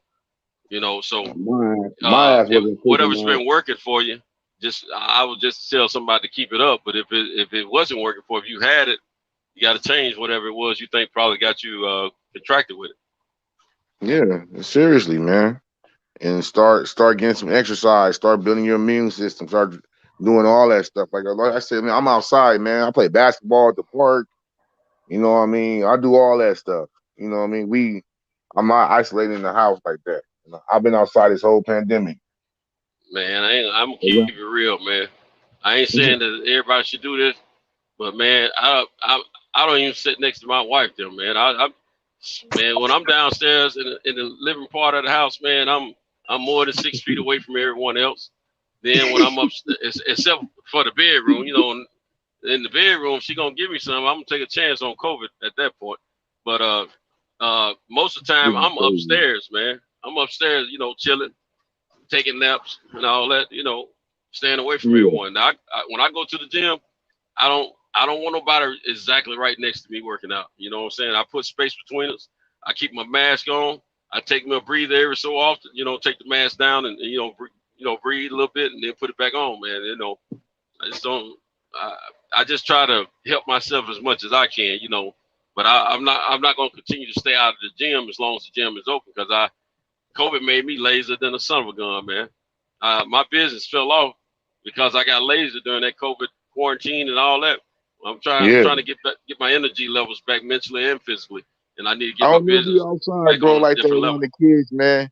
The kids are fat. Kids don't want to play sports. They're all negative. Like this COVID thing has been way more than about goddamn sickness, man. It's been hurting people, but they don't give a damn. Mm-hmm. Yeah, it's a big deal. But I know one thing. I'm mad that I didn't get to haul none of that, you know, none of them fake vaccines around. Oh yeah, man. I could have made some money off that stuff. I know they paid some good money to some some carrier companies for that. Man, motherfuckers selling that shit like $10, $12. But you get caught selling there, you finna go to jail for like 10, 12 years. So be careful. No, I'm not talking about. I'm talking about a legitimate delivery. You know, getting it from whatever the source was and shipping it to you know, delivering it to hospitals or clinics or whatever. That's what I'm talking about. Because I mean, anytime one thing I know about this business I'm in, medical equipment or medical supplies or anything dealing with medical, all that's is a sense of urgency. for those deliveries. They pay premium money for those kind of deliveries. So and it's not hard work. You just got to be, timely and safe. And shoot, man, I'm mad because I didn't get to chew on some of that. You know what I mean? Man, I know. It's big loads, big miles. Yes, sir. Yes, sir. Don't tell what they were paying for the pandemic miles. I know they were probably paying extra premium on them joints because they were trying to get them out real fast. I bet. Yeah, I'm done though, man. I gotta get in the bed. I gotta get up early. But it was good breaking bread with y'all, man. Hollering at it. All right, Deuce. Take care, bro. You All still right, here Cuddy, with you us, be Big Willie? Willie jumped off. Yeah. Just Hey, look like it's me and my brother. me and you right now. Yeah. What you say? Really, I couldn't make out what you said, please. just me and you. You traveling? I'm on my morning. Yeah, I'm on my morning route. Yeah. You on the route? Yeah, my morning route. Yeah, my morning route. Yeah. Okay. It's interesting topics, man. It's interesting topics you touched on. Yeah. Hey, I watched that show. I watched a few episodes of that show when I got home, man. What I didn't fall asleep on, because I fell asleep on a lot, man. Oh, And them old girls, man, had me going, man. Check them out, There's only 3 of them. Well, it was actually it was 3 on the main part of the show, but then there was a few, the few on the dates that them cats was holiday. They put a lot of pressure on them cats, man. That's hard. That was a lot of pressure, man. They got to go out and holler at these chicks, man, and date them, and the chicks putting pressure on them. The show don't put pressure on them, selected the chicks. That was coming on to you and all. That's a lot of pressure, man. I mean, especially for a young brother, you know what I'm saying, who's not married. Yeah, you got to be true to the game, not to cheat. There was a lot of pressure. Yeah, I just watched this episode that we watched. Yeah, I chilled out. I didn't watch much more. Yeah, I watched 6 of them. I'm gonna get them started. I'm gonna probably hit 7 tomorrow, and whatever else catches me up. But yeah, man. You watched the first season? Yeah, the first season. I had to watch 2 of them over again because I dozed off, But man, I'm gonna tell you, little gal, LaRonda, the one that got the smallest butt. Man, I like that chick, man. Yeah, I like that chick, man. That's one cow talking about she ain't got no booty, but she got a little booty, just ain't no, she ain't got much hips and she ain't got a lot of tada, you know what I'm saying? But she got some cool shit. I think she'll look all right in some panties. But she got a nice little chest action on it, from the waist up. All right. Cute face, cute smile, she intelligent, she making some money. She kind of checking the boxes. Oh yeah, that's a good day. That's always a good day. Yeah, she checking the boxes.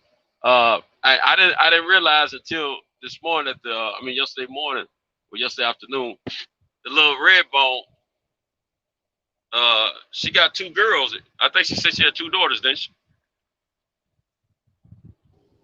Yeah, something like that. Yeah, I think she told one of her dates because he had 2 girls, and I think she said she had 2 girls too. And she when her and old boy split up for a minute, she kicked it with one of his homies, one of his fellow comrades. And he still talking about it. Yeah. Yeah, I remember him. I remember him when he used to play. He used to play for Atlanta. Yeah, he did. Yeah, I remember his face and everything. But yeah, man, he was a wide receiver. Oh, okay. Yeah, I didn't keep his position. I just remember his face, man. Wide receiver. I remember him. I saw him, I remember him. Old girl got sad when old boy told her that he had a stimulating conversation with old girl. The first date. That girl, at first girl they sent to him, man, that was a lot of pressure, dude. A lot of pressure. She was fine, cute. She was pretty. Like he said, she was real pretty. The second girl, she was a cutie pie too. She had that Puerto Rican look. The first one was the one from Panama, right? Yeah, that's someone bad, boy. She was bad. She was bad. Now that Leilani, she was sexy, real sexy. Had a little accent to her. She can get yeah, he had a lot of pressure on him, man. But you know, out of respect for his gal and trying to work that out, he wasn't taking no second dates with either one of them. Now, your boy, the comedian cat, the one, LaRonda's old man, Yeah. that nigga was letting it be known. He was like, I don't know, man, look here, man. She got a man, you bring her home at such time, he letting it be known he wasn't happy about the situation. That little singer, the chick that was a singer that he was dating. Yeah, she can get the business, man.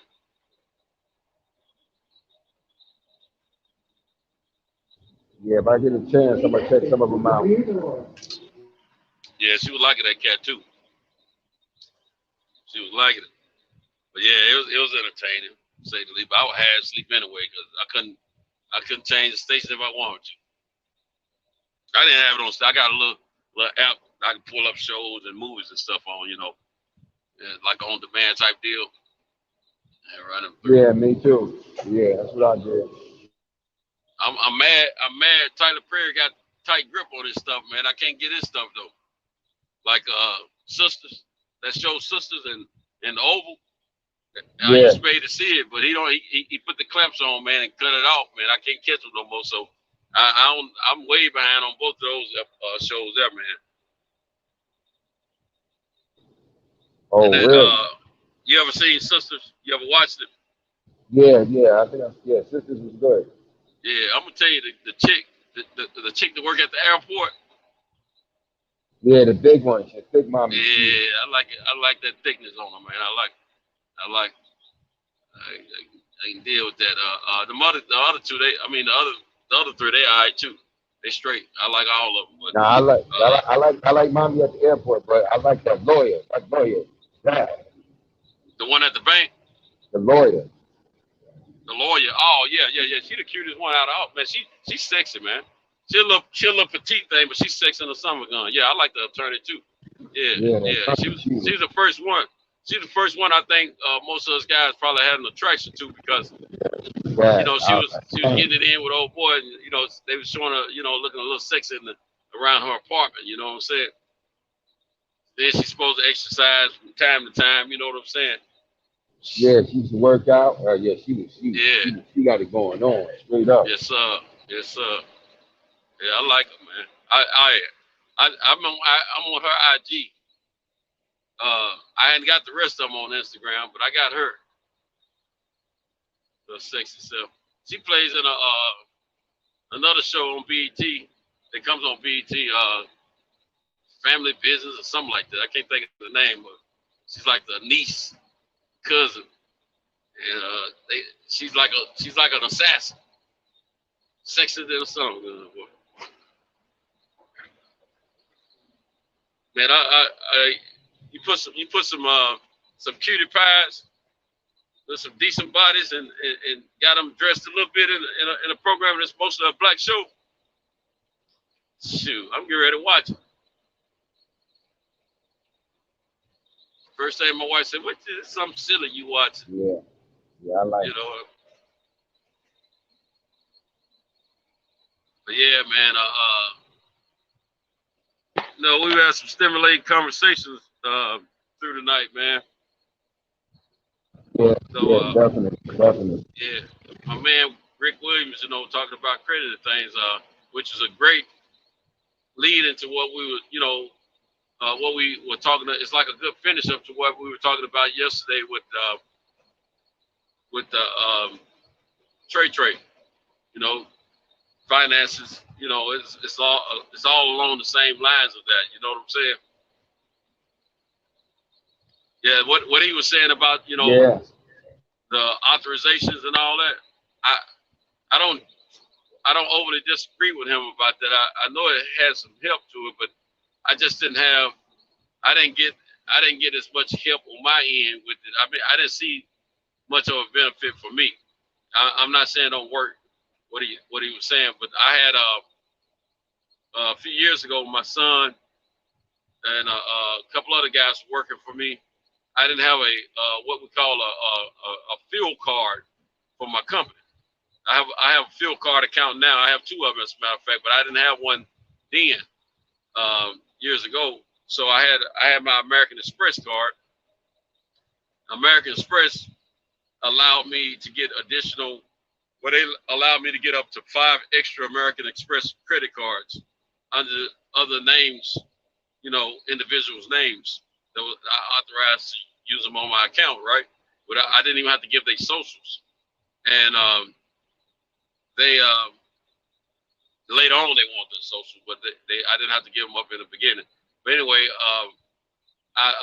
they were not charging anything for the first year for those extra cards. So I got those extra cards for my son and a few other guys. So when they in the trucks, you know, they didn't have to wait on me to fill them up or give them cash, you know, to put fuel in the trucks. You know, just told them, you know, just use your credit card. This is an American Express card. Don't think you can use it any kind of way, because I monitor everything. I know when you use it. You know what I'm saying? So yeah, it worked out pretty good. But I didn't reap any real. The only benefits I was supposed, you know, that I knew I would have reaped out of it is points. But I didn't see an expansion in my or extension rather in my credit limits or anything like that. Now with American Express, you pay as you go. In the beginning.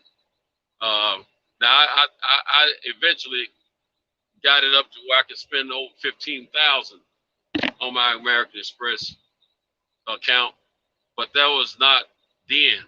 You know, that developed. That was like last year and the year before. You know, since I've been the only one using it. You know, but they look at your spending habits. And if your spending habits are pretty consistent, pretty aggressive, you know, that you get a big spending limit. You know, they spending power is what they call it.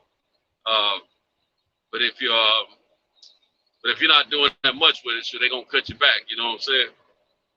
So I've gone up as high as 15,000 down to 6,000. You know, so I don't know where I am now. You know, but same time, I love my American Express card because thanks to American Express, it prompted me, it got me in the habit of paying my credit card off either on time or before time. You know, I wouldn't let it go over the due date as far as the balance that is. And that way I wasn't accumulating debit. Now recently I had a little situation where I tried to help a brother out in the business, and I was doing I let him get a truck from Penske under my rental account. And under my rental account with Penske, I used my American Express to pay for it. Now, mind you, this American Express I'm speaking of is my personal American Express card account. So, little sucker stuck me with over $6,000 worth of fees and stuff, man. You know, it pissed me off, man. He was asking me to trust, which I was trying to do. I was telling him he needed to pay it weekly because that's how the bill comes from Penske.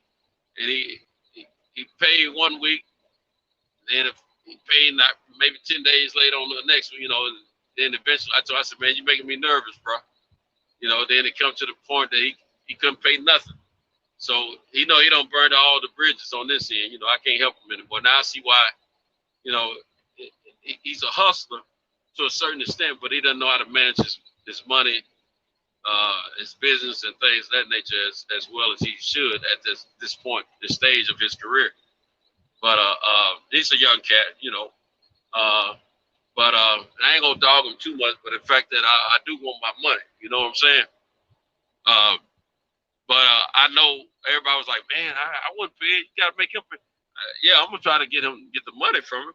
But in the meantime, in between time, this is my name that's on the line. This is my credit. I got to pay it. You know what I'm saying? So that's what I did, you know, and ran up a little bit. So it got to the point where things were a little tight for me at the time with everything else I had going on. So I had to start paying American Express. I pay so much on it per month until I get all that debt down. Then I'm gonna go back to paying it, zeroing it out every month. You know what I'm saying?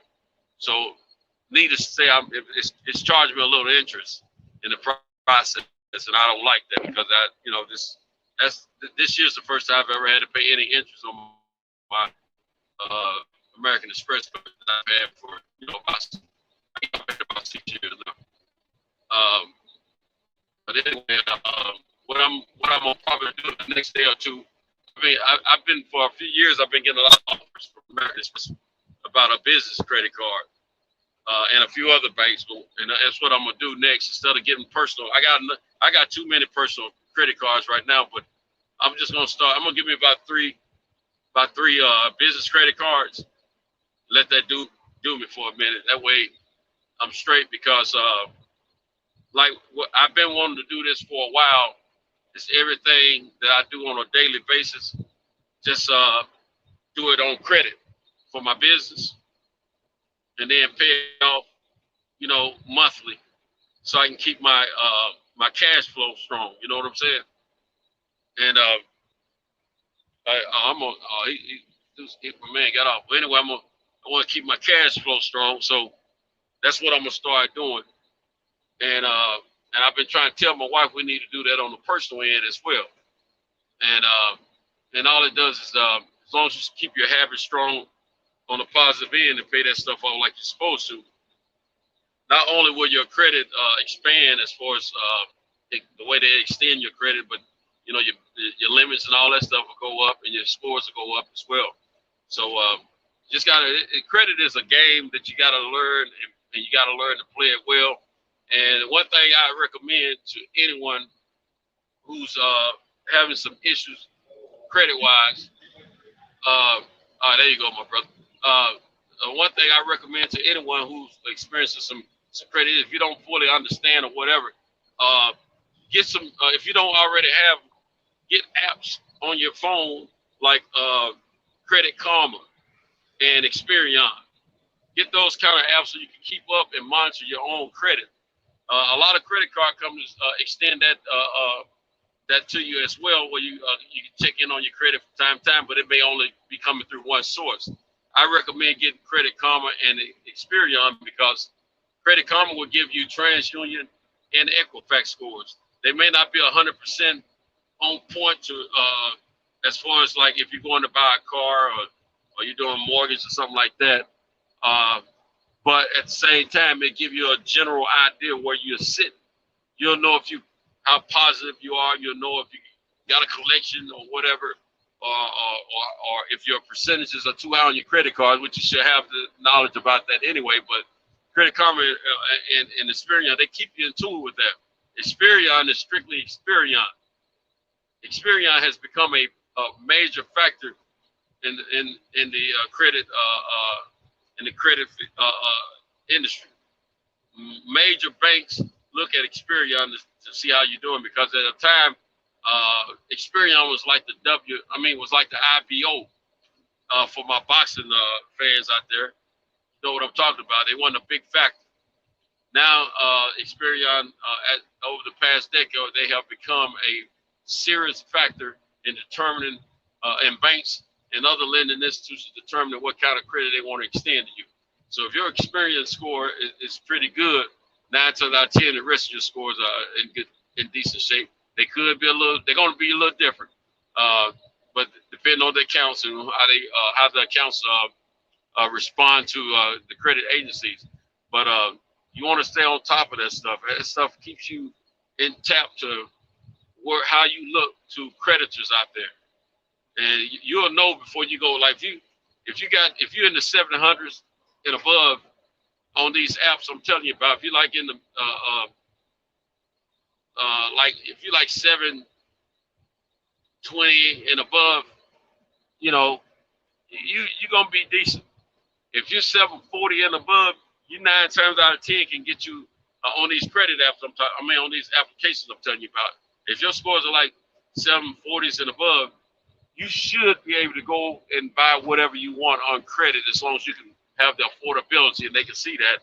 And you should be able to get the best interest rates that are offered. Because basically, I think it's 730 and above you pretty much, you can get 730 and above, you get the same thing as a person with an 800 score, if I'm not mistaken. That's where it used to be. I don't know if they've changed it or not. So it's pretty crucial, pretty important to stay on top of that type of thing, because buying power is a plus. And it's something that I've always told everyone that I know. You could be broke and have credit, and you can buy something. No money, but good credit, you could buy something, provided that you have a job, you can show proof of income. But if you're broke and no credit, you get to buy nothing, job or not. You dig what I'm saying? So credit is an important thing because it opens up a lot of doors for you, and it's very critical that we educate ourselves and educate our children about the credit game, because at the end of the day, it is a game.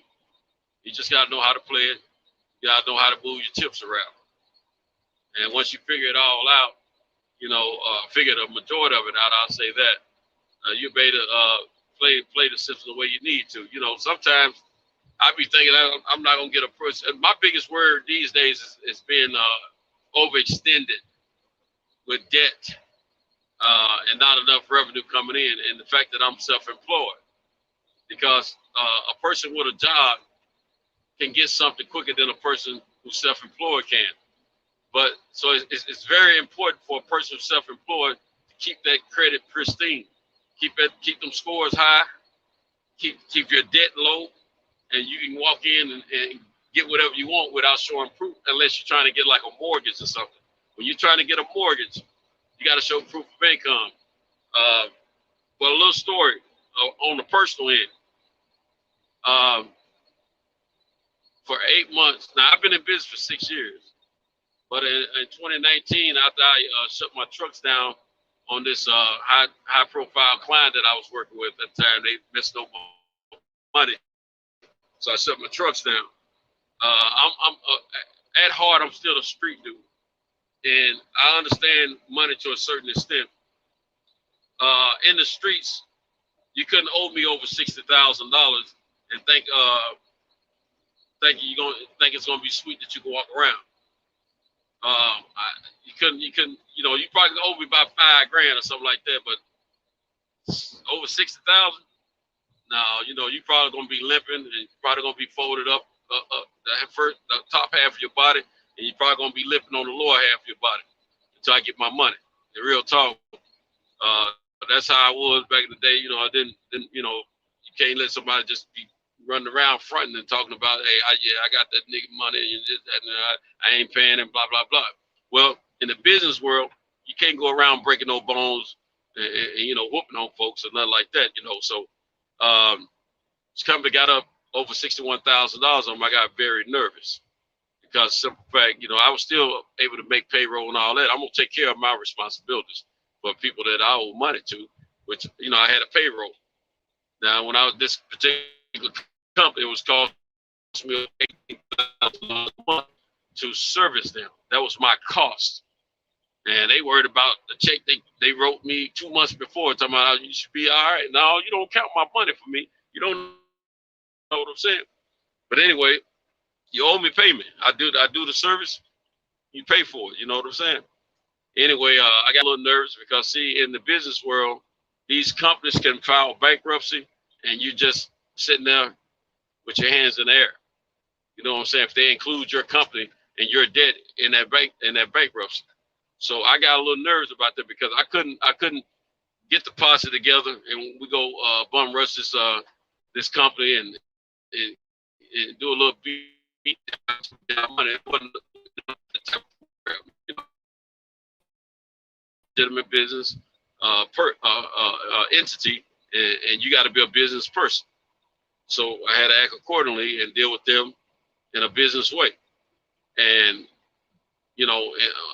there's no muscling per se of getting your money. Now, you still, gonna talk business to them. You're gonna try to leave a little attitude out of it until you get your money. And that's what I did. I took the high road. I stayed stern, but professional. I didn't show any attitude, but I let them know I was serious, and I did shut my trucks down on them. They did pay me. It took them about 3 weeks, but they paid me my money. And I think I've made this statement before this story, and like I said before, they actually paid me a little bit more than they owed me, and that was an accident on their behalf. Now, I was lucky in my opinion, because it could have went a whole different way. They could have filed bankruptcy or whatever, but this company was worth $3.5 billion. Now, what they owed me was a drop in the bucket, but it was a lot to me. I had dealt with companies that they were dealing with. They used to send me to pick up things that they had stored at different places, or supplies they needed at different companies. They had ran up tabs with these companies for over $500,000, $750,000, stuff like that. You know, and they were playing games with not paying those companies on time and things of that matter. And so these companies were letting me know that. So I knew it was just a matter of time, and my turn was going to come, and it did. But like I said, these companies, they were owing over $500,000, and they were owing over $750,000, and another company was owing over 25,000 or something like that. They were telling me. It was like 3 different companies told me this situation, because they got used to me coming to pick up stuff from, and we had a likable relationship. And they said, hey, watch out for them. You know, they kept telling me. I said, yeah, all right. Well, you know, they still paying me at this time, so I'm like, I'm cool. But in the back of my mind, I said, my time is coming. They're gonna turn the tables on me eventually, and it did. You know, because I knew the money kept getting greater and greater that they were owing me. And when the money got serious, they wanted to try to negotiate the current invoices that they had accumulated with me before they paid them. And on top of that, not only did they want to negotiate the balances on those invoices, but they wanted to also ask me, they had asked me to, they told me they want to discuss with me the possibilities of a lower rate for my loads that I was moving around for them. Well, I was prepared for all of that because of those other 3 vendors that I dealt with in their behalf. They had schooled me and told me what to watch out for. So by the grace of God, you know, I got that little birdie in my ear, and I adjusted my situation accordingly. I was prepared mentally and physically, well, financially, for the switch in gears with that company. So I had some rates already ready for them, but I had a contingent with that. That contingent was for them to contract with me for at least a year, because we didn't have a standing contract. We had a verbal agreement, and that was another thing that made me nervous. So, I was going to lower their rates, but it wasn't going to hurt me really too much at all, you know, but it was going to make them feel better, and they were going to look at it as a win for themselves. And at the same time, I was going to start incorporating late fees in my invoices, because I hadn't never charged them a late fee, but I was going to start. Well, they were refusing to sign the contract, and they were acting like something they couldn't discuss at the moment, this, that, and the third. Okay, all right, cool. Now, what I realized is that the people I had to deal with for my money were part of the procurement department. The procurement department are the ones that authorizes accounts payable to make payments on these invoices. Procurement negotiated in the behalf of this company on the front end as well as later. Like when you first set up a business opportunity with them, to do business with them, they negotiate, and later on when they want to get your numbers reduced, they want to negotiate as well. So I learned a little bit more about that situation during messing with that company, And I used to hear about, well, I had did some study in accounting years ago, and I used to hear about procurement and all that. I didn't really get the gist of the procurement personnel. I just knew that I had to know what I had to know to pass, get my grades on my test or whatever. So anyway, I had a crash course of it during that, dealing with that company. And I was just informed by a current employee of that same company who I used to deal with, and I used to deal with this particular employee a little bit as well. They still do the same. They still have the same business tactics. The procurement departments do the same thing as well. They negotiate their invoices to a smaller fee so that they can save the company money. That's what they're hired to do, partly. The guy was asking me, he felt good about, they missed dealing with my service as opposed to the service they went to after I was no longer dealing with them. And the reason being, my rates were lower, and my service was a lot more beneficial to them because I took a lot off of their shoulders. I did a whole lot more than what the company that they're dealing with now does. Plus, I was more available for them 7 days a week, whereas this other company, and I was available around the clock, 24 hours a day, pretty much. This other company, the rates are higher, and they only show up 3 times a day, and they don't load or unload the trucks. The personnel for the companies has to do that, which is the way it's supposed to work anyway, and that under those circumstances, unless they're paying for that extra service. But the truth of the matter is I had them spoiled because that's the way I started it with them. And their company and my company were growing simultaneously. We matter of fact, my company may be a year or two older than their company, just to give you an idea how quick they grew. But anyway, so I see this guy who was one of the guys that I used to work with, and he missed, the fact of how we used to do business with them. He said, "Man, we miss you, man." He said, "You still in business?" I said, "Oh yeah." I said, "Man, that's my business. Got to take me to my grave." And he said, "Yeah." Then I showed him, my newest truck that I purchased and how I had it all dressed out and everything. Man, that's nice, man. That's nice, man. We're getting ready to open up a couple of more locations in Middle Tennessee, man. And they got me supervising.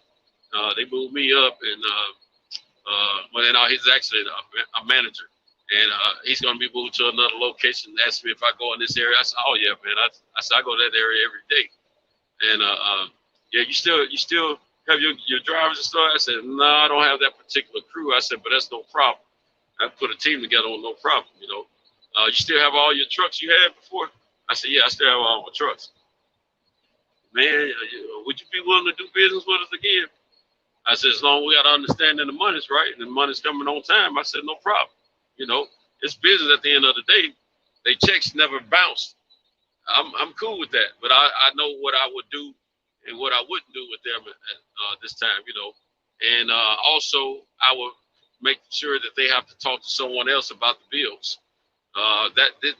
This particular company I'm referring to, my experience with them is why I said that I would be using a buffer between me and my clients, as well as a buffer between me and my future drivers, because I don't want to get too cool and too buddy with clients anymore, as well as drivers.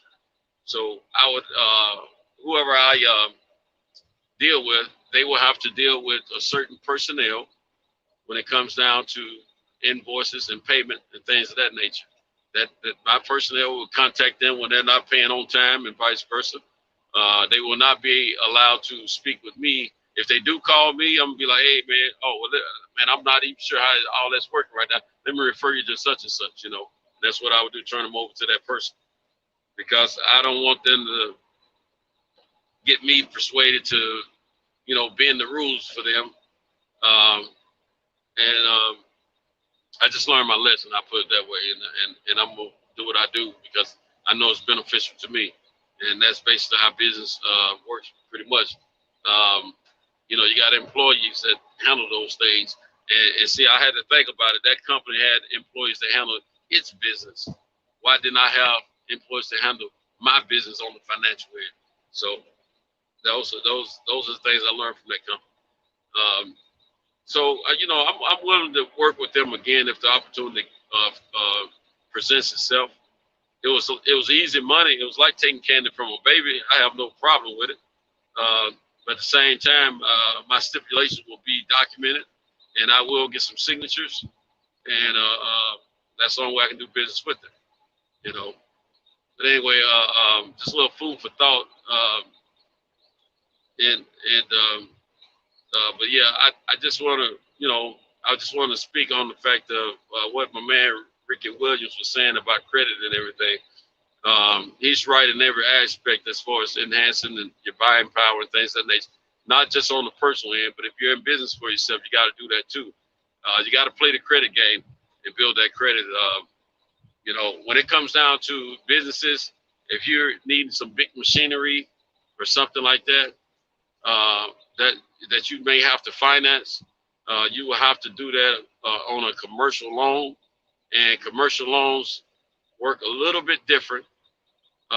First of all, you want to make sure you have qualifying credit. You want to make sure, in order to get into the major banks that give you a decent rate, you want to make sure you have at least 24 months of been in business for 24 months and have your financials in line. You want to make sure your bank account are healthy, because all that stuff factors into what these commercial accounts would do for you financially. So, I know what else I wanted to talk about. I was talking about dealing with banks when you're self-employed earlier. I needed to refinance my home, my personal home, which is also my place of business. Well, my bank that I use for my business is where I wanted to refinance through. It's a credit union, a federal credit union. And they've always been known to take care of the client, the members and things of that nature. So I established my business account with them. And mind you, when right before I shut my trucks down from that, dealing with that high profile client I was telling you guys about. I was wanting to refinance my home. And now I had went 8 months without being active within my company. And during those 8 months, I went, to California, for a few days, hung out there because I had a close friend of mine. It was like a big brother to me that passed. Then I went a few other cities, and then I was going to the gym every day and eating right and just doing everything right physically for myself, but not doing any work. And I got a bunch of calls, and I turned a bunch of business down because for a couple of reasons. If it was something small that I could handle with no problem, I took care of it. But if it was some assignments that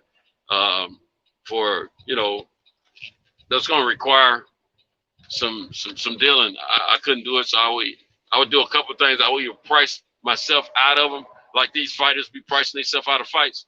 I would either price myself out of it, or I would refer it out to another carrier service. And either I would just tell the companies that I wasn't available during those time slots that they needed me. Because I never want to tell a company that I can't do business with them because because I don't have the personnel or the truck, the equipment of truck for them or whatever. Now I've had to tell some companies that because I didn't have semis, and I've had to tell some of them that was requiring a semi that I couldn't take care of. I only had certain type of trucks. However, moving along, I was worried about being approved for the refinancing. Now I paid all my debt off during that time, all my personal debt, no credit card bills. You know, zeroed out on everything. The only thing we had then was a mortgage. Okay, I only had a mortgage. Come on, Chuck, you better stop. Wow. I only had a mortgage and no car notes or none of that. Everything's paid off at this time. And so credit scores were high. Debt was way down. My account on my business was, now this is after I got my money, you know, that was owed to me. Plus I already had a little something sitting there. Well, after I got my money, you know, now my account's sitting pretty strong, you know. And no qualifying outstanding debt to worry about. And I had already gotten me my first fuel card account before I shut the trucks down on that business. So I had a fuel account that was, you know, I've been approved for, my business had been approved for like 18.5 for that company. And then I had a truck loan that I got 2 years prior to that, but I only got the truck loan because I wanted to get credit for my company, and I wanted to report it, and they never reported one time.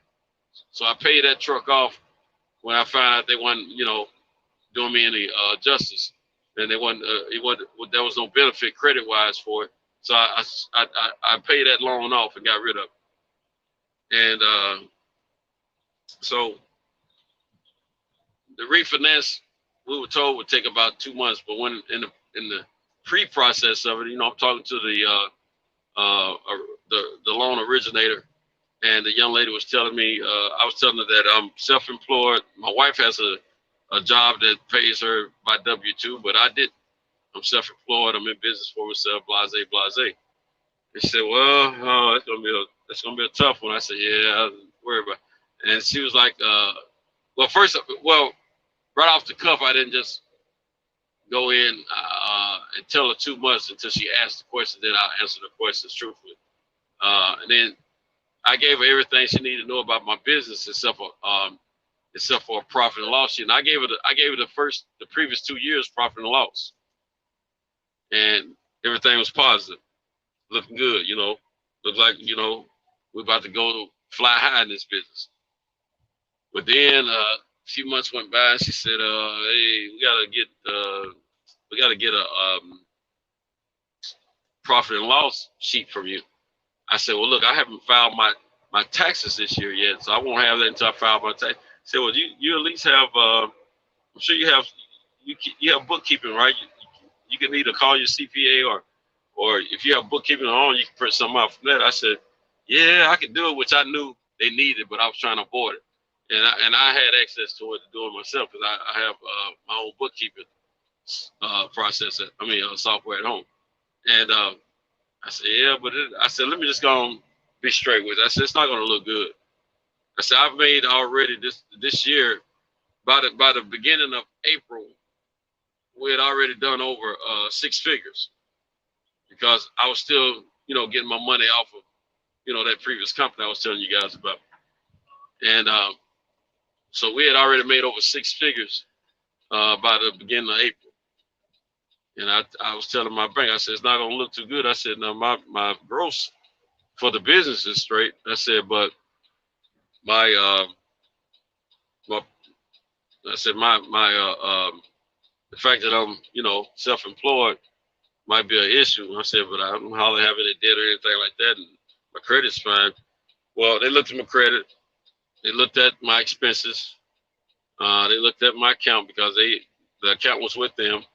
And so being that my debt was so minute compared to my asset, I had equity. I had over $100,000 worth of equity in my home as well. And I wasn't touching my equity. I just wanted to do a term and rate type of loan. I wanted to reduce it to a 15-year. So they finally gave us the approval, and we prayed about it and everything. It went well because of the fact that we had a healthy bank account. We had positive net profit showing for the previous years, and we were positive on the profit and loss sheet that I had presented to her from the mid-year. So everything worked out in our benefit, and we got approved. Other than that, I don't think I would have gotten approved. I could have had an 800 score, but if I had my debt to income was a lot, if I owed as much as I had coming in, I think there would have been some problems.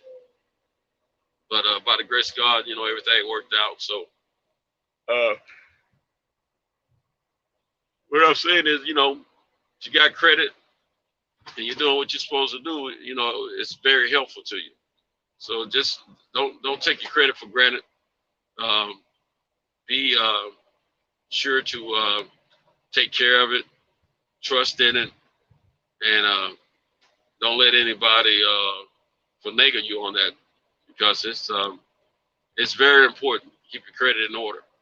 I worked a long time and many years to get my credit in line. And mind you, I worked for 23 plus years in the car retail service business, and car retail sales industry, selling cars to people, being aware of, credit issues and stuff like that. And I'm telling you, very important, very important. Not only that, after we refinanced the home, I told my wife I was going to get her another car. I was able to go get her another car, then put a dime on it. I didn't put nothing down on it because there was enough rebate in the car, being that was a 2019. It was December of 2019, end of the year. I took the rebates instead of buying a 2020. I took the rebates, and I didn't have to pull in the money out of pocket. And of course they asked me to, but I said, nah, man, we're gonna do this. We're gonna do this zero out of pocket. And what I learned, I know when it comes to the auto industry, I can buy a car without proof of income as long as my credit scores are high. So I wasn't worried about them asking me anything. On top of that, it was a dealership that I used to work for. My buddies were still were still there. I had connections on the high end of management, so I was cool. But anyway, I know they're gonna do what they could to make sure I get the car. I just want to employ everyone to take your credit seriously, because it's very important that you leave yourself some room to be able to make purchases, even when you don't have the ready cash to make those purchases. And as soon as you have the opportunity, pay those credit cards completely off the balances. Don't let those balances ride, because those balances can help you or hurt you. So it's the way you do it. But everything worked out. I got her another car, and of course we refinanced the house and had all kind of other offers come my way, and but those are only two I was interested in. And I had a bunch of inquiries and all that stuff at the time, and because they companies tripping about the fact that I got all these credit cards. But for the credit company keep on calling me and keep offering me stuff, man. I got a call a few months ago from my other bank about a credit card. They were want to know why I didn't accept the credit card offer. I said, man, I don't really need it. But then they kept talking to. I said, well, it would be good to see what kind of balance they would, limit they would give me, because I'm thinking about the fact that here I am, paid all those credit cards off a couple years before, and I don't run them all back up, pretty much. So I said I could use the space as far as the limit, and that would lower my percentage of use. Because your usage percentage against your credit cards is very important. You don't want to go over 30%. You want to keep it under 30%, but you don't want to go over 30%. That's when it starts taxing your credit score. It'll drop like a rock, because recently I went up above 30%, and my scores dropped like a rock. It dropped like 20 something points on one, and I think 30 something points on another. But I immediately got it back up by accepting another credit card off. But that credit card, I think it's a $13,000 limit on that joint. I didn't put my wife on it. And even after I accepted the offer, they have been trying to extend that same credit card offer to me 3 other times. Every time I go to that bank, you got a credit card offer. Man, I already got that card, But anyway, my next move is to upgrade my personal American Express card because I'm getting offered something that they give me several offers since I've had it, but this one is the one I've been looking for. So I'm gonna upgrade that card on the personal end. But before I do that, I'm gonna hit up American Express about my business. I got a couple of offers for my business through American Express. So I'm gonna hit that up, and I got one for Chase or something like that for my business. I'm gonna hit that up as well. So after I get those taken care of, I'm gonna feel like for my business, that's more important to me right now than my personal, because I got enough personal stuff going on for my liking anyway. But I'll get this. I'll get some things for my business to enhance it more. But anyway, I purchased another truck. The truck I'm in now, I purchased it last summer. It's a commercial loan through my business, and it has been classified as my official first commercial purchase. But being that I had my credit in order on the personal end as well as my bank account on the business end, and my credit on my business end was in a positive state, I didn't have no problem getting this commercial loan, and I got a darn good rate on it. Darn good rate. I'm very proud of the rate. It could have went a little different. So just to give you guys the idea, that stuff is important. You do want to keep yourself in line and keep yourself monitored as far as your credit profile, because business is business. And shoot, what I'm trying to do is get my business to the level where I can go in, sign my little paperwork, come on up out there, and not even use my own personal credit to get things in my business name, because my business, I'm an LLC, and I want to get to the point where I don't have to always be the guarantor. Most things you do have to be the guarantor on your business, but there are some situations you can do credit and finance stuff that you don't have to be the guarantor on for your business, and that's what I'm trying to get to that point. So just be mindful that there's opportunities out there to take advantage of, and it's, you can help or hurt yourself. So since I've been a little bit more, now I was in the car business for 23 years. It seemed like it was 25, but I think I had some mixed calculation a few years ago, and I sat back and I think about it. I come up with about 23 years, and I made it to the management level in the car business and things of that nature. However, I still didn't accomplish everything I wanted in the car business. And I thought I knew enough about credits and stuff like that. But I'm still learning. I'm about to go back some more. And you can never be too smart to learn more. Now my main, outside of trying to get my business more credit on the low end, like credit cards and all that.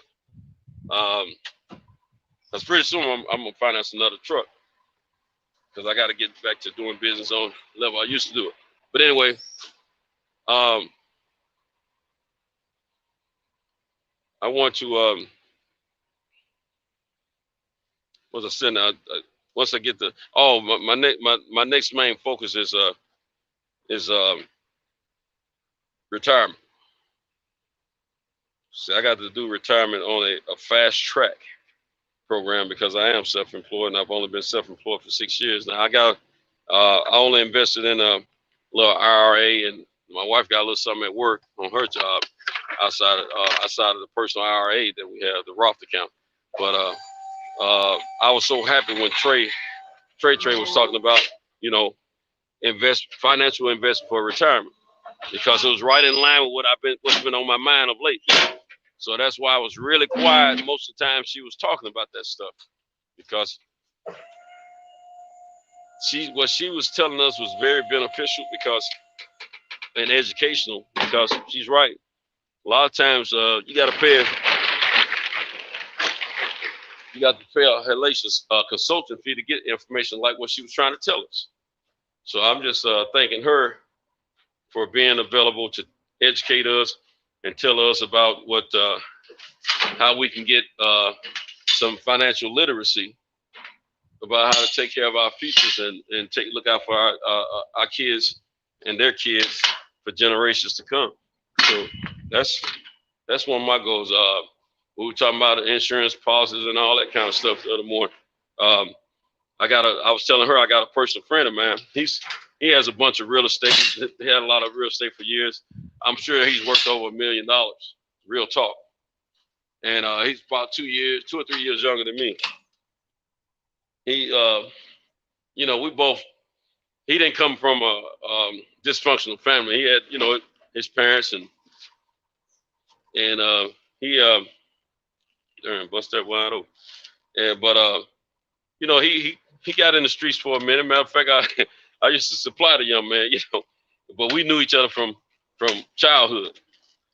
And but just so happened we run into each other through a mutual friend on the business end. We were younger, and we're still friends to this day. Matter of fact, unfortunately, he's not speaking to me right now, though.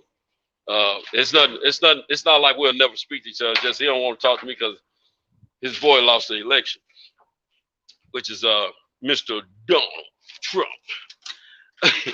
So anyway, but he's good people though. Trust me. If he wasn't, I wouldn't say it.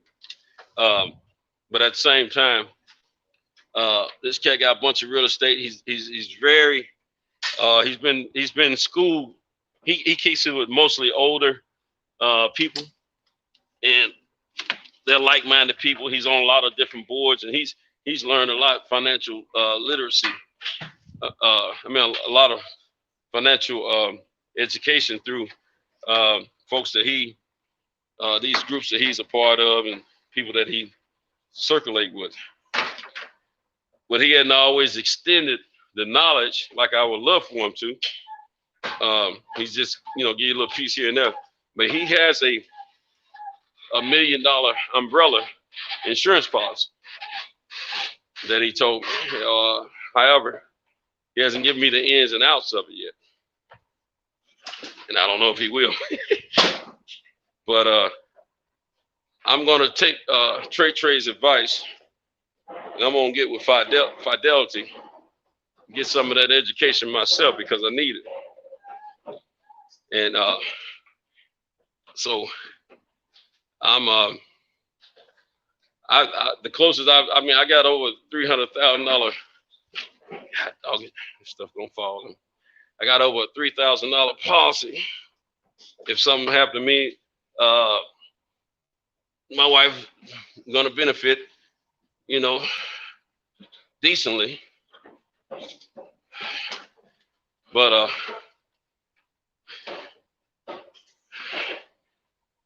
I'm trying to get this big heavy pallet off without spilling anything. See if I'm going to use y'all. But oh shoot, it ain't gonna work too good. But anyway, so I got I want to extend that every year. I let that policy increase by $25,000 a year, and $25,000 in coverage, and my premium goes up every year. But I do that so if anything happens to me, my family's taken care of, and then I have my house insured. Now my house, we like I said, we got over $100,000 worth of coverage on that house. Got over $100,000 in equity. But at the same time, I have a policy on there that if something happened to me, it's going to cover at least $100,000 that my wife won't have to worry about paying herself. So you know, you never could be too sure. You never know. I'm out here driving every day. Anything can happen. So I don't take it lightly. Yeah, that's good, man. Yeah. So man, trying to lock in this pallet, man, so this stuff don't fall when I take it down. It still might fall though. These buckets I've been, you know, the buckets I've been wrestling with. These buckets don't cost me about 40 minutes, Oh man. yeah. Yeah, I could be in Tennessee right now. I know what I'm gonna do. I know they're gonna get a little lean action to them, and I don't want them to fall on me. Okay, that's good enough right there. Take them down. Hopefully they don't tilt over and fall on me. When it's okay. Yeah, we good. We good. We good. Thank you, Lord. But yeah, so you know, I cut up on here, man. I clown and trip and talk crazy, you know. But at the same time, you know, if anything happens to me before I'm able to, you know, see things through, at least the majority of my business is handled financially, and I won't leave people in shambles and wondering how they're gonna get by. You know what I'm saying?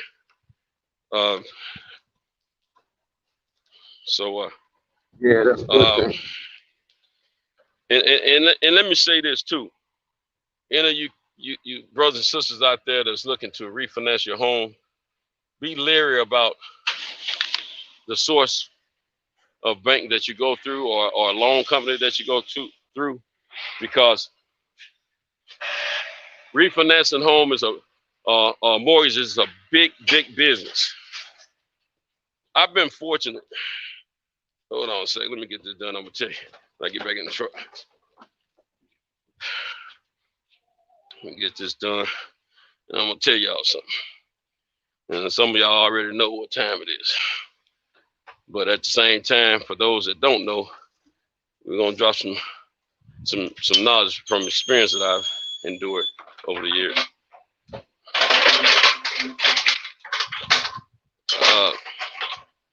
And I'm gonna tell you, I haven't experienced everything.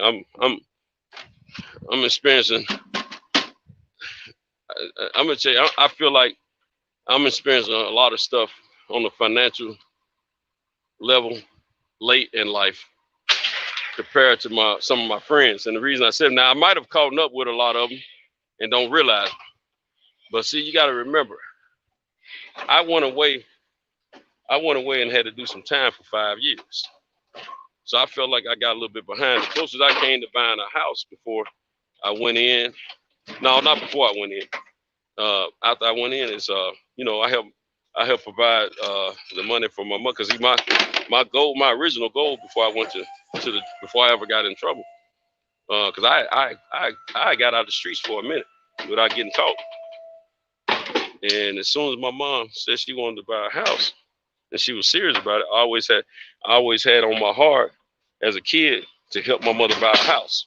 We never were home purchasers as I was growing up. So that was always my goal. So anyway, when my mother told me that's what she wanted to do, I went back full throttle in the game, because I was trying to, in my mind, I need to have my business, my personal business strong, as well. I wanted to create a legitimate business, and I wanted to have enough finances to take care of it. And I wanted to be able to support my illegal business, as well as give my mother at least 50% of what her mortgage would have cost. I mean, the house would have cost her before I walked away from the game. These were my personal goals. And so I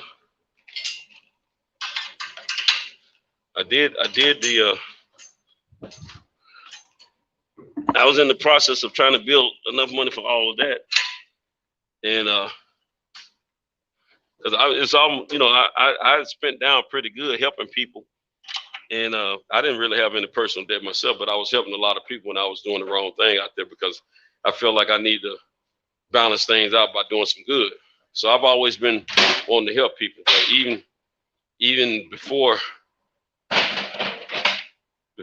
even since the game, I've always tried to help people, you know, on the legitimate end as well. But anyway, try to get that stuff going, and so, you know, before I can get there, I got popped.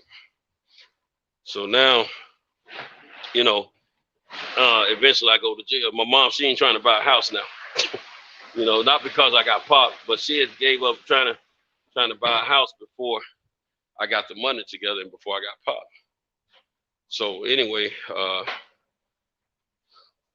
after I get popped, you know, like I was saying on, I think on this platform probably a week or so ago, my mother was the last person I called after I got hemmed up because I was embarrassed and I knew I had hurt her. And I explained to her what my intentions were. And first thing, she didn't condemn me for what I was doing. But she said, but don't blame me for you getting back out there doing the wrong thing, because I was going to be all right. I could have bought the house without you, which I already knew that. But that ain't the way I was looking at it. She didn't need me, but that's what my gift to her was. In my mind, that's what I was trying to do as a kid. So, but after I went away and started my bid, probably about 2 months after I started my bid, there was a house that we used to rent when I was a kid, and my mom used to always want to buy that house from the landlord. The landlord, she promised not to sell it because she had promised it to the church or something to that fact or something like that. Well, several years went by, and we didn't live there anymore. And 2 months after I was on the inside, the opportunity came up for my mother to be able to purchase that house, and through an auction. And so she bidded on it, and she had to have X amount of dollars to get the house within a few days. She said something to me about it over the phone. I make a phone call to, now a lot of people think I'm crazy. My mom, she was mad at me about this. I didn't leave my mom in control of my money when I was gone. Not because I didn't love her, because I love my mother with all my heart, I always have. But my mother is going to do things the way she want to do things, not things the way I need her to do things. My best friend, my brother, the one I had to fire, I left him in control of him. And it gave him the access to my money. Told him to look out for the family for me, because as brothers, that's what we do. He didn't help make the money, but I know he was the one I could trust, and I know that I could ask him to do this or that, and it'll get done. You know, I had 2 kids, and I need people to move when I need them to move. You know what I'm saying? So anyway, I told him to give mom X amount of dollars. Mom come back to him and said she needed X amount of more dollars. After she got the house, now she needs central air and heat in the house. You know, this house was built with these masonry bricks, or cement bricks. Those Brico blocks is what a lot of people refer to them as. That's where the walls were. Well, when she first got the house, she needed money to insulate the whole house, because that's well, when we lived there, we did a little. My mom took upon herself to do some insulation, but it wasn't proper. After she bought the house, she did a re-installation and make sure it was correct. So she needed money for that. Needed money for central air and AC. I mean, central AC and heat, and so got all that stuff taken care of. And so whatever, you know, whenever she needed money, she'd let me know, and she, you know, I tell her go holler at my boy, and you know, he'll give her what she need or what have you. And then the point, my mom, well, long story short, my boy ended up getting robbed, man, because he went against the cardinal rule. I always told him, man, you don't sleep, you don't keep nothing where you sleep at, you know, because of the fact I knew somebody would possibly try to rob me or him or whoever, you know what I'm saying? And so he got nerves about where the money was being kept at, and he moved it to his apartment, which he ended up getting robbed. And so the money is down to a certain small pile amount of money now. And we were keeping it a secret. But my mom had on her mind she used to talk crazy to him, thinking he was going to abuse my money and was going to spend it any kind of way he wanted to spend it. So my mom, she's now asking for money by the thousands, 5 and 10,000, not no 1,000, 2,000. She hasn't for nicks and dimes. You know what I'm saying? And it got to the point, my boy, between my mom and the kids' mothers, my boy said, "Hey man," and then on top of that, we had started a business. I never did get to see the business get cranked up, but we on paper we had started a business. It was a snack shack on a food truck, basically.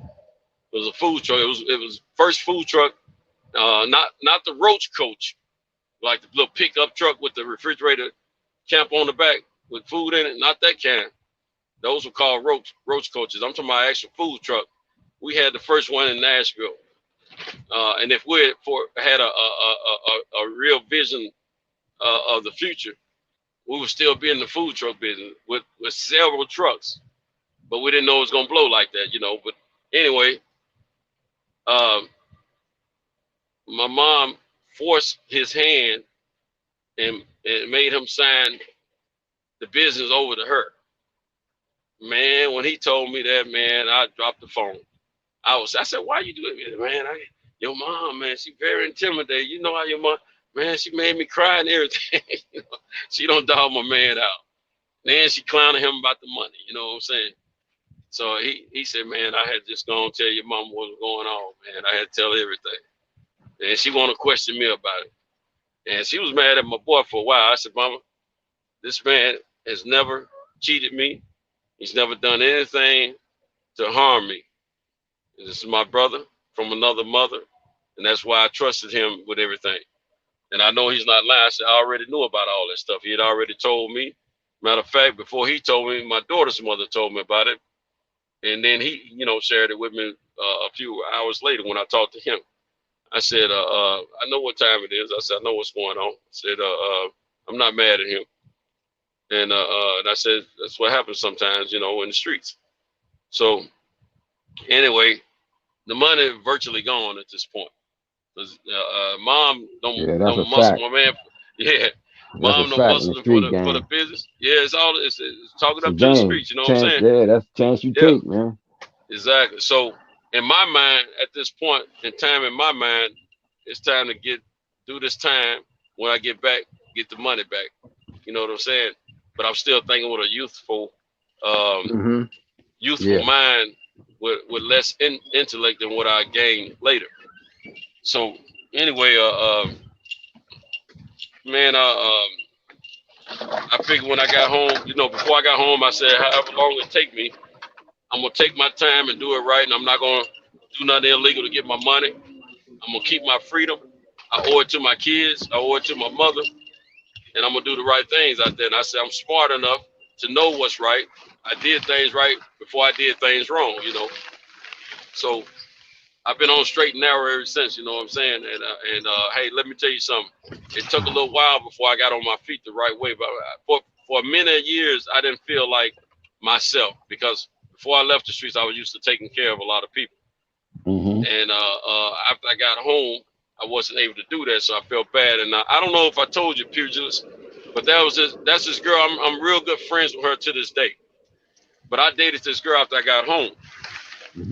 But I ended up ghosting that female, Yeah. You put me on. You put me on. Right. About her. You put me on just recently. You just told me. Right. So a big part of that was because I didn't feel like the man that I used to be. You know what I'm saying? And I wasn't able to treat this girl like I wanted to. I couldn't take her to my crib because I'm staying with my mother. And she didn't want for nothing, ask for nothing, And I mean, she wasn't upset about it, I mean, she was kind of hurt that I ghosted her, but she wasn't upset with what I told her the reason it was, because I let her know on the front end that I still had feelings for my son's mother, But I learned years later it wasn't about my son. The feelings I had for my son. I remember it was about my son. We just talked about this, so you don't gotta rehash that shit, because we just talked about it. So that was, you know, when I come home, I didn't feel like me. I didn't start feeling like me again until almost 21 years ago. And that's when I got married. You dig what I'm saying? And when I got married, we were both broke, but I knew I was turning that corner at that time, and my money was about to start flowing consistently at that point. And I told myself mentally that, you know, when I was before I got married, I had my ups and downs financially, but hey, I knew I was about to, you know, change the course of everything. So anyway, you know, 20 plus years, almost 21 years away in the relationship I'm in now. And my wife, throughout that time, you know, we've been up and down financially, but for the most part, we've been up. And you know, I think my wife is a little bit too comfortable right now, to be honest with you. And I think that has a lot to do with how she's interacting with me, you know, because she's too comfortable. And I want to make things, and you know, the way I try to look out for my wife is the way I always wanted to look out to whoever was going to be my wife. You know what I'm saying? I didn't put my money into females that I dated. You know, I put that money into my mother, that she was the only woman that could get whatever it is that I had. You know, now females I dated, I cared for them and I made sure they were straight, but cake daddy, I wasn't. You know what I'm saying?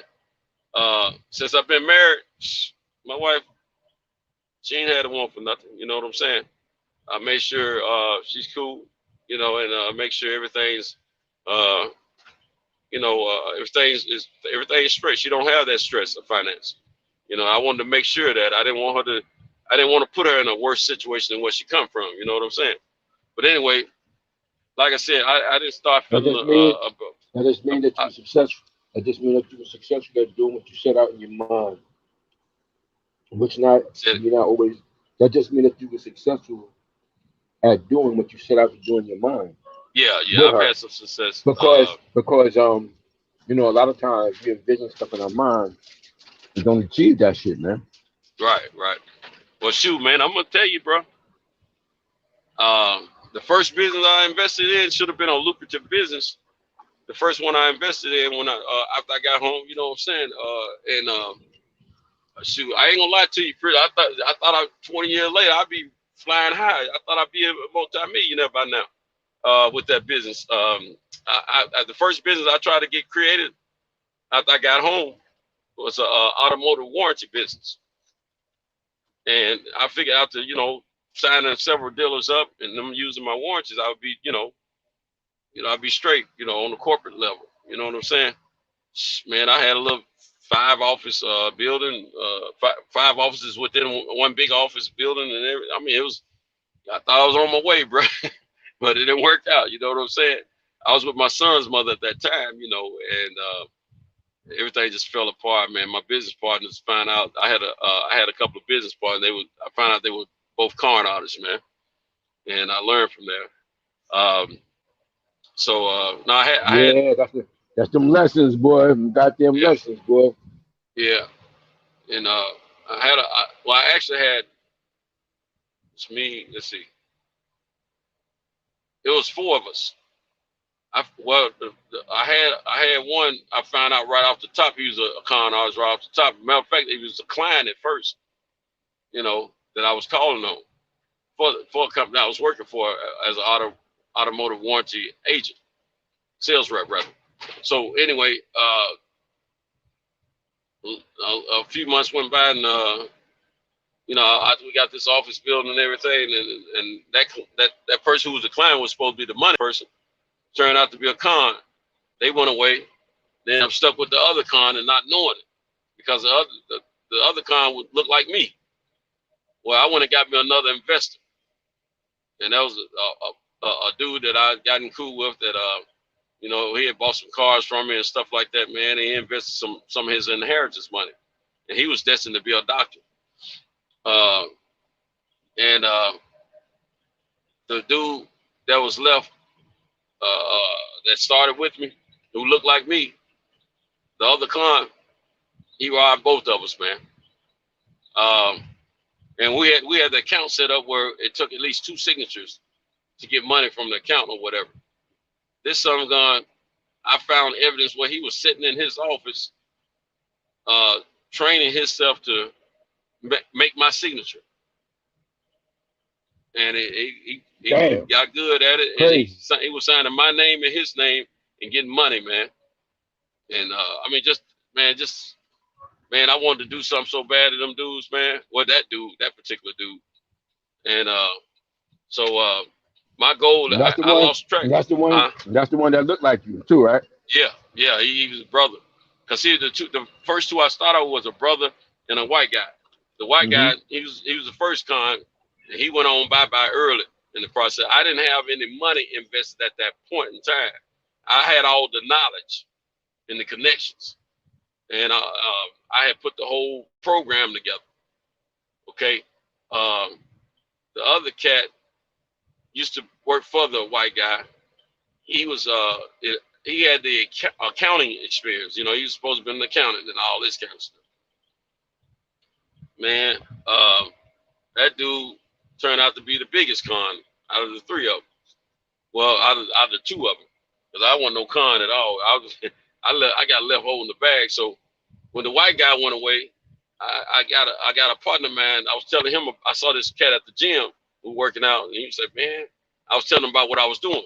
He said, man, I've been looking for something to invest my money. My mama passed, man, and I've been looking for something to invest my money in my inheritance, this, that, and the third.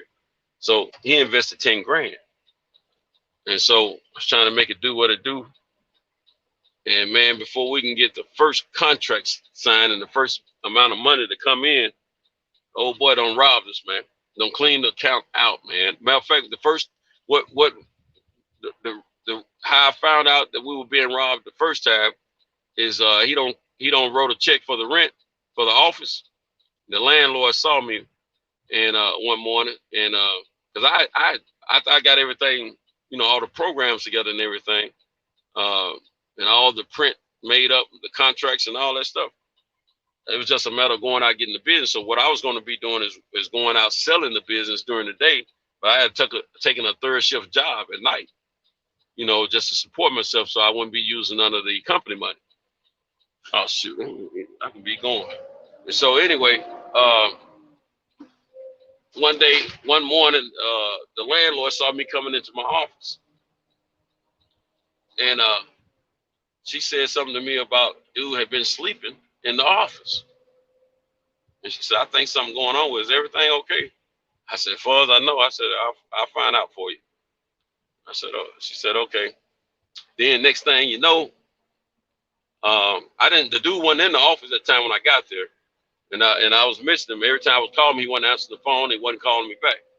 Then next thing you know, 2 weeks later, I go to the office, and I was told, I was informed that we wasn't allowed access to our office because the rent hadn't been paid. I said, that's impossible. And so the security guy, he called the landlord. She showed up and she told me what was going on. She showed me the return checks and everything. So she gave me access to the office. And so I get into the office, and then I go to his individual office. He got stuff all turned over and laid out, and then the checkbooks are laid open where you can see where he'd been training himself to sign my signature and everything. Man, my heart just dropped, bro. I never felt so violated in my life, man. Yeah, I can imagine. Yeah, and here I am thinking we on our way to something big, you know, and then I'm looking at the fact that I'm, you know, a street brother, you know, and didn't think I could be conned like that, and I was. And then I'm mad because the other brother had invested his inheritance money, some of his inheritance money, and I failed. Yeah. So, you know, I you said, trying man, to do the right thing. Right. Trying to do the right thing. Yeah. And I told the cat, I said, man, I don't care how long it take me, bro. I said, I'm going to do everything I can to get you your money back. Now, the only reason I haven't given him his money back because we don't lost contact. I'm not sure where the brother is. I tried to find him on social media a couple of years ago, couldn't find him. But as soon as I locate that brother, I'm trying to take care of him, man, because I don't like that hanging over my head. You know what I'm saying? And now we've seen each other since then. Not Okay. since I've been in business for myself, but as I moved on and started back, doing what selling cars again and all that kind of stuff. We've seen each other at a function, at a I think at the Tom Joyner morning show, one of them Sky shows. I saw him Okay. in he really wanted to talk to me. He wasn't really upset with me. He smiled. He said he's doing it a medical You breaking up. That's what You breaking up bad. You breaking up, Cinto. You breaking up bad. how I sound. Give me a second. Let me know when Yeah, I you sound sound better. better now. Now you sound better now. Okay. Well, yeah, the cat. Say that The whole. cat was. Say that whole thing again. He was. Yeah, the cat. I saw him at the Tom Joyner Sky show a few years back, and Okay. we talked for a second. But he was letting me know he was close to graduation for his medical degree. His medical degree, and he was gonna start doing his residency and all that kind of stuff. Or had been doing his residency. But anyway, he should be a doctor now. Okay. But I'm gonna try to find him again. I hadn't searched his name for a while, but I'm gonna try to find him again and get him straight. But Yeah, that's that bullshit, man. Especially with the brothers. That's why a lot of black people don't like doing business with other black people because of shit like that, man. Exactly. Well, you know what? Ever since then, bro, I have refused to do a partnership with anyone. Ever since then, I've had several opportunities to blend with some others with this business here. But after what happened to me, I said I promise the next time I start a business, it'll be a solo business. Solo venture, man. And I will have my own money, and I will make my own decisions. Won't have no extra hands in it. And that's what I did, man. So I just got that. I can't go for that again. You know what I'm saying?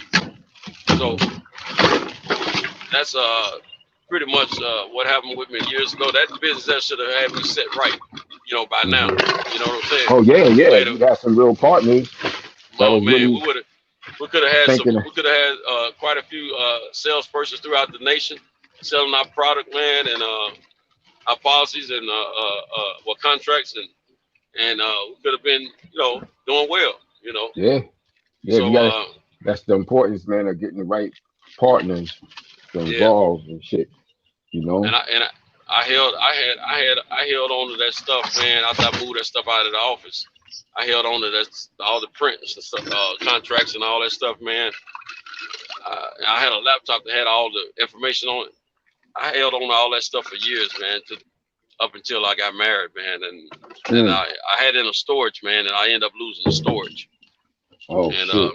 so I lost everything on that. But you know what? I'm glad I did, because that stuff was holding me up, man, because I wanted to rekindle with it, and I didn't need to. And I mean, I'm telling you, bro, I put a lot of blood, sweat, and tears into creating those policies, all the terms and conditions, and just everything. It was a lot of time invested, man. I consumed myself with it. Matter of fact, I was so hurt when everything fell apart, man. I sat at the corner of my sofa in my apartment for it's 2 or 3 days, man. I think the only thing, I didn't eat anything. I think the only thing I did was get up to use the bathroom a couple of times, and I go back to the same spot every time. My son and his mom, they will leave the apartment, and when they leave the apartment, I'm sitting in the same spot. When they come back, I'm sitting in the same spot. I was that depressed. And then one morning, I got myself, I said, man, what are you doing? There's people downtown under bridges with cardboard boxes around them. You at least in an apartment, get up off your butt and go make it happen, because it ain't gonna come to you. Yeah. And that's when I pulled myself up, man, and I went to the gym, I worked out, and then I started trying to make some stuff happen. Start finding me some other opportunities for employment and doing some stuff to make money, man. I hadn't looked back since then, you know what I'm saying? But I was so stressed, that's man. good, man. I didn't speak a word to either one of them for at least 3 days or so, man. And then I got myself together, man. So Yeah, that's crazy. and my son, but she was never supportive, man. Spiritually, physically, or none of that. You know what I'm saying? Yeah, That's I hate. one thing I can say about my wife. She Mhm. had never been a dream killer. Yeah. As far as me cranking this business up, she's always been supportive, even if she didn't believe all the way. But my wife She used to wasn't tell me all trying. the She time. wasn't trying. She wasn't trying to shoot you down and shit. Right, that's exactly right. And that's one of the characteristics I love about it. But one thing she did tell me, she said, "You know what? You're a dreamer." And I said, "Yeah, I am." She said, "Yeah, that kind of worries me a little bit." She said, "But I believe I have faith in you." She said, "Because you make me believe in you." And I said, "Yeah, just stick with me. You'll see." And Yeah. a few years went by, and I worked, came up with ideas, and then I didn't act on anything until it was time, And man, when I put this plan into action here, I didn't get any pushback from. But the one thing I had in my corner, I had got a hold of a little money from a lawsuit that gave us some support. So when I did leave my job, there was no stress on her end because, even though a little money came in from a lawsuit, I wasn't planning to leave my job. I was planning to stay Yeah. on my job for a while and work on my business plan and get things together and start making some money before I left, my job, because I didn't want to. I have had those experiences of being without, and I didn't want to be without. You know what I'm saying? I said the reason other people are successful because they don't start with nothing and without having a backup plan. I said I can't just go for broke every time. But the point came when on that particular job, man, this guy disrespected me, talking bad, man. I was about to do something to him, and my mom was in ICU. It was a bad time, and man, I was about to go off on this dude, man, and talk crazy to him, off him come outside. He was my manager, and so I ended up leaving, going to the hospital, spend time with my mom. The GM kept calling me. He was a brother, and I just told him, I said, look, when you gonna come and talk to me? When you gonna come and talk to me? I said, man, first of all, I'm gonna apologize for clowning with an old boy. I said, but I told you, man, I can't have him talking to me like that. You know what I'm saying? I said, but I when I finish visiting with my mom, I'll be there. Well, before I left my mom, I called the GM, and I told her, I said, look, I said, man, I was wrong. I said, I've been in management. I know as a subordinate, I shouldn't have handled the man that way. I said, but he crossed the line with me. I said, but that's your guy. That's your manager. Yeah. I'm not going to You ask can't you to be, make a difference.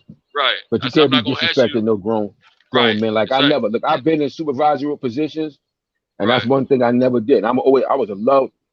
Whatever job I held a supervisor position in, I was beloved by the people that worked under me.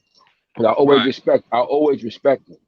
Same here, Always. man. Because I'm not gonna let nobody, because ain't nobody gonna disrespect me. I don't give a Right. fuck. First That'd and be foremost, that'd be one of the worst mistakes you can make in your life.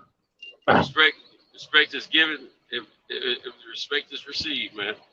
So And can't disrespect no grown ass person, man. no, and that's what I had already complained to the general manager about the cat. You know what I'm saying? A few weeks before. But what I did, I told that GM, I said, look, my man, I said, I appreciate the opportunity. Because he was hoping I would take one of his management positions in the future, but I didn't want management. I had just come from management before I went to him. I didn't want the responsibilities anymore because it's a headache. Plus, I was on a mission to do some other stuff for myself, and I needed my time. With management, when you get a set of keys to the business, they expect you to be there whenever no one else has to be there. You know. Yep. So and if it ain't your business, you don't need to be doing that. Exactly. So I told him, I said, look, I want to thank you for the opportunity. I apologize for my actions. And I said, I know I was wrong because I'm a subordinate. He's the manager. And I said, I'm going to go ahead and resign at this moment. He said, why? I said, because it ain't right. It's not a good look. I said, me and him are not going to be able to stay there together. And I'm not going to ask you to make a difference between me or him. I know if you had to make a difference, you need to ride with your manager. And he said, well, you you got a job here, but we got to talk about it. I said, no, it ain't about the job right now, bro. It's about my respect and the respect I have for you. I'm not going to disrespect your business like that. You know what I'm saying? And I said, I don't want anybody to think that you're showing me any favoritism. And I said, me and that cat being around there together, something's going to come to a head because I'm not going to be able to calm down from that no time soon.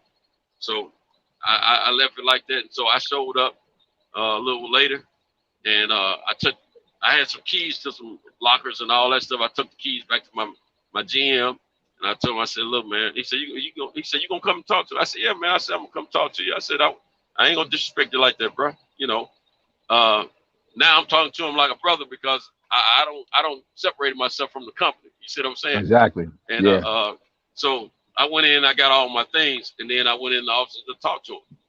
And he said, man, don't. He said, this dude was here earlier that I know that I don't met, and we don't became friends. He told me you were straight acting fool up. I said, yeah, I was talking crazy. I said, because he had pissed me off to that level, bro. I said, one thing I refuse to do is to disrespect anybody that's respecting me. I said, but when you show me disrespect or you challenge my manhood, you're going to see a different side of me. And I said, that's why I asked you 2 weeks ago to talk to him. I said, because I'm not going to disrespect him and I don't want to be disrespected. I said, but I can't stay here with him. I said, it ain't right for you. It ain't right for him. It ain't right for me.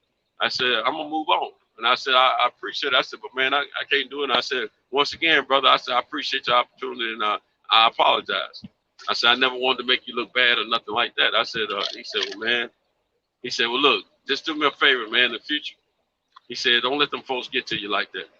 I said, word. I said, you right. I won't.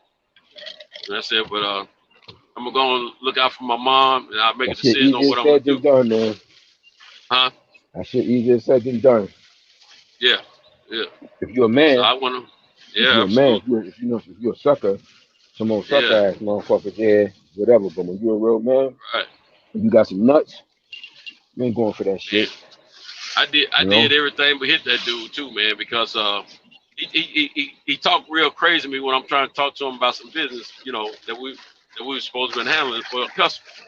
Cussing me, talking crazy, man. I said, don't do that, man. I said, let's not start all that today, man. I said, let's start on a positive note, man, and try to do some car dealing.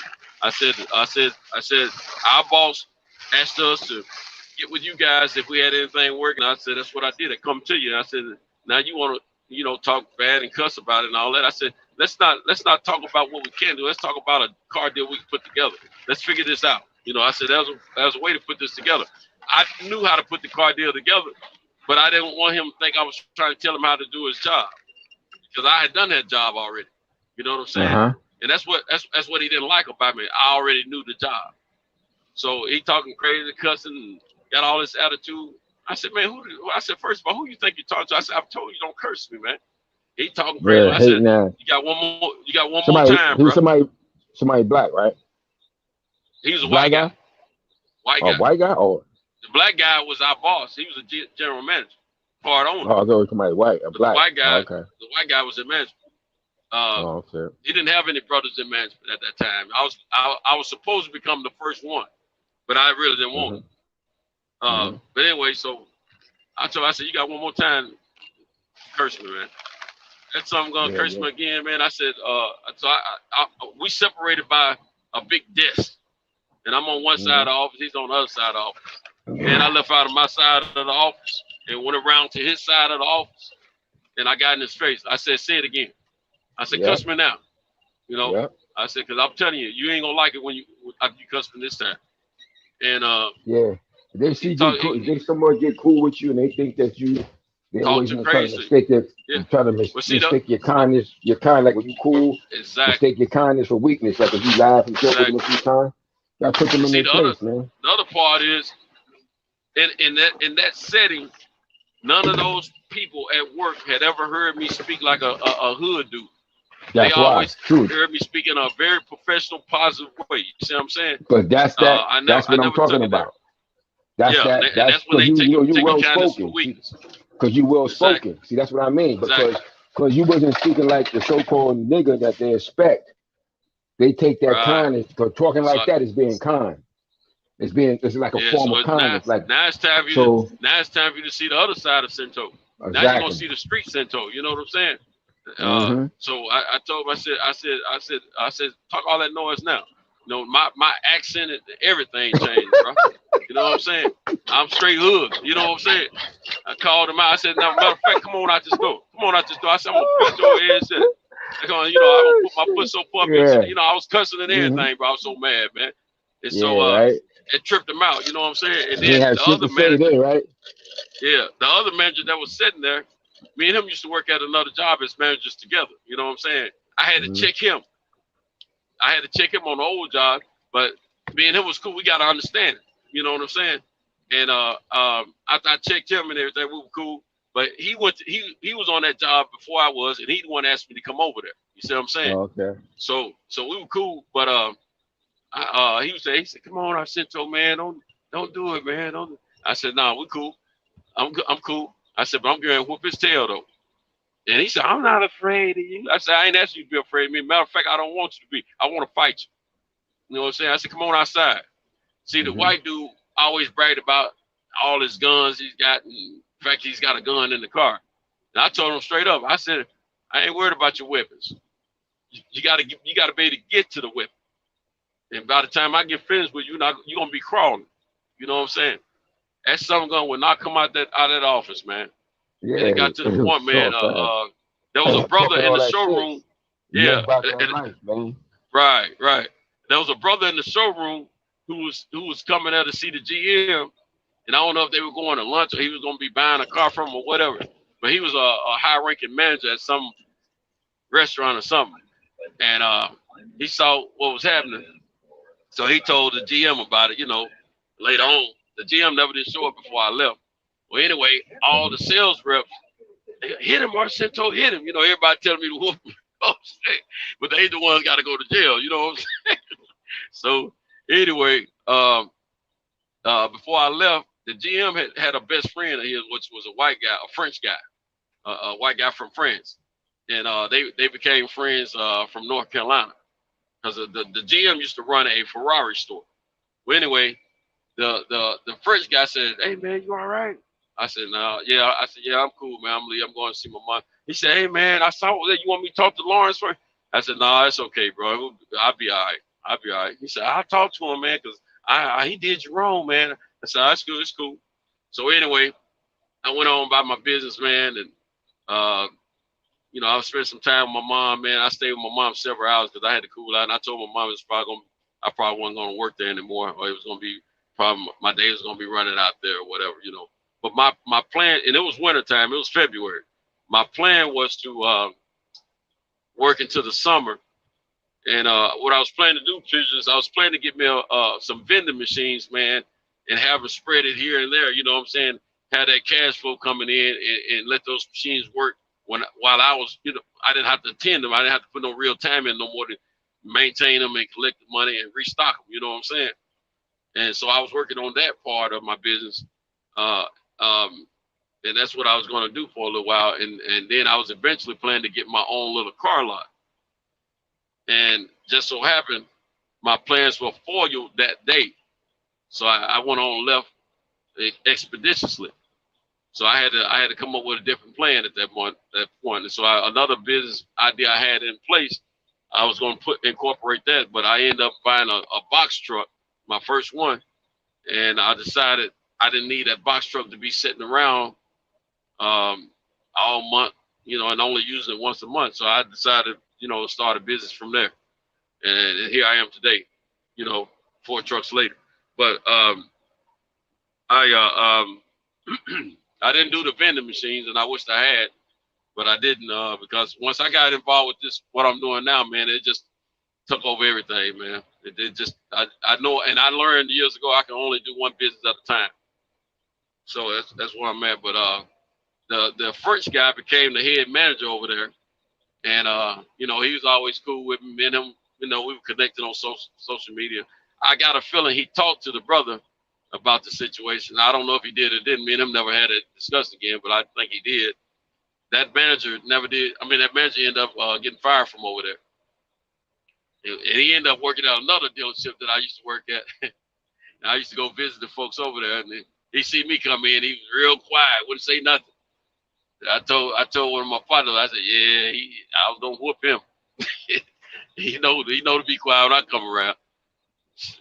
But man, it's crazy how my car career went, because a lot of guys that did me wrong throughout the business, over the years, they either end up getting fired, or well, all of them got fired. And I mean, every last one of them that ever did me dirty, all of them got fired.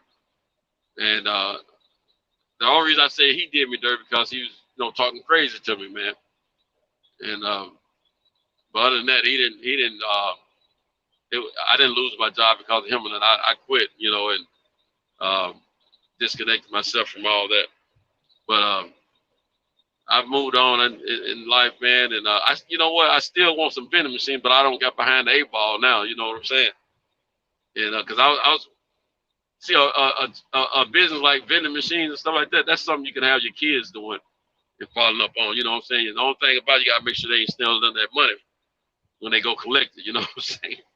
But they got these electronics, these sophisticated vending machines now, they're electronically driven and everything. Yeah, you gotta make sure they're business minded. Make sure they're properly business minded. Right. And you can keep up with the inventory. It'll tell you. These new machines will tell you when you're low on inventory. You'll know how much money you should have had and all that kind of stuff. So I'm still thinking about looking into it, because I still want to get my kids involved some way or another in some business. You know what I'm saying? Like my granddaughter. Right. Like my granddaughter I was talking about earlier, a few years ago. I started this business. I wanted to get me a little van, and I wanted to start a make that a popsicle truck, like an ice cream truck. And I was going, and when I was off work, because I used to just work during the day then, and when I was off work, and on weekends I was going to run through neighborhoods and earn some money and get her built into the entrepreneurial spirit that way, and talking to her, teaching her, and then letting her see, money coming in, and we're buying inventory. Take her with me when I go shopping to get the inventory and all that kind of stuff. That's what I was planning to do a few years ago, and I still may do that, like next year or something. COVID don't step in and all that kind of stuff. But I want to make sure she's very savvy and able to take care of herself if anything ever happens to me, man. And I'm gonna teach her some financial literacy. I don't want to make the same mistake with her as I made with my kids. Now my boys and all them, they license all, not my son, my blood son, but my 2 step boys, they driver's license all jacked up. That's the main reason I have never allowed them in the business, because I need them on this end, on the labor end, you know what I'm saying?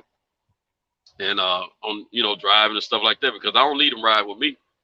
Ride with me is just for training. And we can't make no additional money if you're in the truck with me.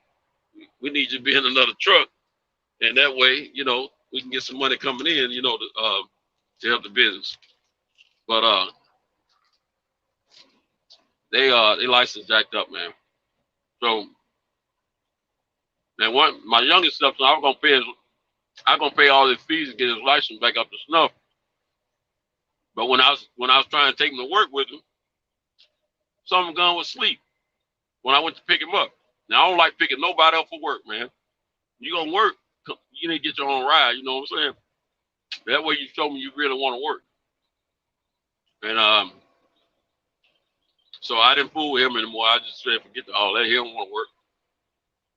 And so I never tried to get him to come to work with me again. And they need to show that. They need to show that drive and moxie, man. They need to know the importance of that shit. Like, and that's one of the places where, as a group here in this country, we terrible at that shit. We terrible at that. We're in the low end. We're in the low end of the totem pole, like that, And Now what I would think that they would want to do better, but I don't know, man. It's crazy, man, because we struggle in that area. Struggle. The kids don't want to listen. When the parents want to educate them, the kids don't want to listen. And then when the kids want to listen, the parents ain't educated. But something that you said though that I found to be true even with my well definitely with my daughter, like she seemed to take better Yeah, like my to daughter. stuff that just yeah, the women they seem to take better to stuff like that. You know, when it comes to that type of information. Both right now, my teenagers, I'm working with them on things like that with some really introducing them towards like the business side of doing things like and explaining to them the importance of why it needs to be done. And you seeing what's going on now, and I'm using what's going on now as a prime example of why you need to do what you need to do. See, because we as a people we've been wrapped and somewhat trapped into a very precarious position, you know, because of the circumstances surrounding our group here, the so-called black group. Whatever perspective you take from, like I said, whether but both of them is true. You got the native and the fam that was kidnapped and brought here. Because both of them is true. That's what, because people be trying to pick one or the other. It ain't one or the other. Both of them shits is true. Right. You know, people try to make it like it's one of it's not one or the other. Both of them is true. Both. That's right. Both of them is true. They both of that applies to our group situation. You know, and the reality is that either rate, what was done left our group in a very precarious situation, to say the least. You understand? And it's terrible because it put us in such a situation where relying on a system that's diametrically opposed to you. Exactly. Say it again, bro. You know, relying on the system that's diametrically opposed to you. You know? Yes, sir. That's you exactly can't, true. and because this system done disjointed us in such a way as a people. That's why my mom said to y'all the other day about thinking with a white mind. Right. When you speak English, it's hard to think out of it. It's hard to think outside of that shit. And everything you think about is tied into the American way. Exactly. And like you said, none of what they created was none of the rules, none of the conditions, not for our benefit. None of the situations have been designed for us. Not really. Designed for them. For them. It's for them. It's their way. So nothing gives us an advantage. Nothing that they put in place is giving us an advantage. Yeah. You see it all across the board. It's like outright smacks in the face. Dead across the board. Like when you looking at stuff and like us, like we always like athletes. We like sports and stuff like that. Look at these sports like some of our favorite sports. Look at something like football. Football is a predominantly black sport, but none of the ownership is black. None. Right. And look at basketball. Basketball can't be no more black. Right. How many black owners in the NBA? How many black owners in the NBA? Exactly. I know of one. That's what I'm saying. And it's crazy. You talk about him, and he's generally considered to be the greatest person to ever play that sport. It took for him to be the owner of a team. The guy who's generally considered by most to be the greatest who ever done that shit. Right. That's what it took. That's who it took to be an owner in the sport that we've been dominating since we got involved in it. And he had to make the majority. He had to make the majority of his money off the court. Off the court first. So the point being, I'm saying is that, and we just having this discussion a couple of days ago, me and some brothers and sisters, and I was explaining, and I was like, look, because the sisters was making the point of why other sisters may look at black men the way in which they do. And a lot of the brothers was getting heated in the discussion because it's, you know, some of the stuff the sisters said. I said, but yo, they not wrong though. You got to look at it from their perspective. Right. Don't look at it as an individual, because you don't get judged as a necessarily as a we don't get judged as individuals. We get judged as a group.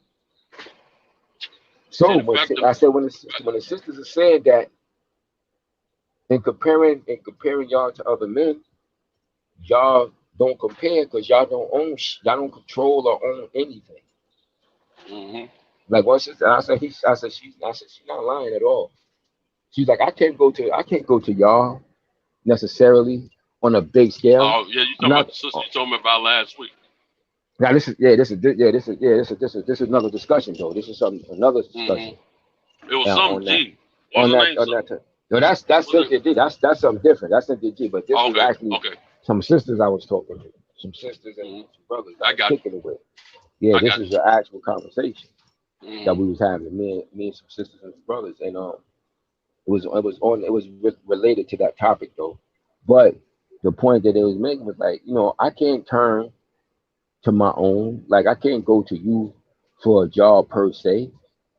She said, it's 1 in a million that some black owned business that's yours, like you're a black doctor or something or anything. Like she said, generally speaking, that's like 1 in a million. So I can't, as a whole, I can't necessarily. It's not like we're going to be raised up to think, I'm going to grow up to work for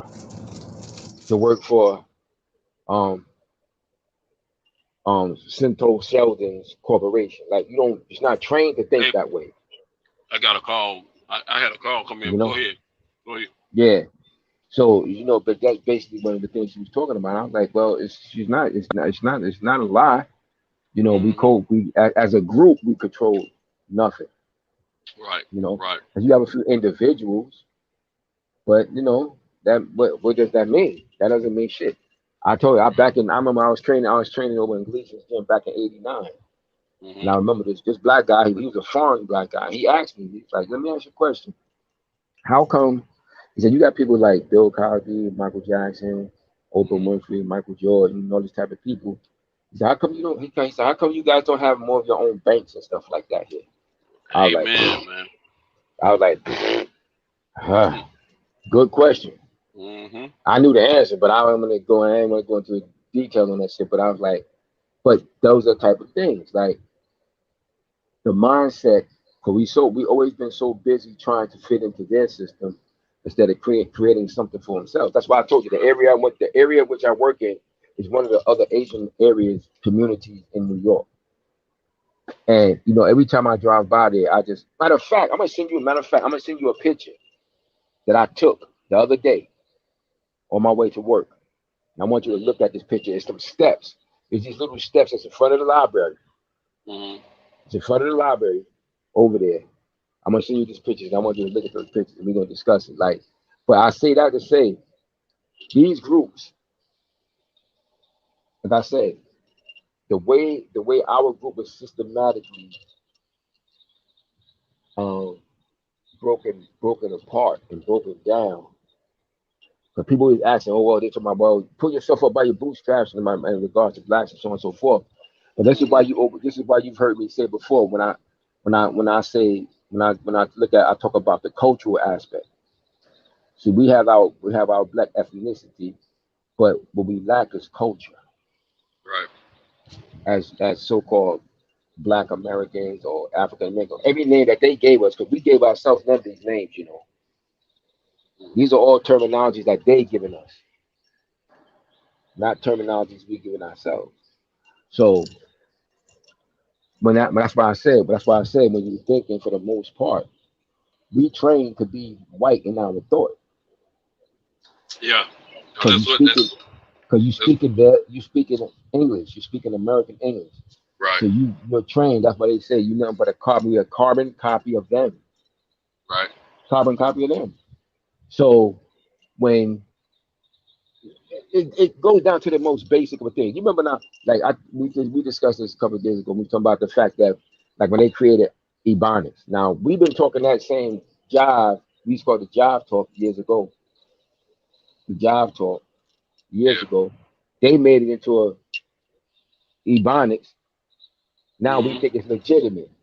We didn't need them to legitimize it because we was doing it already. Right. Look at Pig Latin. Exactly. Any of these things. But the things that we do like that. And then they asked me Ebonics and got a damn dictionary and all this shit. Yeah. We didn't need, We could have done this ourselves. Because Ourselves. we was already doing it. You know, We you know what?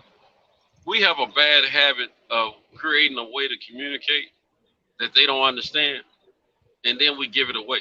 The Chinese always. don't do that. The Chinese don't do that. You gonna figure out what they saying. You gotta go learn Chinese. Yeah, Chinese. That's right. See what I'm saying? So, But but they're that's not gonna teach. They're not gonna teach it to you. You gotta go learn it from you gotta go learn it. But see, somewhere else. that's my point. That's the cultural thing. See, because we don't do that as a on generally, we don't do that because if you born speaking in here in America, you speak in American English as your first language. So you're gonna give away everything. We give them everything. Everything Man, we got. We create everything, even the music genres that exist. Absolutely. Do you realize, like, people don't realize, like, every music genre in America, We created we created every one, down to country, like country, rock, all that, R&B, every everything. bit of it, every bit of it. The only thing we probably didn't create is mountain music. Yeah. I don't know if we created that or not, you know, but they don't kind of cope with that with country now. You know what I'm saying? Yeah. So, and that's an offshoot to me. That mountain music is just an offshoot of country music. It is, but it's just like bluegrass punk rock. and mountain music. It's just like it's an offshoot of that because it was birthed out of that. It's just like it was birthed out of that shit because it came out of the country music after. It's just like punk rock. Like punk rock is an offshoot of rock. They got a little history and like they got some music museums in Nashville. I know down there in Nashville, yeah. Yeah, and they got I've seen the movies, but I've seen the historical artifacts that show where they went around and they recording these hillbillies when they were doing their music and stuff. They really didn't have access to the country music like that, the radios and all that when they were doing that. So I don't know if it actually came out of country. And it was a difference. There was a different type of music, a different sound to it. Yeah, and so I don't know. I think that's one they probably chalk up for their own credit, but they don't bundle it with country though. Yeah, but the reason why I think that's why I said they could do that with the country is because it offshoots. Because the people, them hillbillies that did that, a lot of them was former people that was country, like, and they moved to those areas. A lot of those people was those people. You have some of those people that just migrated to those areas, and they had that in their root, and in their root, that's why they able to package it with that shit, because the root is there. Because if the root wasn't there, they couldn't do that. If the root wasn't there, they couldn't package that shit together. It's just like you can. That's why, because it's from country. That's the origin of that shit. It's like that. It's like that.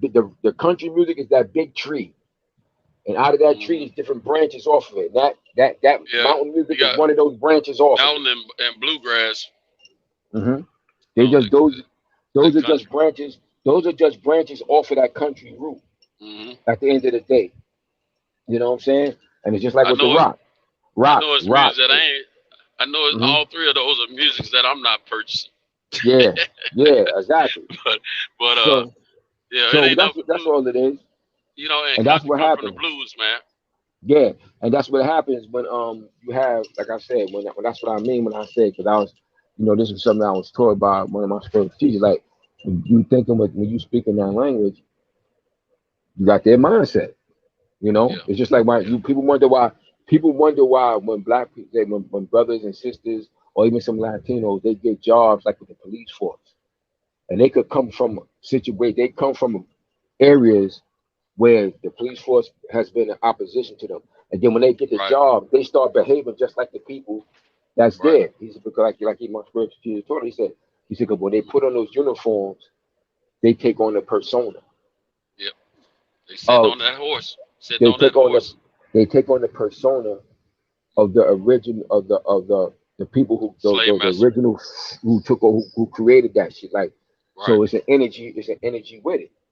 And then, and specifically as it pertains to us, since we don't economically, we on the low end, the lowest rand of the economics here in this nation. Some people take jobs purely for just the money to survive. Right.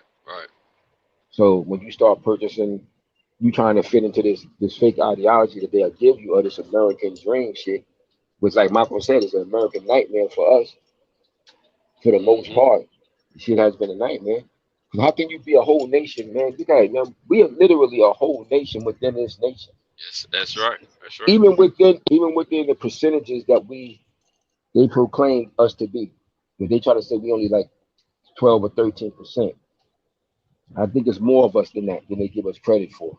Right. Because they control the census. So they control the census. And that's another thing. You going by with the census, but you don't control that shit. They do. Right. So they can tell you what you want to do. Whatever they want, it's going to be what they want it to be. Mm-hmm. You know what I'm saying? So these are the realities of that shit. So that's one of the things that hurts us, is that lack of our own individual ownership of something, of mind. There you go. Ownership of our own mind, of our own mindset. In the sense of, like I said, when you don't have a language of your own to communicate. This is why these other groups have come, even though they got here later than we did, they're ahead of us. Way ahead. So when I'm gonna send you these pictures I took, and it's crazy because every time you go from in this area, I mean, every building got that writing on it. Right. Every building, kid, for miles. Yes, sir. I'm like, God damn. So, it's like when you see this shit, you see what we up against as a people, man. And then you got so many of our people that's so brought into the system. It's like they don't have that thought process of really what it would take, because they stifled that mindset for the most part, for the majority of our people coming out of the 60s into the 70s, as you heard me say before. Because the 70s, the 1970s ushered in a false sense of success in the Black community in America. Right. Because now a Black guy can hold a job at Ford Motor Company in a managerial position that he couldn't hold in 1965 or 1961. So it appears that y'all are doing better. Right. When in actuality, that's just one individual. That's what they want to get a little partial reward. Yeah. But that's that. Just keep a little control of you. That's that spook that sat behind the door shit, though. Exactly. What we touched on last week. Yeah, that's that spook that sat behind the door. Give them that job. Give a few of them those jobs, so they'll make them feel like they've achieved something, and then they'll quell the rest of them. You can do it too. You work hard. You can do it too. Exactly. You don't play the victim. You can do it too. Strap your bootstraps. What is it? Pull yourself up by your bootstraps. How about if I don't got no boots? All right. Hey, that's kind of hard to do when you ain't got no damn boots. Or the straps on the boots. Mm-hmm. Either way. Right. Sure. So don't play the victim, Joe. You can be great too. Fuck out of here, man. Come on. That's reality. So whenever their biggest fear as a group is to see the so-called Blacks here moving independently in that way. Right.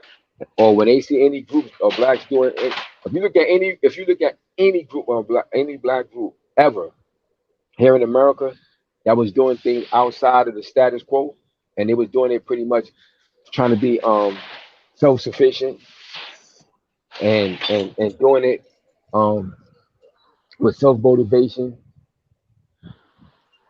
it was taken down. That's why you hear the famous stories you hear about Tulsa, Oklahoma now. Right. How they got jealous and burnt that shit down. Mm-hmm. And that would be the case. And that's one thing I will always have to state.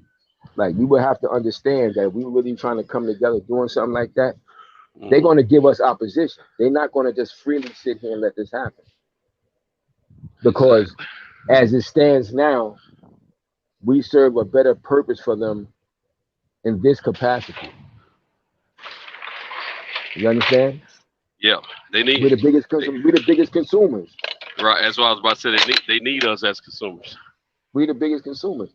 So if we stop consuming and start producing, and then instead of me wearing a Nike shoe, I'm wearing Cinto's shoe. If you started producing a shoe or somebody else from our group shoe, that's money that they're no longer going to get. In the value for other products could drop. Yeah. So like I'm old enough. Me and you both are. We both old enough to remember when Nike wasn't the top shoe. They weren't even around. I remember when they weren't even around. Yeah, that's what I'm saying. I can remember like my cousin Chris. He was the first one in our family to get it because you know everything was Puma, Nike. I know it was Adidas and Puma and Converse. Converse, and so. And believe it or not, Pro Kids was a late comer. Pro Kids came after. It was a late comer. You know, Dame Dash tried to invest in them a few years ago. Yeah, he tried to reinvest. He tried to reinvest years ago. They tried to bring them back out. But like when we was little, you know, when they was big, when we was little. Hot. So, but the point being is that we that company blew up because of our patronage of that business. And it was the Black Stars who blew it up, like Michael Jordan, Charles Barkley, Michael Jordan, all the black basketball players.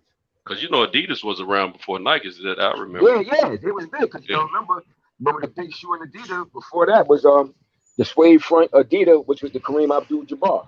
Yeah. That's the suede front. You had Pumas, you had the suede Pumas, you had Adidas, they were suede. Yeah. You know, Arthur Ashe made it big too. Arthur Ashe, yeah. Converse. Another black great athlete. Pro Kids. Yeah. You know, Arthur Ashe. He had him. So and remember Winners?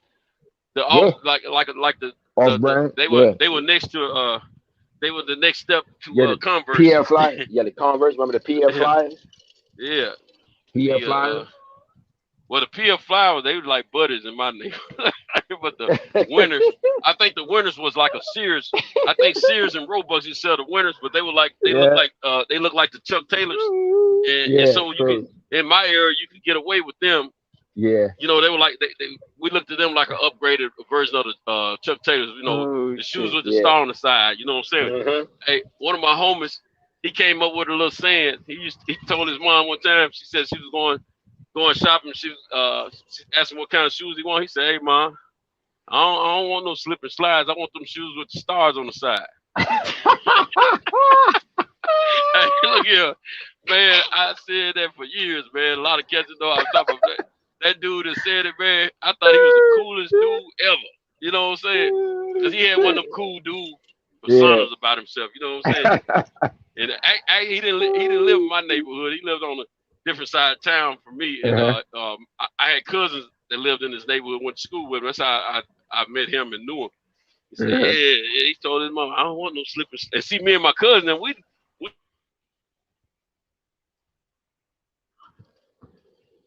no.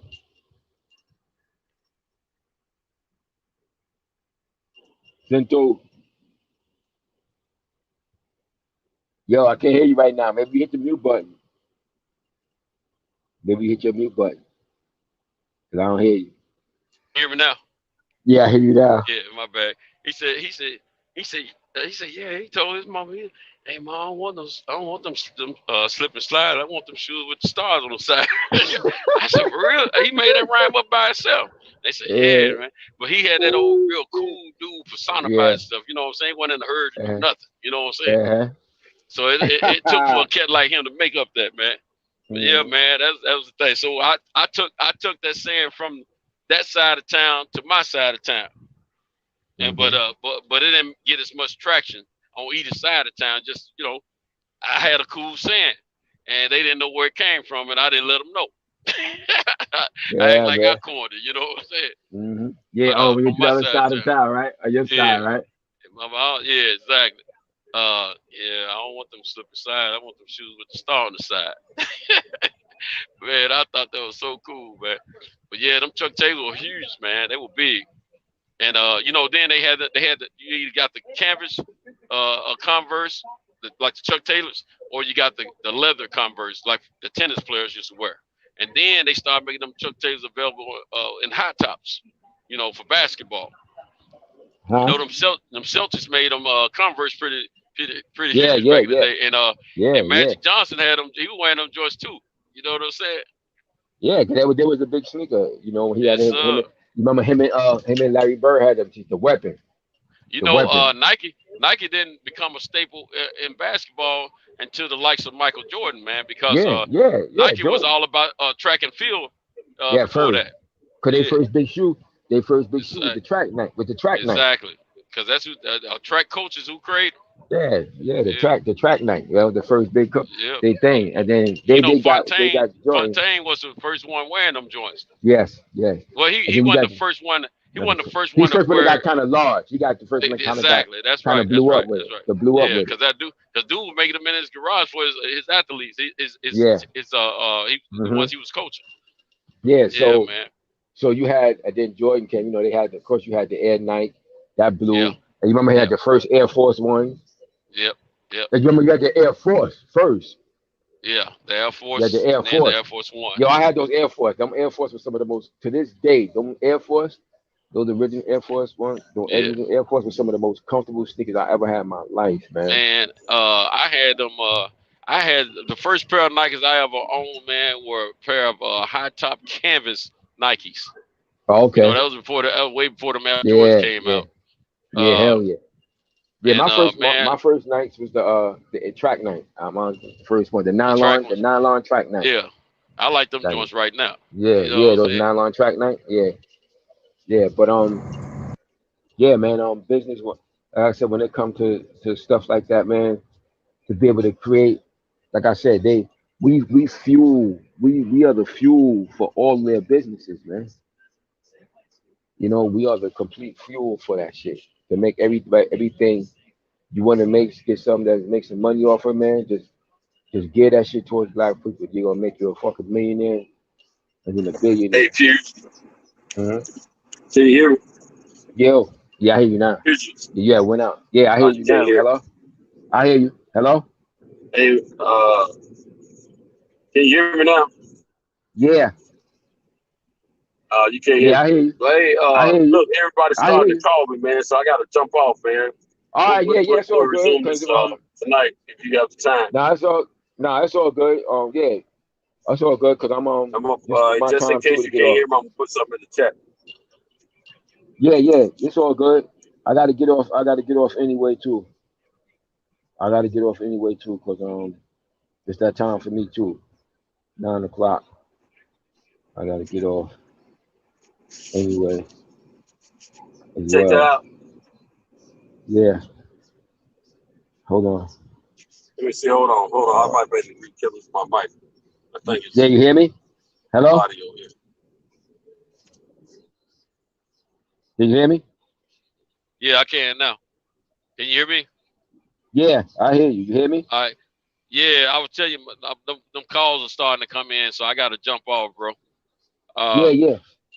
We'll get it. Yeah, it's no rekindled, problem you know. because I got to get off now. I was gonna have to get off at 9 anyway. But that's that's my time anyway. By the time my lady and everybody be calling me. Word, anyway, man. so I appreciate you, brother. it's all good.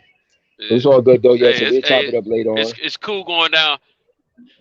Yeah, it's cool going down memory lane, but it seems like every time we do, somebody start calling me, man, messing up the conversation. It's all good. But it's all good. good. Yeah. Yeah. All right, then, man. So, all right, man, bro. stay I'm safe gonna holler out there back on at that you, man. road, You man. be safe, man. Yeah, you too. All Stay right, safe just on a that bit, road, man. and I I'll talk appreciate to you later. All right, later. All right, bro. All right, a minute.